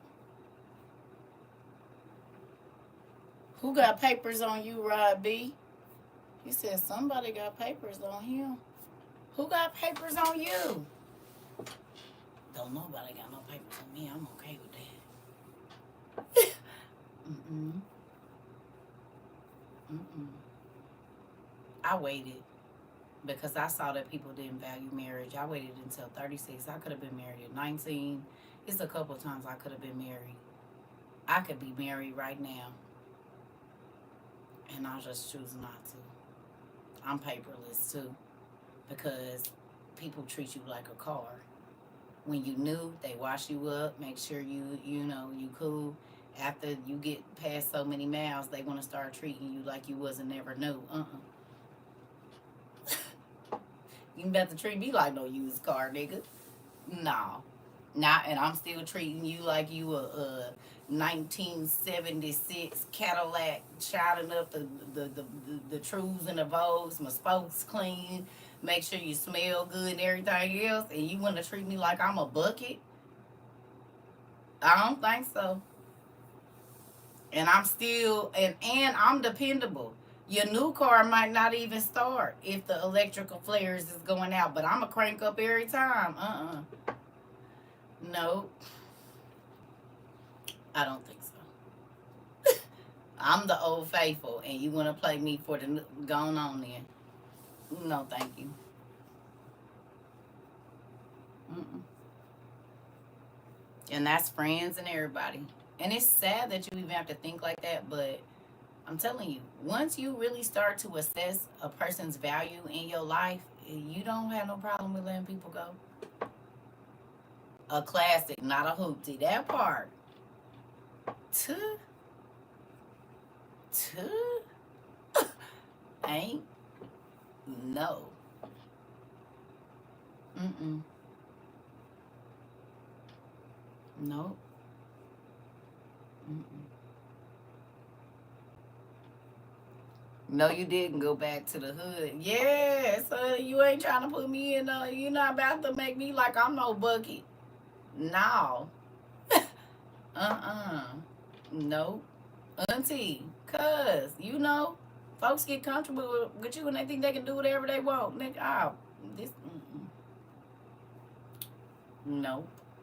You cannot treat me however you want to and think I'm going to stay. And that is friends, family. It does not matter who you are.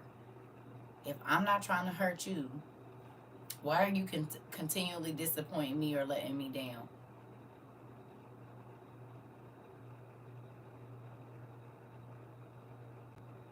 I can see if I deserve that.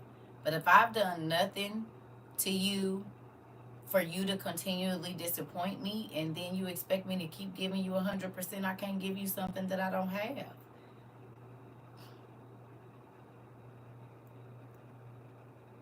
Have to look, just that. And do got that horsepower. You said what? You said thunder. You know what? Gotta do it.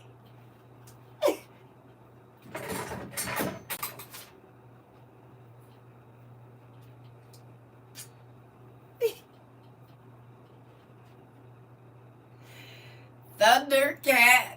Thundercats. Oh, you hear me? Justice. You know it. Got to send out the signal. Like a Batman signal in the sky. You said what now? You said what? Do. Got to send out the beacon.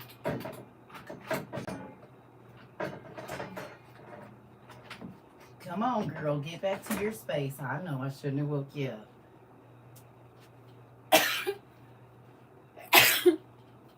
Do. Listen. Auntie. I'm trying to tell you. These new cars is light in the A, as our grandparents used to say. You need you a good old 1972 Monte Carlo or something with that thing in there. You hear me? That'll eat they tail up on the highway. That's what you need. Need you a good old Cuddy or something. You know what I'm saying? They got that thing in there. You know? It's gonna get on them every time, boy. Listen here.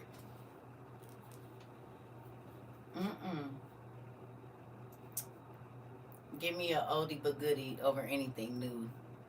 I want the quality, not the quantity. A deuce, and a quarter. Listen, eat that tail up, won't it? And guess what? If I wreck this bad baby, I'm gonna be okay. I might need to go get me a little something, you know what I'm saying? But if I run, I'm gonna tear something up with this. You hear me? Me a knock the screws loose. You see what I'm saying? I'm gonna crumble it up. Listen. Them old cars, listen. This new mess crumple up like a piece of fall.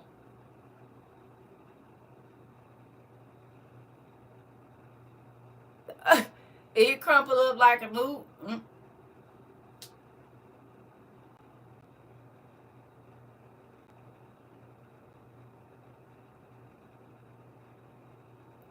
Listen.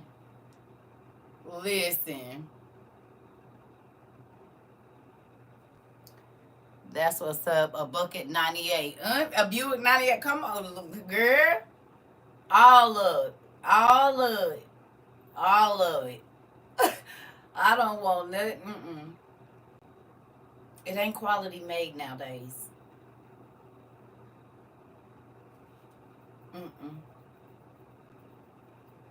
Think about it. Love right now is just like the cars.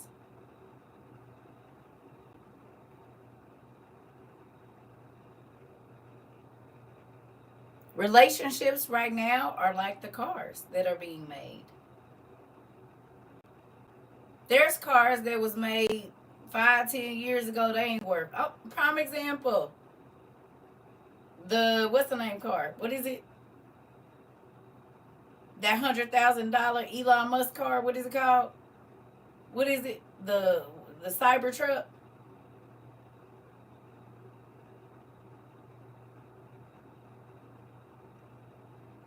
They what, $100,000 or $200,000? How much do they cost? And as soon as you drive them off the lot, they ain't even worth like $60,000 or some crazy stuff like that.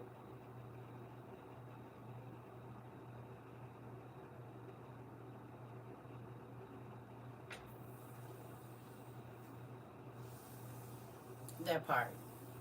I'm looking for a classic road number station wagon. Been hard to find. Just like real love. That part, Auntie. They don't make them like they used to. The old stuff is made with good stock. I'm trying to tell you. Right now, everything is plywood and what you call it, fiberglass. Everything is fiberglass, silicone, and plywood. Plywood, fiberglass, and silicone. That's what everything is. Even the wood grain in your car used to be real wood grain. Now it's what you call that stuff? Uh Woo, I haven't been in the station wagon since the 90s. That part. What is it called?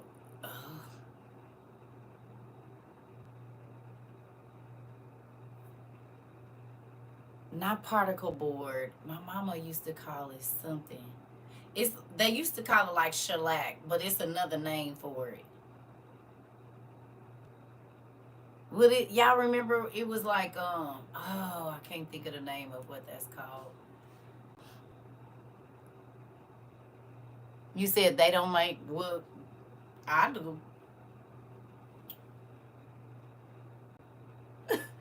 I got an 8-foot shelf here of 2-inch thick pine. That this one is 12 inches and 10 inches wide. I do.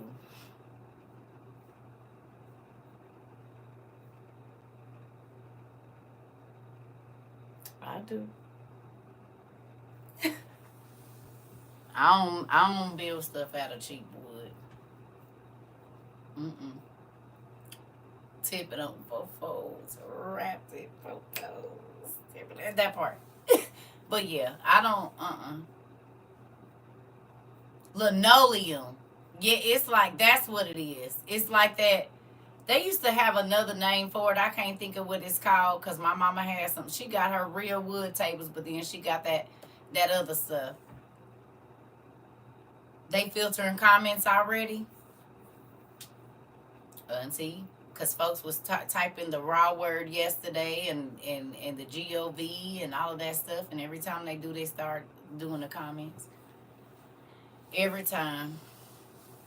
I think I'm getting sleepy. We've been on here for 274 minutes. Auntie, I slept for like 7 hours yesterday. As soon as I got off, I made me some potatoes and bacon. And I slept from like 3 or 4 to like 11 o'clock, 10 something. It was almost 11, I think. It might have been 11 when I got up. I think it was 11. So I've been up since 11 o'clock. What time is it? 6? 7? Goodness gracious. So I'm on the night schedule, I'm guessing, which is crazy. I just said the truck was ugly. Uh-oh. They wasn't showing that I was live. I'm used to it. No, I've been on since like 1 o'clock or 2 or something. 2. Like, I think I got on like right before 2 or something. I don't know. We've been on here a minute. Because I got up and was cleaning in the middle of the night and I was asleep. Not epoxy Kara. I can't think of what she called it. It's all right. Whatever it is, it's the stuff they making now. They talking about TikTok on the news right now. I told y'all they talking about banning it. Heard a noise. A raccoon is in my garbage can chilling. I told him to go. He just looked at me. I bet he did. He said, "You go. I'm busy. I'm eating." Since 3. We've been on since 3. We got on at 3 your time. You ahead of me, so 2. Yeah, because it was like 1 something. Almost 2. Yeah. We've been on here a minute. I don't know. I'm over it, y'all. Whatever that stuff is called. That's how relationships are now. If you pour water on them, they're not going to last long. They can't withstand nothing. And that's because people don't believe in making good foundations, which sucks. Because love is amazing. My Mylar. You Mylar bagging 100 pounds to go. Ooh, Auntie. I made some croutons last night. I had some bread in my freezer for a minute. I said, girl, I know this. So I made it in the croutons. I did do that last night. And I got some onions. I'm going to go ahead and pull this dehydrator out today. Lord Jesus. It's under all that stuff.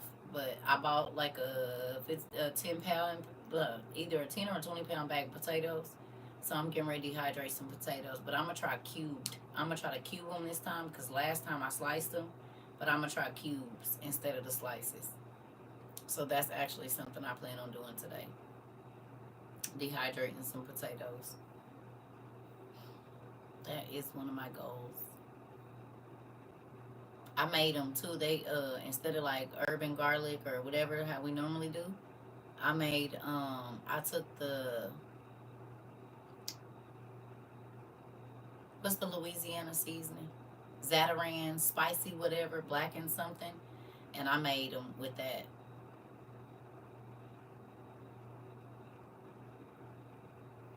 It is very time consuming.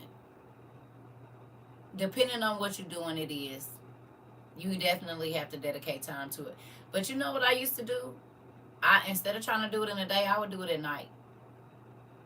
Like while everybody was going to sleep. Well, my kids and my husband, they was gone. All the ex-husband, they was always gone. So I had plenty of time to do it. But uh I would do a lot of my dehydrating while we was asleep.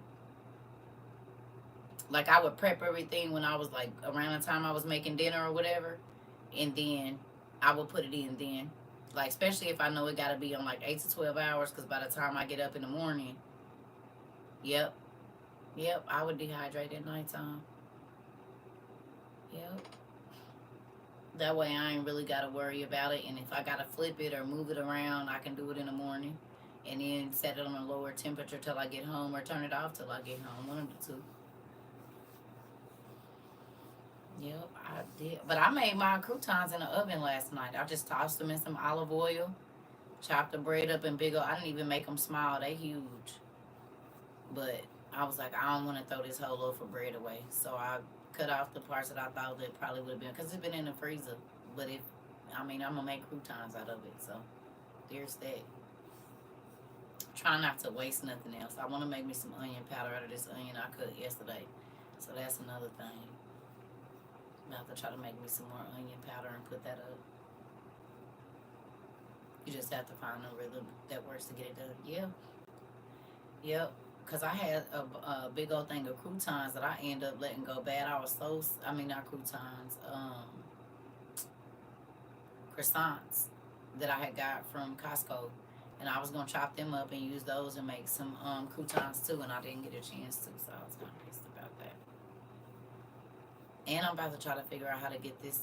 One of my daughter's co-workers asked me to make her some salmon croquettes. She enjoyed them so much. I'm like, I need your mom. Oh, I need your mom to do this every week. Not, I'll give her the recipe. Ain't that crazy how folks be just trying to work you? Auntie, not you about to work me, you're not. I'm not about to do any of that actually. I can give you the recipe and you can do it yourself. No, you're not about to work me. We're not doing that. Mm-mm. Nope.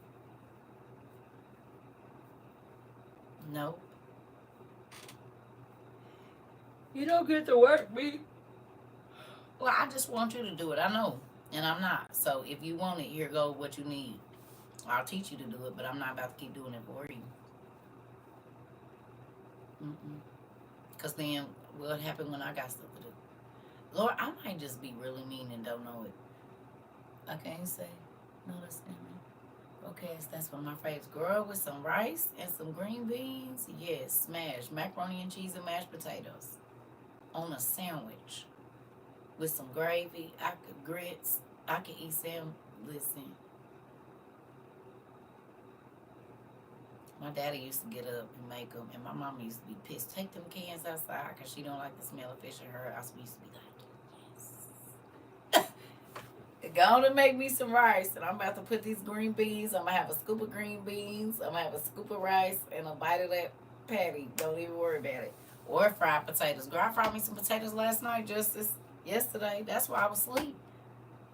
Baby put me some cheese on them. They were so good. As a matter of fact, that's what I'm gonna warm up as soon as I get out of here and go get in my bed and lay down again. Yes. Oh, that's what you having for breakfast? Croquettes? Come on now. Listen. Ooh, yes. Them potatoes are so good. Got to do some cheddar grits. That's gonna sound real. Yeah, all of it. With the bacon crumbles on top of tea. I like a little cheese egg in mine. I don't like them mixed in all the way, but I like real cheesy eggs, and I want a scoop of my cheese eggs and a scoop of my cheesy sweet grits, and then whatever bacon, ham, or whatever I'm about to eat. Yeah, yes. You already started your dinner. That part. That part, baby. I love food. Food makes me really, really happy. It makes me real happy. Just thinking about it, looking at it. Yeah, I put sugar on grits. Hmm I put sugar and butter in my grits and cheese. Now I don't put cheese every time, but I definitely put sugar and butter. I eat sweet rice too though. I'm not really a salt and pepper rice person, and I know some of y'all eat it. I don't know why, but mm-mm. Like even if I make like pepper steak, I'm gonna put some sugar in my rice and some butter. And even though it's got gravy going on top of it, it's still gonna be sweet rice. Yes, yes, yes. Cheese, eggs, and a salmon. I put out for breakfast this morning. I'm definitely going to make some biscuits. That too. I gotta have sweet rice. I don't.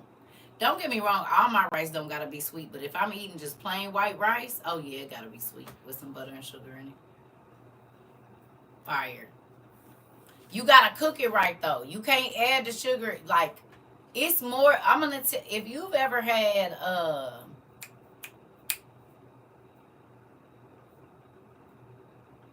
can't even think of the name of it. The Spanish rice pudding. I can't think of what it's called right now. It's like that consistency but hot with no cinnamon. Yes, but I like the Spanish kind though. I can't think of what it's called right now, which is crazy because I used to have to buy it for my daughter every time I went. Arroz con leche. Yes, that. No, not tapioca. Not tapioca. No. No, no, no, no, no. Right. It's the same consistency and thickness of rice pudding, but not soggy. But the creamy sauce in there. Oh, I might make me some rice. I might have to go and make me some rice this morning and make me a little cheese eggs on the side to go with these fried potatoes. Y'all might have just convinced me. Yeah, I'm probably about to do it. I'm probably about to do it. I don't know. I don't know if it's a Midwest thing or not because my mama's not from the Midwest. My mama's from the South, so and her mama is the one that did it for her. So I don't know. Just like a lot of people they don't eat green beans and cheese. And I'm not just talking about cheddar, like poured over your green beans, but like I that was a thing growing up in my house. My mama would make fried pork chops or fried chicken. She would make rice, sweet rice, and then she would make green beans with cheese. But I met so many people that never had green beans and cheese. And it can't be the thick kind. Yes, fire. It's real, real good. Stupid. Oh, especially to dip your pork chop in it, baby. Listen, fry my pork chop hard. A lot of folks from the Midwest, roots from down south. My grandma's from Georgia, and I'm from Michigan. Right? No, I don't eat ketchup on my eggs. My brothers do. And people say salsa is the same thing. No, it's not, because I'm eating a burrito. Do not put no ketchup on nowhere near my eggs. You can put it on my fried potatoes, and then even with that, I don't really like it on there. The only potatoes I like to eat ketchup with is French fries and what you call them, hash browns. But it can't be the kind that you like the shredded kind. It gotta be the kind in the patty. I'm real picky about how I like to eat stuff. I haven't had it before, but I'm sure it's tasty because broccoli and cheese. Girl, green beans and cheese. But you gotta get the French green beans, not the other ones. Not the thick cut. You gotta get the French green beans. You season them up still, baby. But once they like cook down a little bit, baby, put you a little butter in there, and then throw you some American cheese and let the baby. My mom used to add a touch of milk, baby. Listen, make sure your onions, no potatoes, but your onions and everything, girl. Dip you a fried pork chop in that. It slap. I'm trying to tell you, baby, it slaps. You said I'm using Sarah's technique for storing meat today. New to me. I'm so excited. Oh, okay. You can it, Auntie? Slaps, y'all. If you a dipper like with your meat into like mashed potatoes and stuff,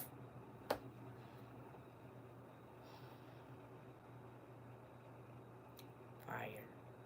I'm trying to tell you, it's really good. I don't like my food to touch. Oh God. You like my shoe angel. Girl, I used to cook for him. I used to, he was my best friend. I used to be so mad at him because he'll say, you gonna cook something I cook? And don't be mad at me, Justice. It bothers the hell out of me that you only want to eat one thing at a time. Because I be like, I be wanting to eat all my food while it's hot. So he would eat his chicken, and then he would eat his green beans, and then he would eat his corn, and then he would eat his cornbread. Oh my God, I cannot eat with him. I cook for him all day. What we ain't gonna do is eat at the same table. And I know it ain't none of my business. He said, "Why are you so concerned?" I said, "That just don't make no sense." He don't want his food touching, and he's gonna eat one thing at a time. I'm about to take I'm about to take some sweet potatoes and some greens on this thing with a little bit of cornbread on top. No. You said I love the smile you get when you talk about food because it's my favorite. It's my favorite food. I love food. I was watching all kind of food last night. I was watching food this morning when I was in the tub. I was just looking at all the little cooking stuff. I love food. I'm gonna eat it all together, but I don't want my green juice touching my chicken, making it soggy. Now I get that, cause I don't like I. So I don't care if it touch if I already mix it, but if it's gonna make something like my bread soggy, I don't want my food. You know I don't like soggy food either. So my bread is probably gonna be on another plate. It's not gonna be close. I can't have any juice on my cornbread, right? Unless it's chili. But if it's like I don't want no green juice on my cornbread, the cornbread gotta go on top in the spoonful. Unless I didn't already got whatever. But yeah, like if I go to a restaurant and they bring me like give me my plate and when I open it my cornbread is mad, I'm gonna be pissed. Like soggy on the bottom, Oh my God, he sound like my knucklehead. Food can't touch. Buy burgers. He has to assemble it himself in restaurants. Yep. Yep. Yep. People is crazy. But every time I see somebody sit and they just eat one thing at a time, when I tell you it irks my soul, it irks my soul. Everything on separate plates. Yeah, I do be having like 2 or 3 plates. Depending on what I'm eating, I got 2 plates for sure. Because I got a bread plate or like a salad plate. The only stuff I like my salad to mix with is pasta, but I don't like hot salad. So like I'm gonna eat it together, but I don't want my whatever to make my salad or whatever soggy or wilt. Like no,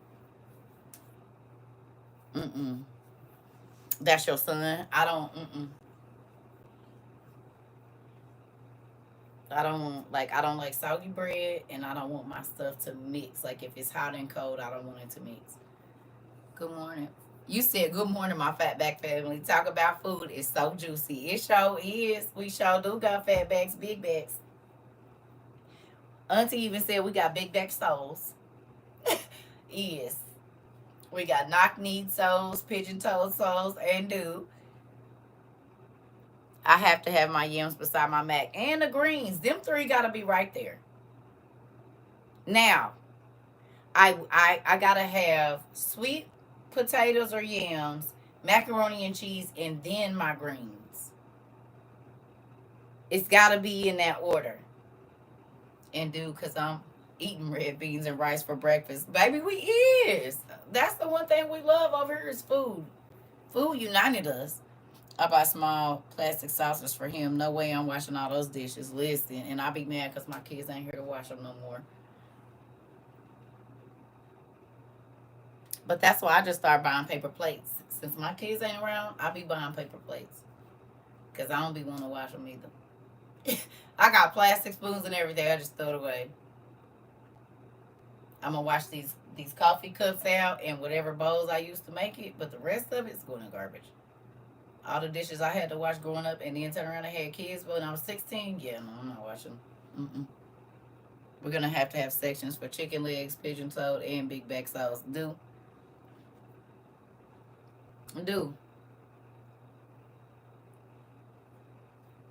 Good day, pumpkin. Yep, because we over here talking about food early in the morning. Yes. I might fry me some fish. I don't know what I'm gonna eat now. Now y'all got me wanting something because I don't know if I want sweet rice or grits. But I sure got them fried potatoes in there with that cheese on it. And I got to find some. I don't want to eat no bacon today, so I probably will make me some fish. I got a half a piece of fish, I think, in there that I cooked the other day. You said I'm all of them, they said. You know what, Justice? Ain't nobody. It is too early. You know what? Here. Just say you wanted it early. You didn't have to wait until we've been on here 275 minutes. Here, girl. Get out. She said I'm all of them that they said. Here. There you go. Yep, you can have the queen today right now. Here. Put your head down. Put your tiara on. She said I'm all of them that they said. We don't have time for this today. We ain't doing this today. We is not doing this today. You said I just got done eating chicken Alfredo. Listen, Will. Breakfast food is whatever time I want to eat it. Dinner is whatever time I will. It ain't no time for no certain food. I'm gonna eat whatever. If I want to eat a rib right now, first thing in the morning, I'm gonna eat that. She is silly. Get your niece, Tammy. You said you should have been gave her that. Listen, y'all be over here clowning. That's the one thing we gonna laugh and we gonna eat. We gonna laugh and we gonna eat over here all day long. Somebody gonna talk about some food. Pretty much, even if I don't bring up no food, somebody else is gonna talk about food. So it works. Food is good. I'm grateful God made it. I'm grateful He did. You said you want to come eat with me. Listen, I be wanting to go eat with other people because I'm tired of cooking. That's why I pray that whoever my lifetime partner is, I hope he love food like me, and I hope he love to cook because I don't want to be the only one doing it. Has anyone noticed the pantries are now giving out 5-pound bags of whole wheat flour? No, but I need to be trying to find me some. Thank you. Until you be going to different ones though. Yo stuff, you're the one you be going to be giving out good stuff. Yeah, I hope he like to cook. That's why the man that I call Satan, that's why I called him Satan. Baby, because he was the whole devil. I said, you ain't good for nothing but meat and potatoes. That's about it. And easy on the eyes. That was nice to say, was it, CERCA? Is that mean? That's mean. You shouldn't say stuff. That's probably why he was trying to grab me by my neck like Homer Simpson used to grab Bart.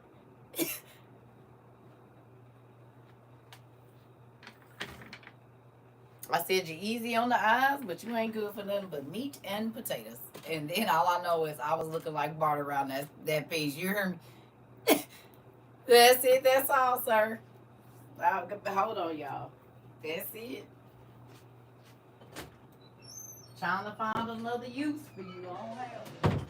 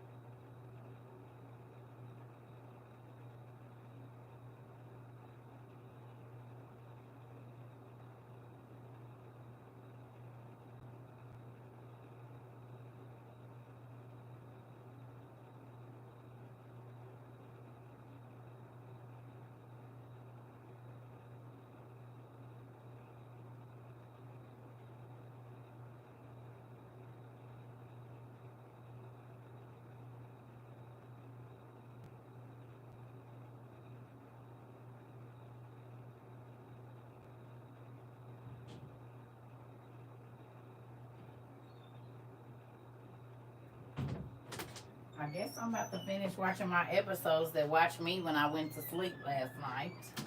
And I'll probably talk to y'all later on in the afternoon. I'm about to go find me some food. Uh-oh. Okay, I'm all in y'all business. I'm about to go find me some food and get in my bed and I guess go to sleep. We gonna see how this work out. I feel myself getting tired though. But hopefully I don't sleep till like 2. Hopefully I only sleep till like about 11:30. That's what I'm gonna pray for, depending on what time. Oh yeah, it's 8.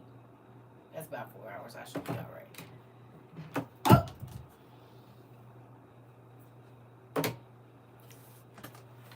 I'll find something for us to read later too. I was just up.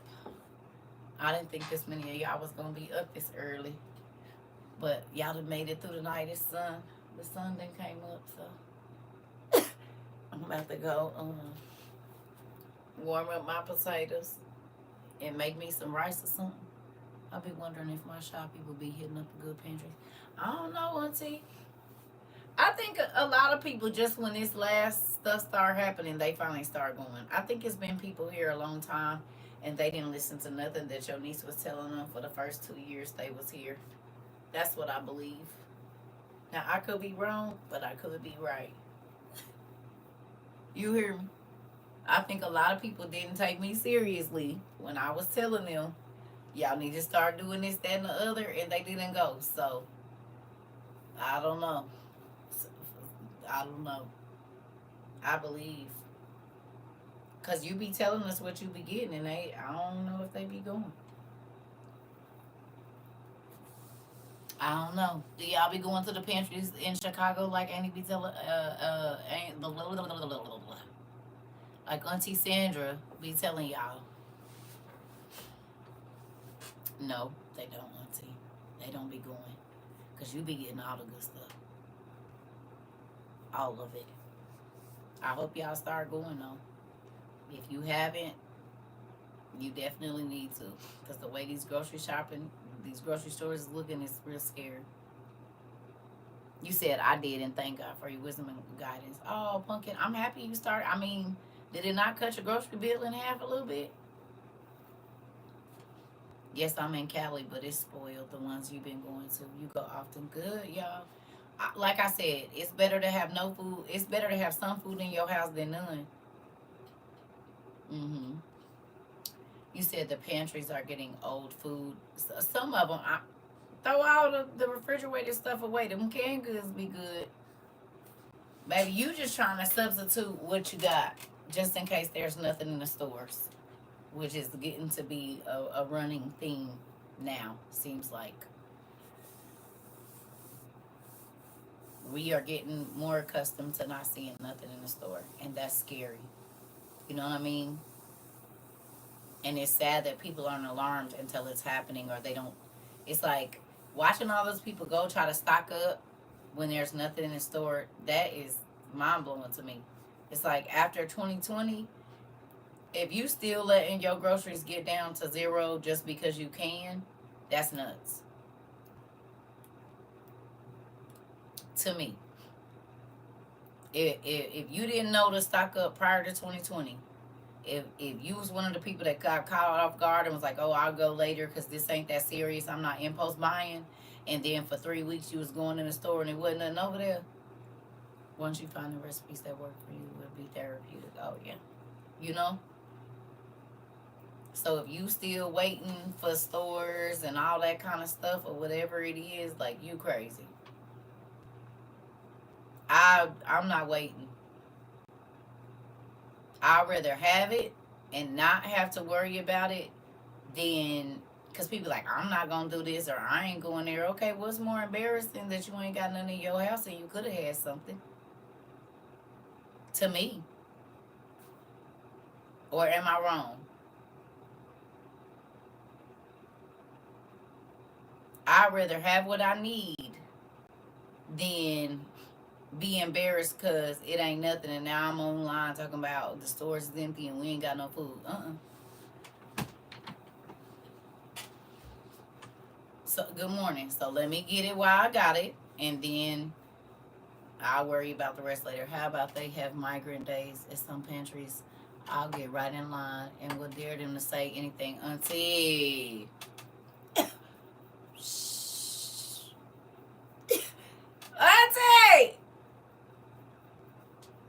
Oh, get y'all auntie. Good morning. Get y'all auntie. I'm not repeating that. What you go? Oh, Jesus. That part. That part. That part of Mari. I'm trying to tell you. I always been a mama, so I try not to let my cabinets get super empty because you never know what's gonna. Hello. You never know what's gonna happen, and you can always make a struggle meal. You know what I'm saying? If you got canned goods or this or that, a can of this and a can of that, you can make something. But if you ain't got nothing and you go to the store and ain't nothing in there because you trying to be, baby, please, who ain't about to be without no, I'm not about to be hungry.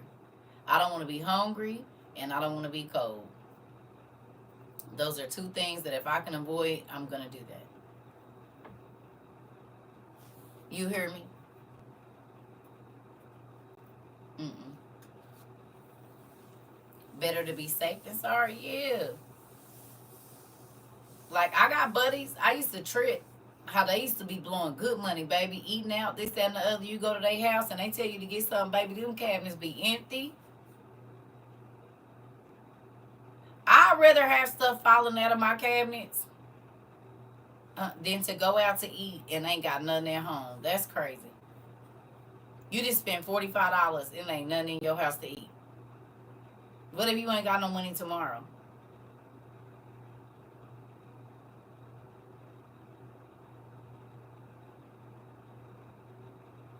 That used to drive me crazy about the mister I had.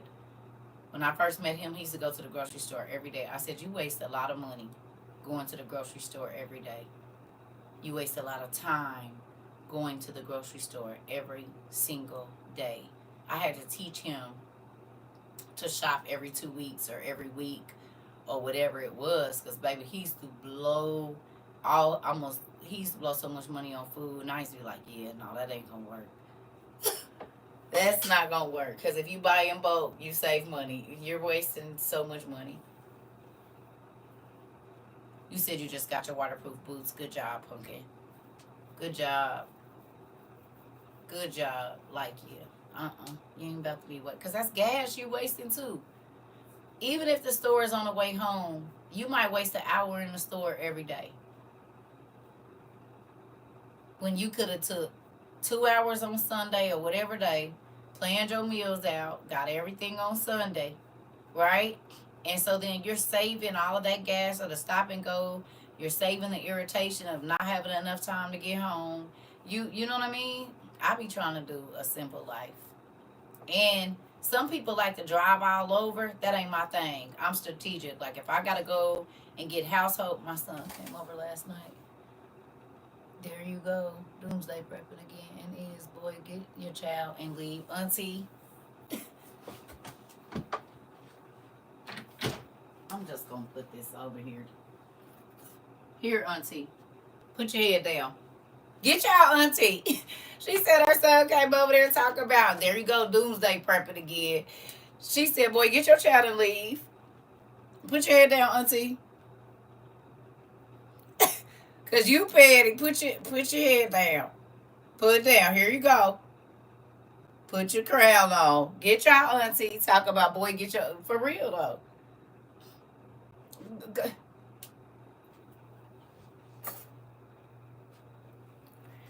It's crazy that they be making all the jokes until they need something and then they know where to come to because we already got it. Talk crazy all you want to, but who did you call to borrow it from? Because I didn't call you to borrow no tools.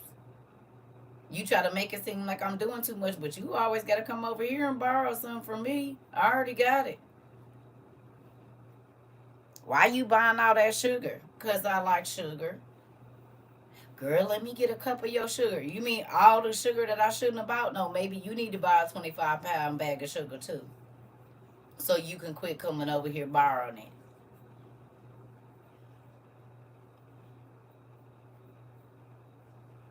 I could have gotten more done if I wasn't babysitting Listen. I'll tell you what else burned me up too. I use real butter because y'all know normally I make it. Since I've been doing TikTok this last year, I haven't made it. But prior to meeting y'all, I pretty much made everything because I had my kids and whatever else. So, what I don't like, thank you. What I don't like is, say for instance, you come over to my house, right? And you borrow butter. Well, I don't buy margarine. I buy butter. So when you bring whatever it is that you borrowed back, it should be the same as what I gave you. Don't bring me no margarine over here and I'm giving you whole sticks of butter. Bring me some butter back. I don't use this. So then you know what ends up happening? You said I'm canning butter today. Auntie, for real. Mm-mm. Cause you gonna keep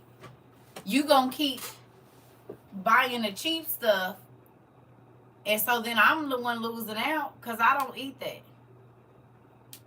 Don't use my if you don't use butter, don't come over here because I'm not gonna be giving you margarine because I don't use that. I use butter. So if you get a whole 4 sticks from me, you need to bring back what I use because that's what you borrowed, not what you buy for yourself. Like I had an ex homegirl, she would come over my house and do laundry. She'd use all my Downy and all my Tide or my Gain or whatever. But when she was replacing it, she'll go get some cheap stuff from the dollar store. Oh, no, ma'am. No, ma'am. That ain't what you use to wash your clothes. Mm-mm. When it was like, no. No, ma'am. You need to go get me some Downy. Vanilla, whatever it is. Yeah. I used to be like, the people let you do this to them for real and they don't say nothing to you? So the next time she came to do laundry, no ma'am, you need to bring all your own soap and I will put my stuff up. That way I know for a fact you ain't using none of my stuff. My clothes don't smell clean. Quit being cheap. But you ain't about to use all my good stuff and then replace it with something I don't use. No ma'am.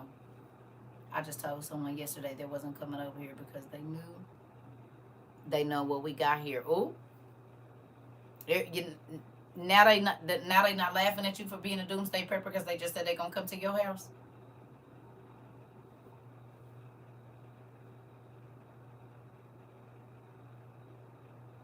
That be blowing my mind. Every time y'all tell me, I be like, okay. I don't know why people think that. I'm just gonna come over here. No, the hell you ain't. You had the same time to prepare that I had.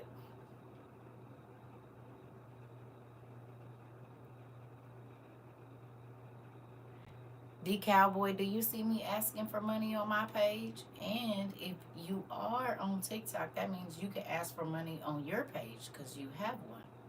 So what I would say is start a campaign, share the video, and we'll share it. But please don't ever come on my live and ask for money because I don't even do it myself. And I don't know why y'all think that's okay. It's very rude. You got the same TikTok I got.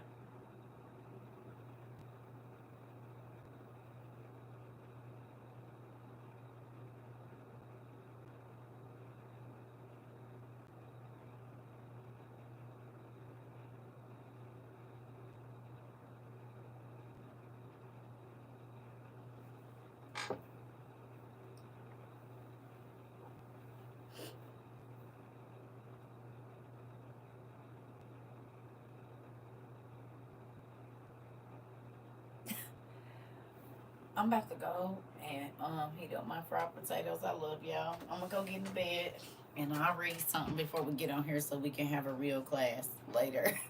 Cause baby, what is wrong with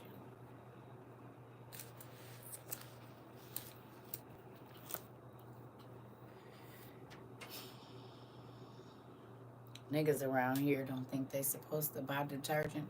I go to wash my clothes and my soap gone. Keep all my good stuff in my bedroom now. Went in my laundry room, saw $2 soap. Auntie, so you already know what I'm talking about. Yep. You don't get to now. If you in a bad situation, that's something different. But if you always coming over here and baby, you want to use my good stuff, and then I say, okay, I'm getting low, so you go get some cheap stuff, and I know you. I just don't even do it. Bring your own soap. Bring your own soap, and then you can do however much laundry you need to. I don't care.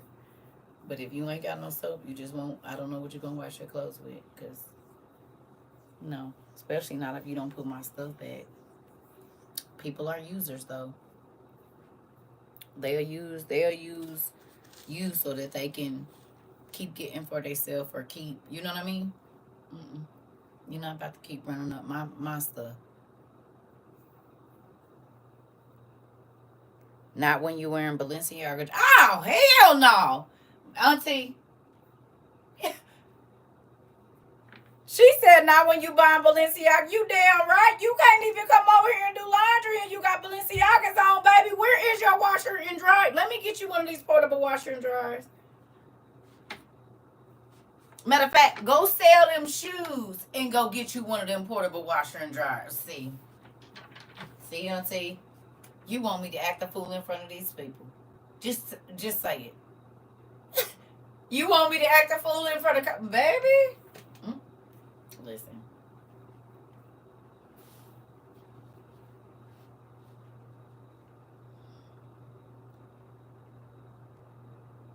I know why I don't have no friends. I know why I don't. Because back... My head would have...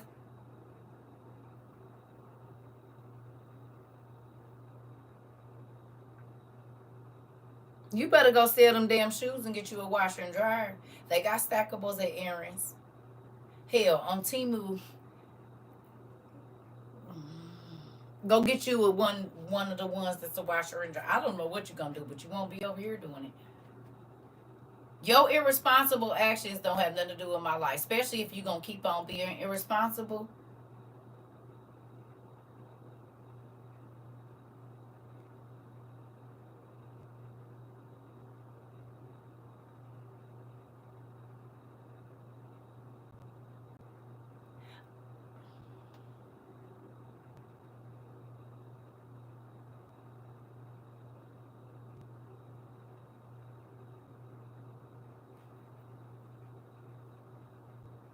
When I say this, I mean it in the nicest way. I am not judging anybody when I get ready to say what I am about to say. This was just an observation. Okay? And I kind of touched on it before, but I'm going to say it again.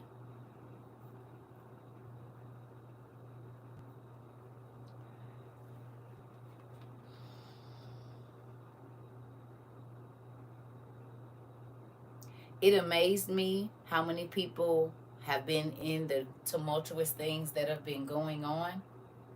And when they were on the news or when they were packing up their things because of the chaos that was coming their way, you could tell they had expensive wigs on, expensive clothing on, and expensive things in their homes. But when tragedy hit, when chaos hit, they did not have none of the things that they needed.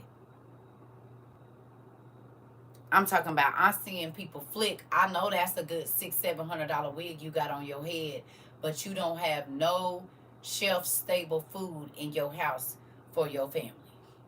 There was no gas in your car so that you could get out of the city. You don't have no money for a hotel, but you got on $320 nails.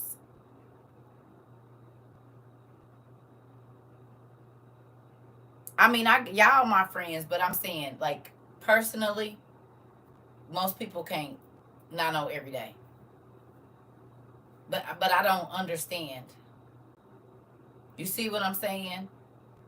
Priorities be messed up.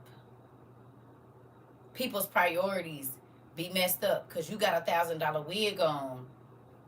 That $1,000 could have been in your savings so that you know you live in a certain area. You know you need to keep emergency money. That don't make no sense to me. Now everybody fall into and the economy get crazy, but that's crazy. That's crazy to me. That's crazy. No, for real, people be having shelters, not homes, and I'm not trying to be funny. In real life, it's like you don't never plan for the future. Everything is just today. What feel good today, what look good today, what's most popular today. You're not thinking about, God forbid, if your life changes drastically tomorrow, what will you do?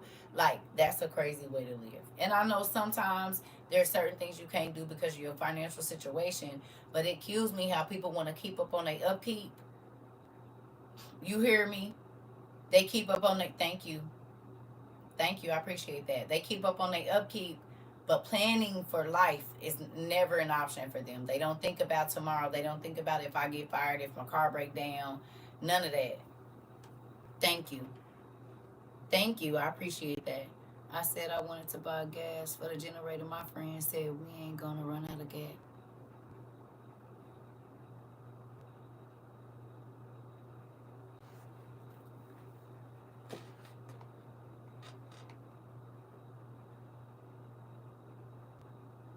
I'm gonna be honest. When I was married, we didn't run out of stuff.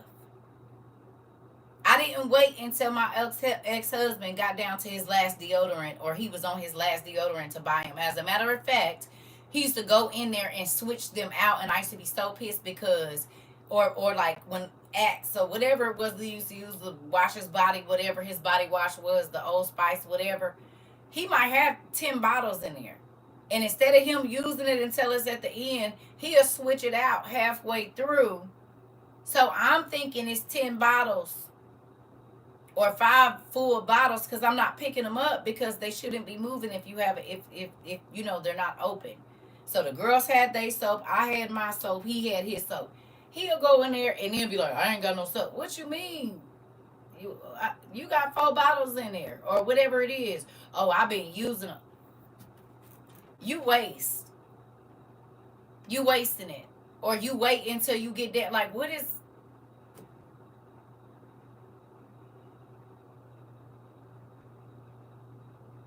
You think I'm just stocking that up in there for nothing?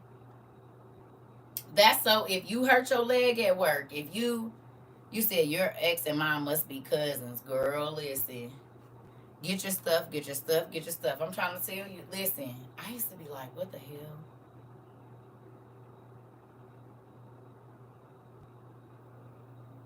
It's only me here. I guarantee you I probably have enough soap for at least a year.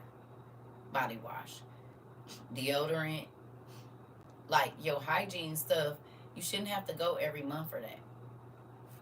It's amazing how everyone try to make sure they have the best, but the shelves are empty. Mr. Gentleman, Mr. Gentleman, they still trying to pick out the most expensive thing and ain't nothing in there. Ain't that crazy? They priorities be messed up. Baby, corn is corn. Green beans is green beans, honey. A loaf of bread is the loaf of bread, and you still trying to buy the best of everything, but ain't nothing. Listen, I can't knock nobody.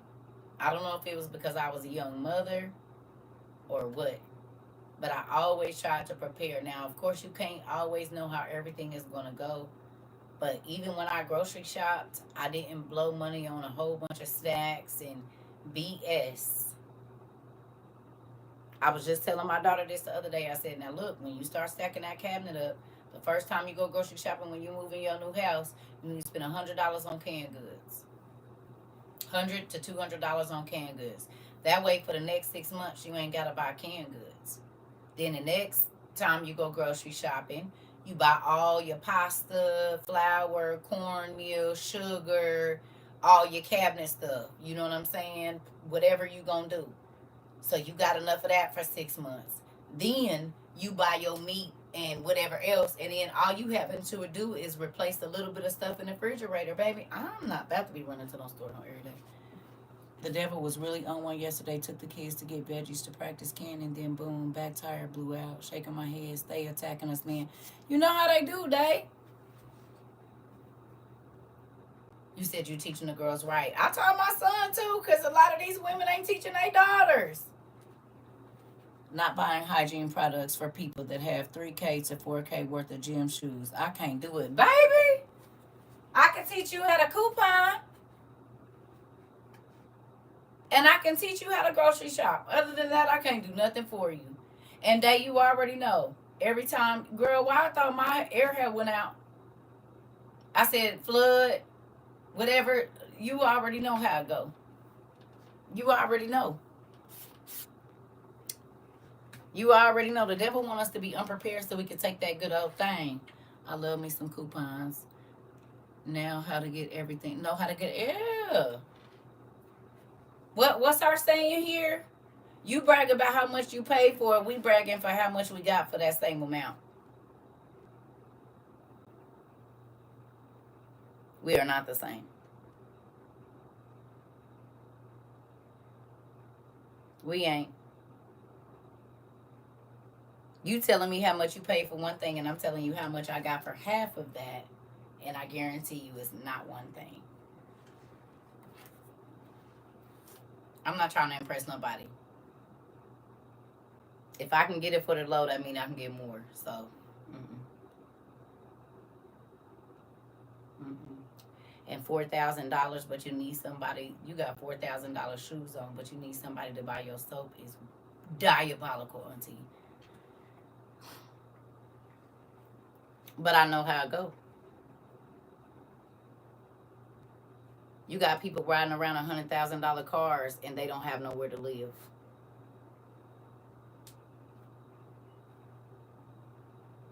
Staying with somebody, but you went and purchased $100,000 or $80,000 vehicle. That's nuts.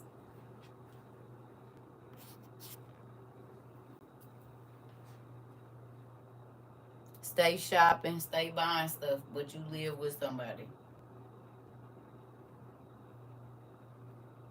And I'm not talking about roommates. I'm talking about you staying with somebody. And you feel like you have money to go shopping at any time is diabolical. And you staying with somebody. And a lot of people be staying for free. And until you don't worry about what they doing with their money, while they staying with you and not contributing. You is crazy for real. You is crazy. So you supposed to stay here, let me foot the bill for the cost, and you gonna do what you want to do while I'm stressed out about how to keep the lights on? Right. I'll tell you what. This what we about to do. And DoorDashing and Uber eating every day. Interesting, auntie. But you don't have... Because even if I do, like if I Uber eat some stuff, I'm going to be able to eat on that for probably 3 days. So I'm going to spend $35. But that $35 is going to be breakfast, lunch, and dinner. Or at least lunch and dinner for 3 days. Like if I order from the Mexican spot, I can eat off that for 3 days. I'm not ordering no food every day. You hear me? So even if I do order some food, we'll say I eat out twice a week or 2 times in a week. It's gonna be enough to get me through 5 or 6 days, whatever I order. I'm not buying nothing that I'm just eating for right now today. Absolutely not. It needs to be. I need to be able to eat it tomorrow, like when I get that rack of ribs. Greedy self. When I get that rack of ribs, I can eat on them ribs for 3 days. Because it comes with a family a family potato, a family mac and cheese, and a family baked beans or whatever. So I could even fry me some chicken and make some other stuff with them sides. Like I'm not... People about to be mad. Bills about to be in their future, auntie.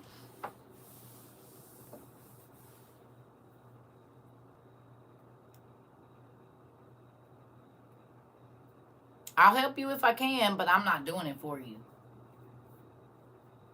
Because that ain't helping you. Because what happened if I die tomorrow? What you gonna do? What happened if I'm not available or I can't do it? Then what do you do? I need to know that you can do it before then. Mm-mm. I'll show you where it's at. Learning to be frugal here. Are you, Auntie? You learning to be frugal? That makes me excited.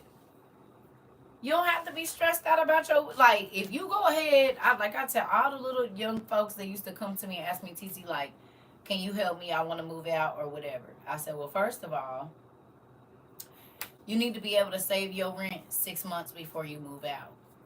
What you mean? You said yes, huge spender. That's okay, Auntie. Well, you learning.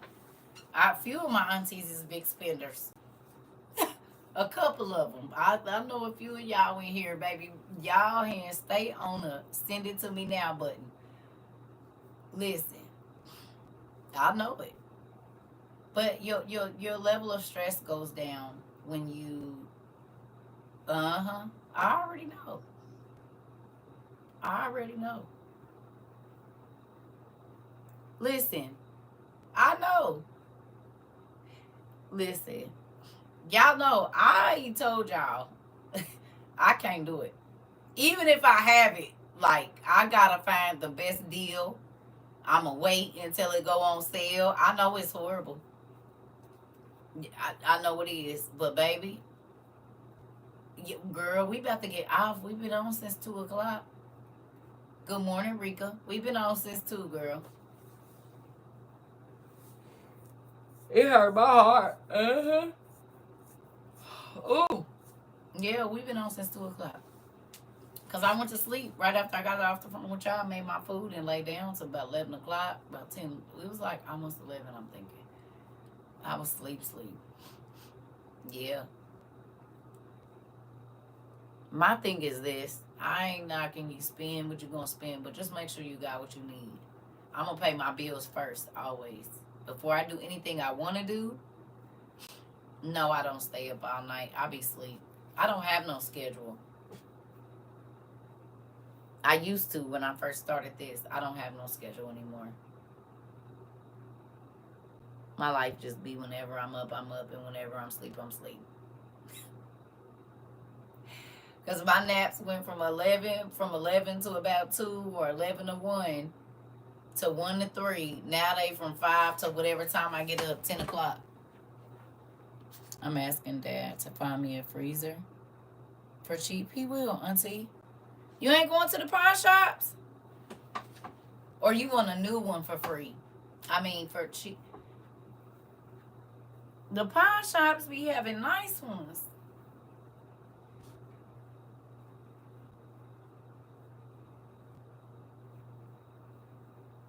Nice deep freezers. I'll call around to some pawn shops, Auntie.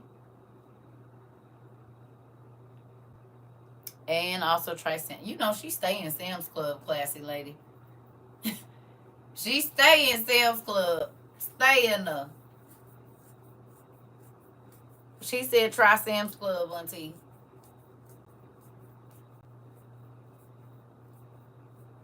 Pawn shops don't have freeze. Oh, freeze dryers. Got it. Oh, I see what you're saying. Okay. She talking about a freeze dryer for food. Got it. I thought you meant a freezer. Yeah, them freeze dryers is kind of costly. I was looking a little bit costly. Yeah, I thought she meant a freezer, just like a stand-up freezer.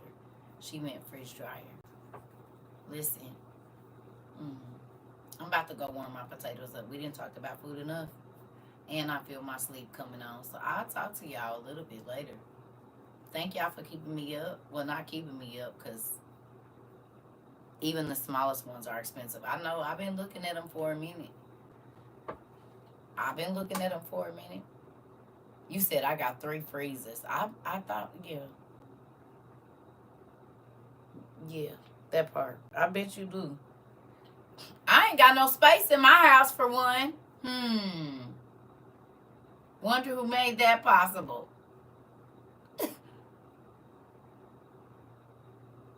There's no space in my house for one. I could have had a corner in the living room. Like, it ain't even no space for no freezer. No, you're sorry, my A. Y'all are not sorry. Don't even say it. Y'all are not sorry. I don't have no room to put nothing in my house.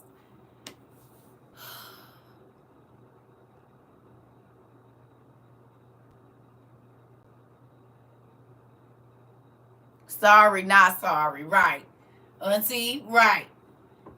I ain't even got no. If I wanted to get a freezer, ain't nowhere to put it. Nowhere. There's not a wall free. Thanks to my WOIU family. You almost sent the chair, Lord Jesus. Auntie, I'm going to get it. I'm going to go on there. I am going to get it. Don't worry about it. I am going to get it. I'm going to get it. Lord Jesus. Y'all tired of. Why y'all didn't tell me my chair was squeaking?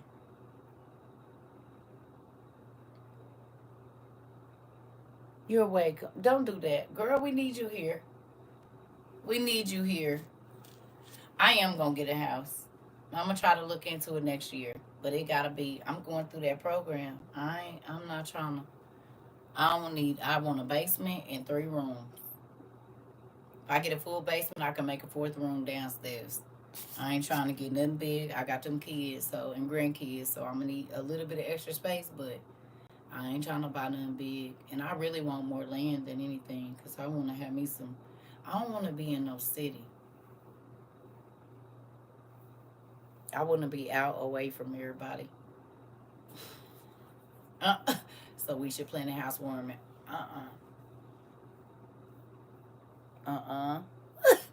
No. Because knowing y'all be and brought some more stuff and then I'll be in the house 2 weeks and need to move. No. You praying for more space to store all my goods, right? Through the NACA program. Because it'll be just like now. Built this damn 8-foot shelf. I was like, okay, yeah, I'm going to have plenty of space. Lies. Case in point, Exhibit A. I just got rid of the double layers of books, and before it has been a month, you guys already started another double layer.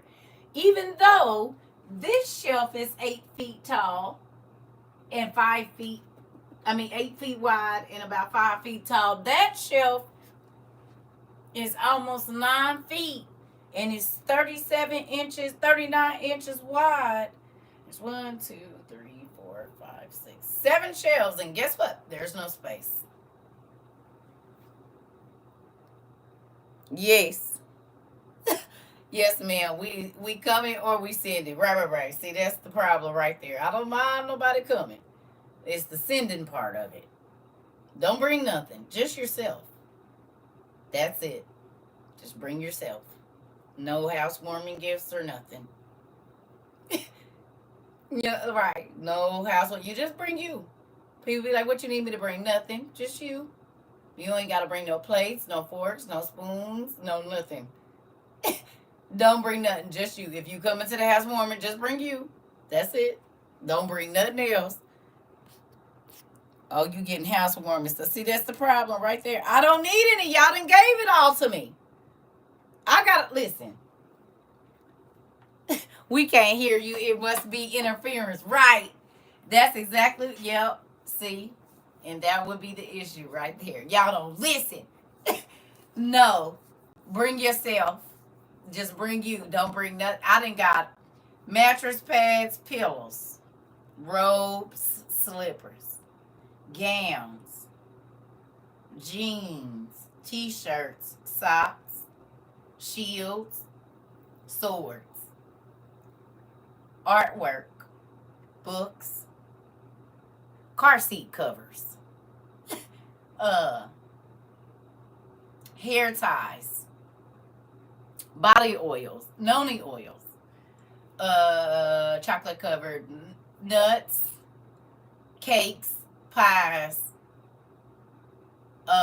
coffee, custom made pens, heels, boots, slides, costumes, an air fryer, an industrial cart. Let's not forget a whole iron 40-pound WOIU CERCA TROVA thing that's sitting up on wrought iron. Okay. Comfort us. Listen, you said we just gonna bring you a chair. That part. That part. I'm gonna look on there today and look for that big one. Cause baby, this one didn't have it. I am. I'm gonna look for it today. I can't even think. Earrings, jewelry. Starting my curing journey tonight. Naisha, we might have to talk through me. Okay. Sorry. Auntie, I'll be all in y'all business. I can't think of nothing that y'all ain't bought. I'm okay. I don't need anything.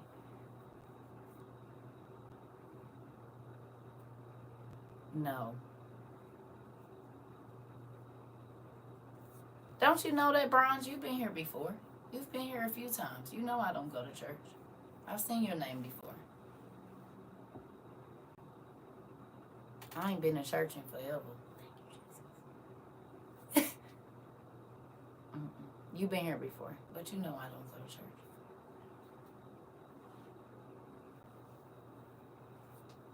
Mm-hmm. Nope.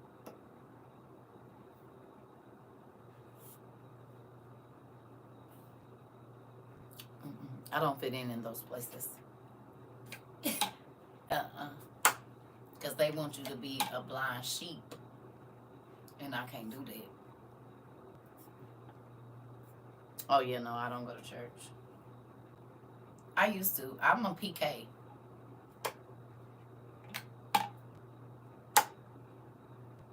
My parents are still in ministry now. Mm-hmm.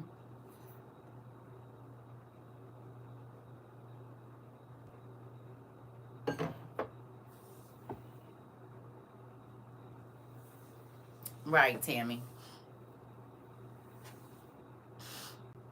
Yeah, I don't. I'm a PK, so no, I don't go to church. And to me now, like, and it ain't about whatever. You said church is tolerable. Not for me. I don't care about the music and all of that. If I don't feel the Holy Ghost when I go in there, it's a fake place of worship.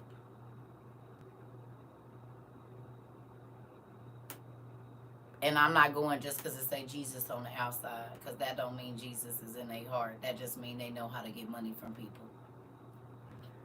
Thank you so much, Tammy. You hear me? So no. Because people go for the mechanics of it all and they heart be far away from God. Because if you ain't got him at home, he don't just start working when you get to church. And I realized for a long time that I had church, but I didn't have God. I had religion, but now I have relationship. So it don't matter if I go to church or not. I'm still going to be the same. I'm still going to put God first. I'm still going to do whatever. Yeah. You said you don't have to give. You don't. Uh-huh. Yep. A form of godliness, right. They dress all up. God wants you to look your best. God used to be looking crazy out here. It was the Pharisees and the Sadducees that told you you had to look your best. Right? Jesus was out here wearing what the regular poor people was wearing. It was the church folks that was all dressed up with all the bells and whistles on their clothes. You said I talked to God more out of church than I did when I was going. Girl, don't we all? Mm-hmm. I talked to him, but I feel like he wasn't hearing me because what he was telling me didn't line up with what the church folks was saying. So I didn't think it was him talking. He was probably talking to you the whole time, but it didn't line up with what the church folks was saying. So then you thought he wasn't talking to you, and whole time he was. Whole time he was talking to you. It just didn't sound like what your pastor said. And that's because your pastor didn't know. So then God will be telling you to do stuff, and then when it don't work, your pastor will be like, okay, well, let me quit putting my soul in your hands because you can't even, like, no. Mm-mm.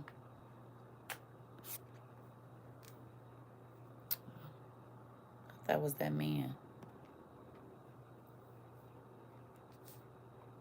Yeah. Church was different. Yep. Church was different. And that's why this is a school. People say, oh, you get up there and you teach the word. You ain't heard me say this was church not one time. This is a school.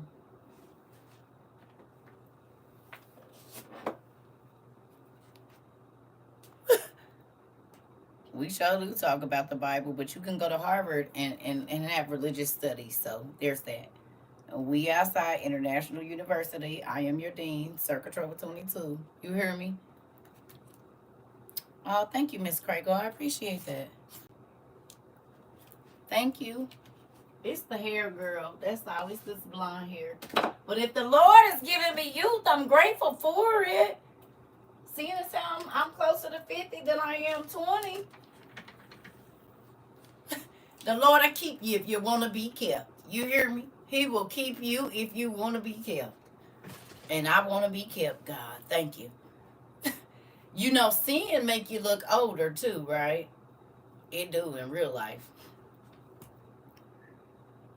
Uh-huh. Worry, sin, all that kind of stuff, it'll age you very quickly.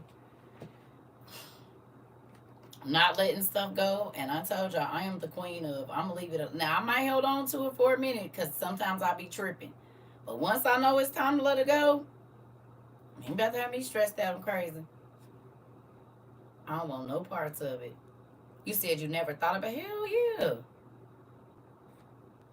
yeah. Sin, hatred in the heart, bitterness, baby, all of that age you quick. I'm letting it go.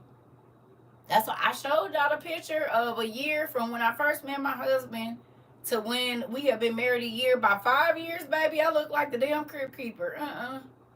You gotta go, sir. There's no joy in my face, skin pale, ashy looking. Yeah. Yeah. Sin agent. No, for real. If the wages of sin is death, how do you get to death?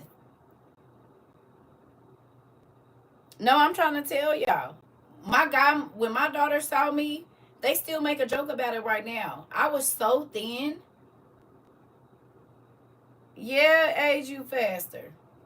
All you gotta do, not people that still went and got surgery, but people that stayed in the streets for a long time. Y'all know the people when we was in high school that stayed in the streets, stayed moving around. They can dress young, but you can see the life they lived on their face. You can see the people that partied all night long, always, and was always out doing something, and always in the mix. You can tell that because their body didn't rest. G-Mom would say they had a rough life. Yeah, I didn't see them. Man, I didn't run into people I went to school with. And I know, I've aged too. But baby, I didn't see some people I went to school with, and they look my mother's age. And my mom about to be 70 in a couple years. Like, they 40s, right? Mid 40s. And baby, they, like, you would not even know that was them. Yeah. Circa, you say first thing. This isn't church, it's school. It's building a relationship with the Heavenly Father. Yeah. Because when you think church, you think you got to be perfect. When you think church and religion, you automatically start being fake. By this being school, you're going to be yourself. Do you learn the principles that you learn in church here? Yes, you do. All the mechanics of it, though, we throw that out the window. Because all of the bowing and taking this and that, like all these people was taking communion and didn't know they was damning themselves to hell because they still got bitterness in their heart. But what the hell use is it you going to church and you don't know that every time that your pastor passed around that juice, the grape juice and the cracker, and you steady hating sister such and such, that you wasn't supposed to drink that. That's something your pastor is supposed to tell you. So how many times have people wonder why their life ain't going the way it's going, And you didn't know that you ain't supposed to be taking communion if you got stuff in your heart, if you got it all against somebody. Your pastor didn't teach you. They just telling you, oh, take this for the this and that, because they want to seem like they know. You're not playing with my soul. You're not playing with my body. You're not playing with my soul. You're not playing with my mind. And you're definitely not playing with my money, baby, or my food. Go away, or my kids. You hear me? Thank you. You don't get to play with my soul like that because you want to look like something. I don't give a damn about none of that. I'm trying to tell you. So I'm not running to no building when you said you only been to one church that gave you the option of taking communion, giving communion to the kids too, and many of them don't understand why. That part, right? Because my aunt been in church for over 20 years and it's hateful. Ooh,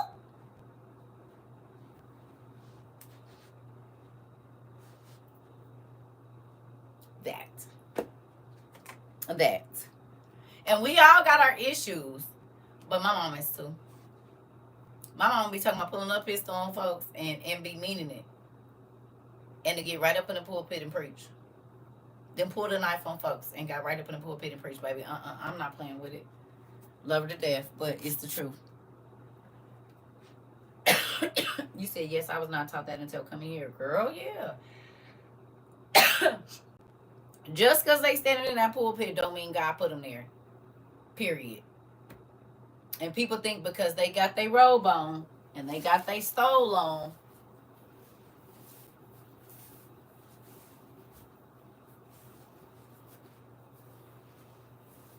this is a damn costume.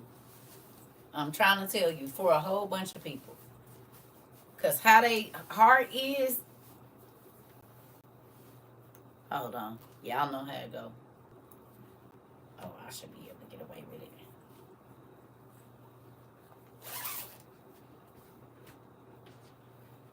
They think because they do this right here, and they can holler in front of the microphone.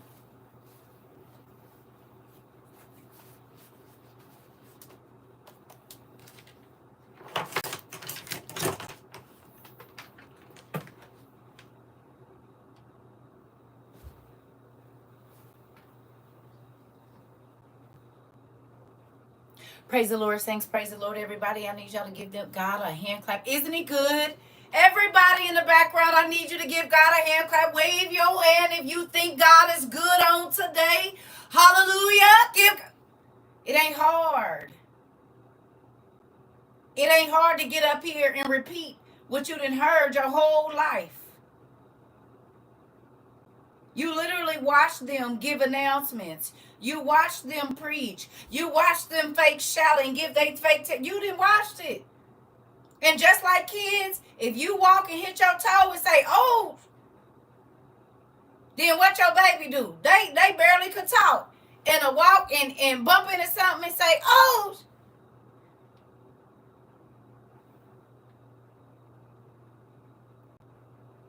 We got pastors that got multi-million-dollar churches said, "You ain't never got nothing from giving to the homeless. You ain't gonna get nothing back, but give me all your money. We need $4 million to rebuild this church, even though we got multi-million-dollar business insurance, but we still want all of your money, even though the hurricane still hit your house." Well, you want me to help rebuild the house of God, but who gonna help me rebuild my house?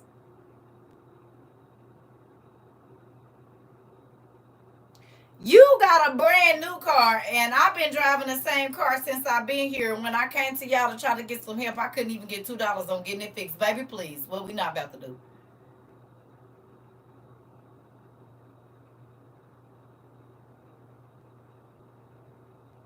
The Forever Building Fund. Come on. Our account taps out. I guarantee you that. And I got the what you call it, I got the income tax to prove it, and the receipts of the cash apps and the bill payments and the books and the everything else. Listen, people, don't be fooled by a costume. You better test that spirit by the spirit. They say pray about it. Listen, I'm trying to tell you. And granted, this is the thing. Like I said, they get money from the government. We don't even get no money from the government. And we've been helping since day one. Now, can we do what the big people do? No, because we don't get that funding. But for the amount of money that comes into our organization monthly, we do a lot for the amount that comes in compared to most, even nonprofits. Man, when I found out most nonprofits only give away 10 to 30%, I said, oh no. So say I give you $1, y'all only giving 10 cents away to somebody else. Red Cross and all these people, when they get them multi-million-dollar donations, only sometimes 10, maybe 15% of that actually goes to the people that need it. The rest of it goes to marketing, the big people buying all these extravagant buildings and all of that stuff. Mm-mm. You said, when's the last time you heard of someone's church helping them or the community? I don't know. Because when we do as much as we can here. And we've been in business almost 3 years. And our donations come from our community. But there's people in our community that have been blessed. And there's people that are not in our community that have still been blessed. Both. Not, we don't just only bless our people. If there have been people that have referred people to us, like, hey, can you help my sister? Can you help this person? Can you help that person? Or this is what's going on with my family, blah, blah, blah, blah, blah. Whatever it is. They don't have to even be a part. Now, we ain't, people be trying to get over and think we not, no. You can only go to CAP once a year, right? Can't you only go to like Catholic Charities and CAP once a year? For like a rent payment or a bill payment, it's only like once every 12 months, right? So there are people that think that we are not a 501c. We got the same 501c that anybody, like, if we send you some books, oh, I like these books now. No, babe, that's not how that works. We're not building your library. Right. And we've helped some people more than once a year, but it ain't gonna be the exact same every time. Like, say you need a couple of dollars for gas, but then we have maybe helped you on your, whatever. Because there's always gonna be somebody else that needs help. Right. And so people think, oh, it's just the internet. No, we are a real 501c. Yes, we are. Yes, we are a real nonprofit organization with the government. Don't play with us. Please don't. And even if we're able to, this ain't something that's just about to be. You can't go to CAP office. You can't go to Catholic Charities. You can't go to them things every other month. You can't go. So, because then nobody else will go.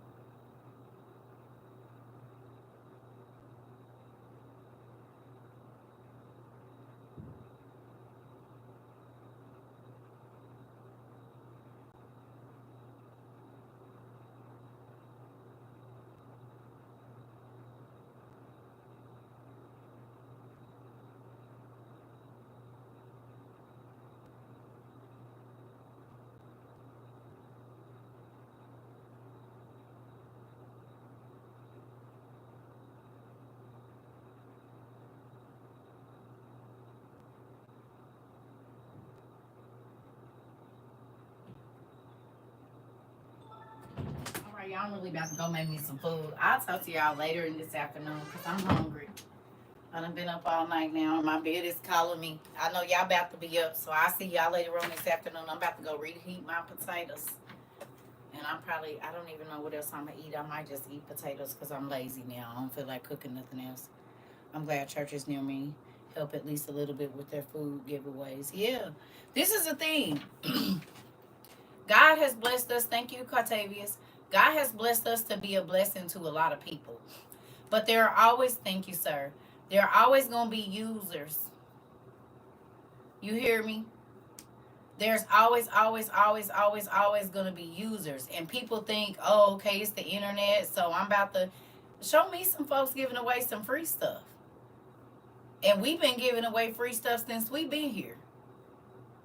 Within 2 weeks of us being here, we was giving away free stuff. You hear me? And still, what I mean by free is if you can't afford your books, we get them for you. But we are not buying your library. Like, people email me like, okay, I want this book now. Now I need this book, and can you send me? No, we can't. We send you this yellow set of books. If you cannot afford them, the $48, not because you don't want to buy them. And people get offended when I say, if you can get your nails done, if you can buy a bottle of Casamigos and you can go turn up with your friends, or buy DoorDash every day, you can buy your own books. Make a sandwich for that day. But I've been in situations where there was no way that I had $48 to blow, or not, I won't say blow, but I might have really wanted the book, like our books that we're reading, but I didn't have the money to get it. And so I would have to wait and save for it. But folks be thinking, and then too, to me, like, some people just want something because it's free. They're not even going to use it. And so now you're taking a set of books out of somebody's hands that might make them look raggedy. You know what I'm saying? They going to use them. I don't believe in just having stuff to have it sitting and all of that. Like, whatever I have, I want to be able to use it. That whole statement piece, I just bought it because it's a nice statement piece. No, I need to be able to use it, because if not, it's a waste of money to me. That's just my thinking. Since I've been with you, you have done more for people than I've ever known. Oh, wow. I haven't. Because I don't do it by myself. I couldn't do it without y'all. Our community, we have helped thousands of people in the last 3 years. It ain't even been 3 years. February, the end of February will be 3 years. And we have helped thousands of people in the last 2 years and some change. Thousands. And that's not a joke. You know what I'm saying? Whether it be books, whether it be school supplies, like we God has blessed us to be a blessing to a lot of people. You know what I mean? And I'm grateful for that. It's a lot of people that can say they was blessed by people they never met. And some people, if they never had that testimony, they got it now. So we've been able to send water straws to kids that was in the areas where the water was bad. So many different things that God blessed us to be able to do. And we all could have been selfish and been worried about buying whatever the new thing was on TikTok. But one of the things that we do here is we look out for other people. And I think that's why, if you feel like your life has been a little bit more blessed since you've been here, that's why. God loves a cheerful giver, but he also loves people that is worried about their fellow man. Now, you have to watch out for schemers, because some people just don't never want to do nothing. They always want somebody else to do it for them, or they don't ever want to learn. So then you have to kind of weed those people out. You know what I mean? Because some people going to blow their money and expect you to take, like I said, my mom used to say, most people take care of their wants and expect somebody else to take care of their needs. And we're not doing that. We will help you with your needs. We're not helping you with your wants. You know what I'm saying? So you want to get your hair done, but you need to pay your rent. You'll need to pay your rent. Who know now? What y'all talking about over here? Oh, thank you, Pumpkin.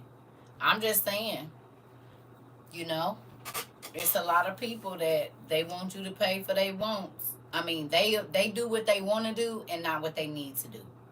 And I taught my kids the same thing. Don't do what you want to do what you need to do.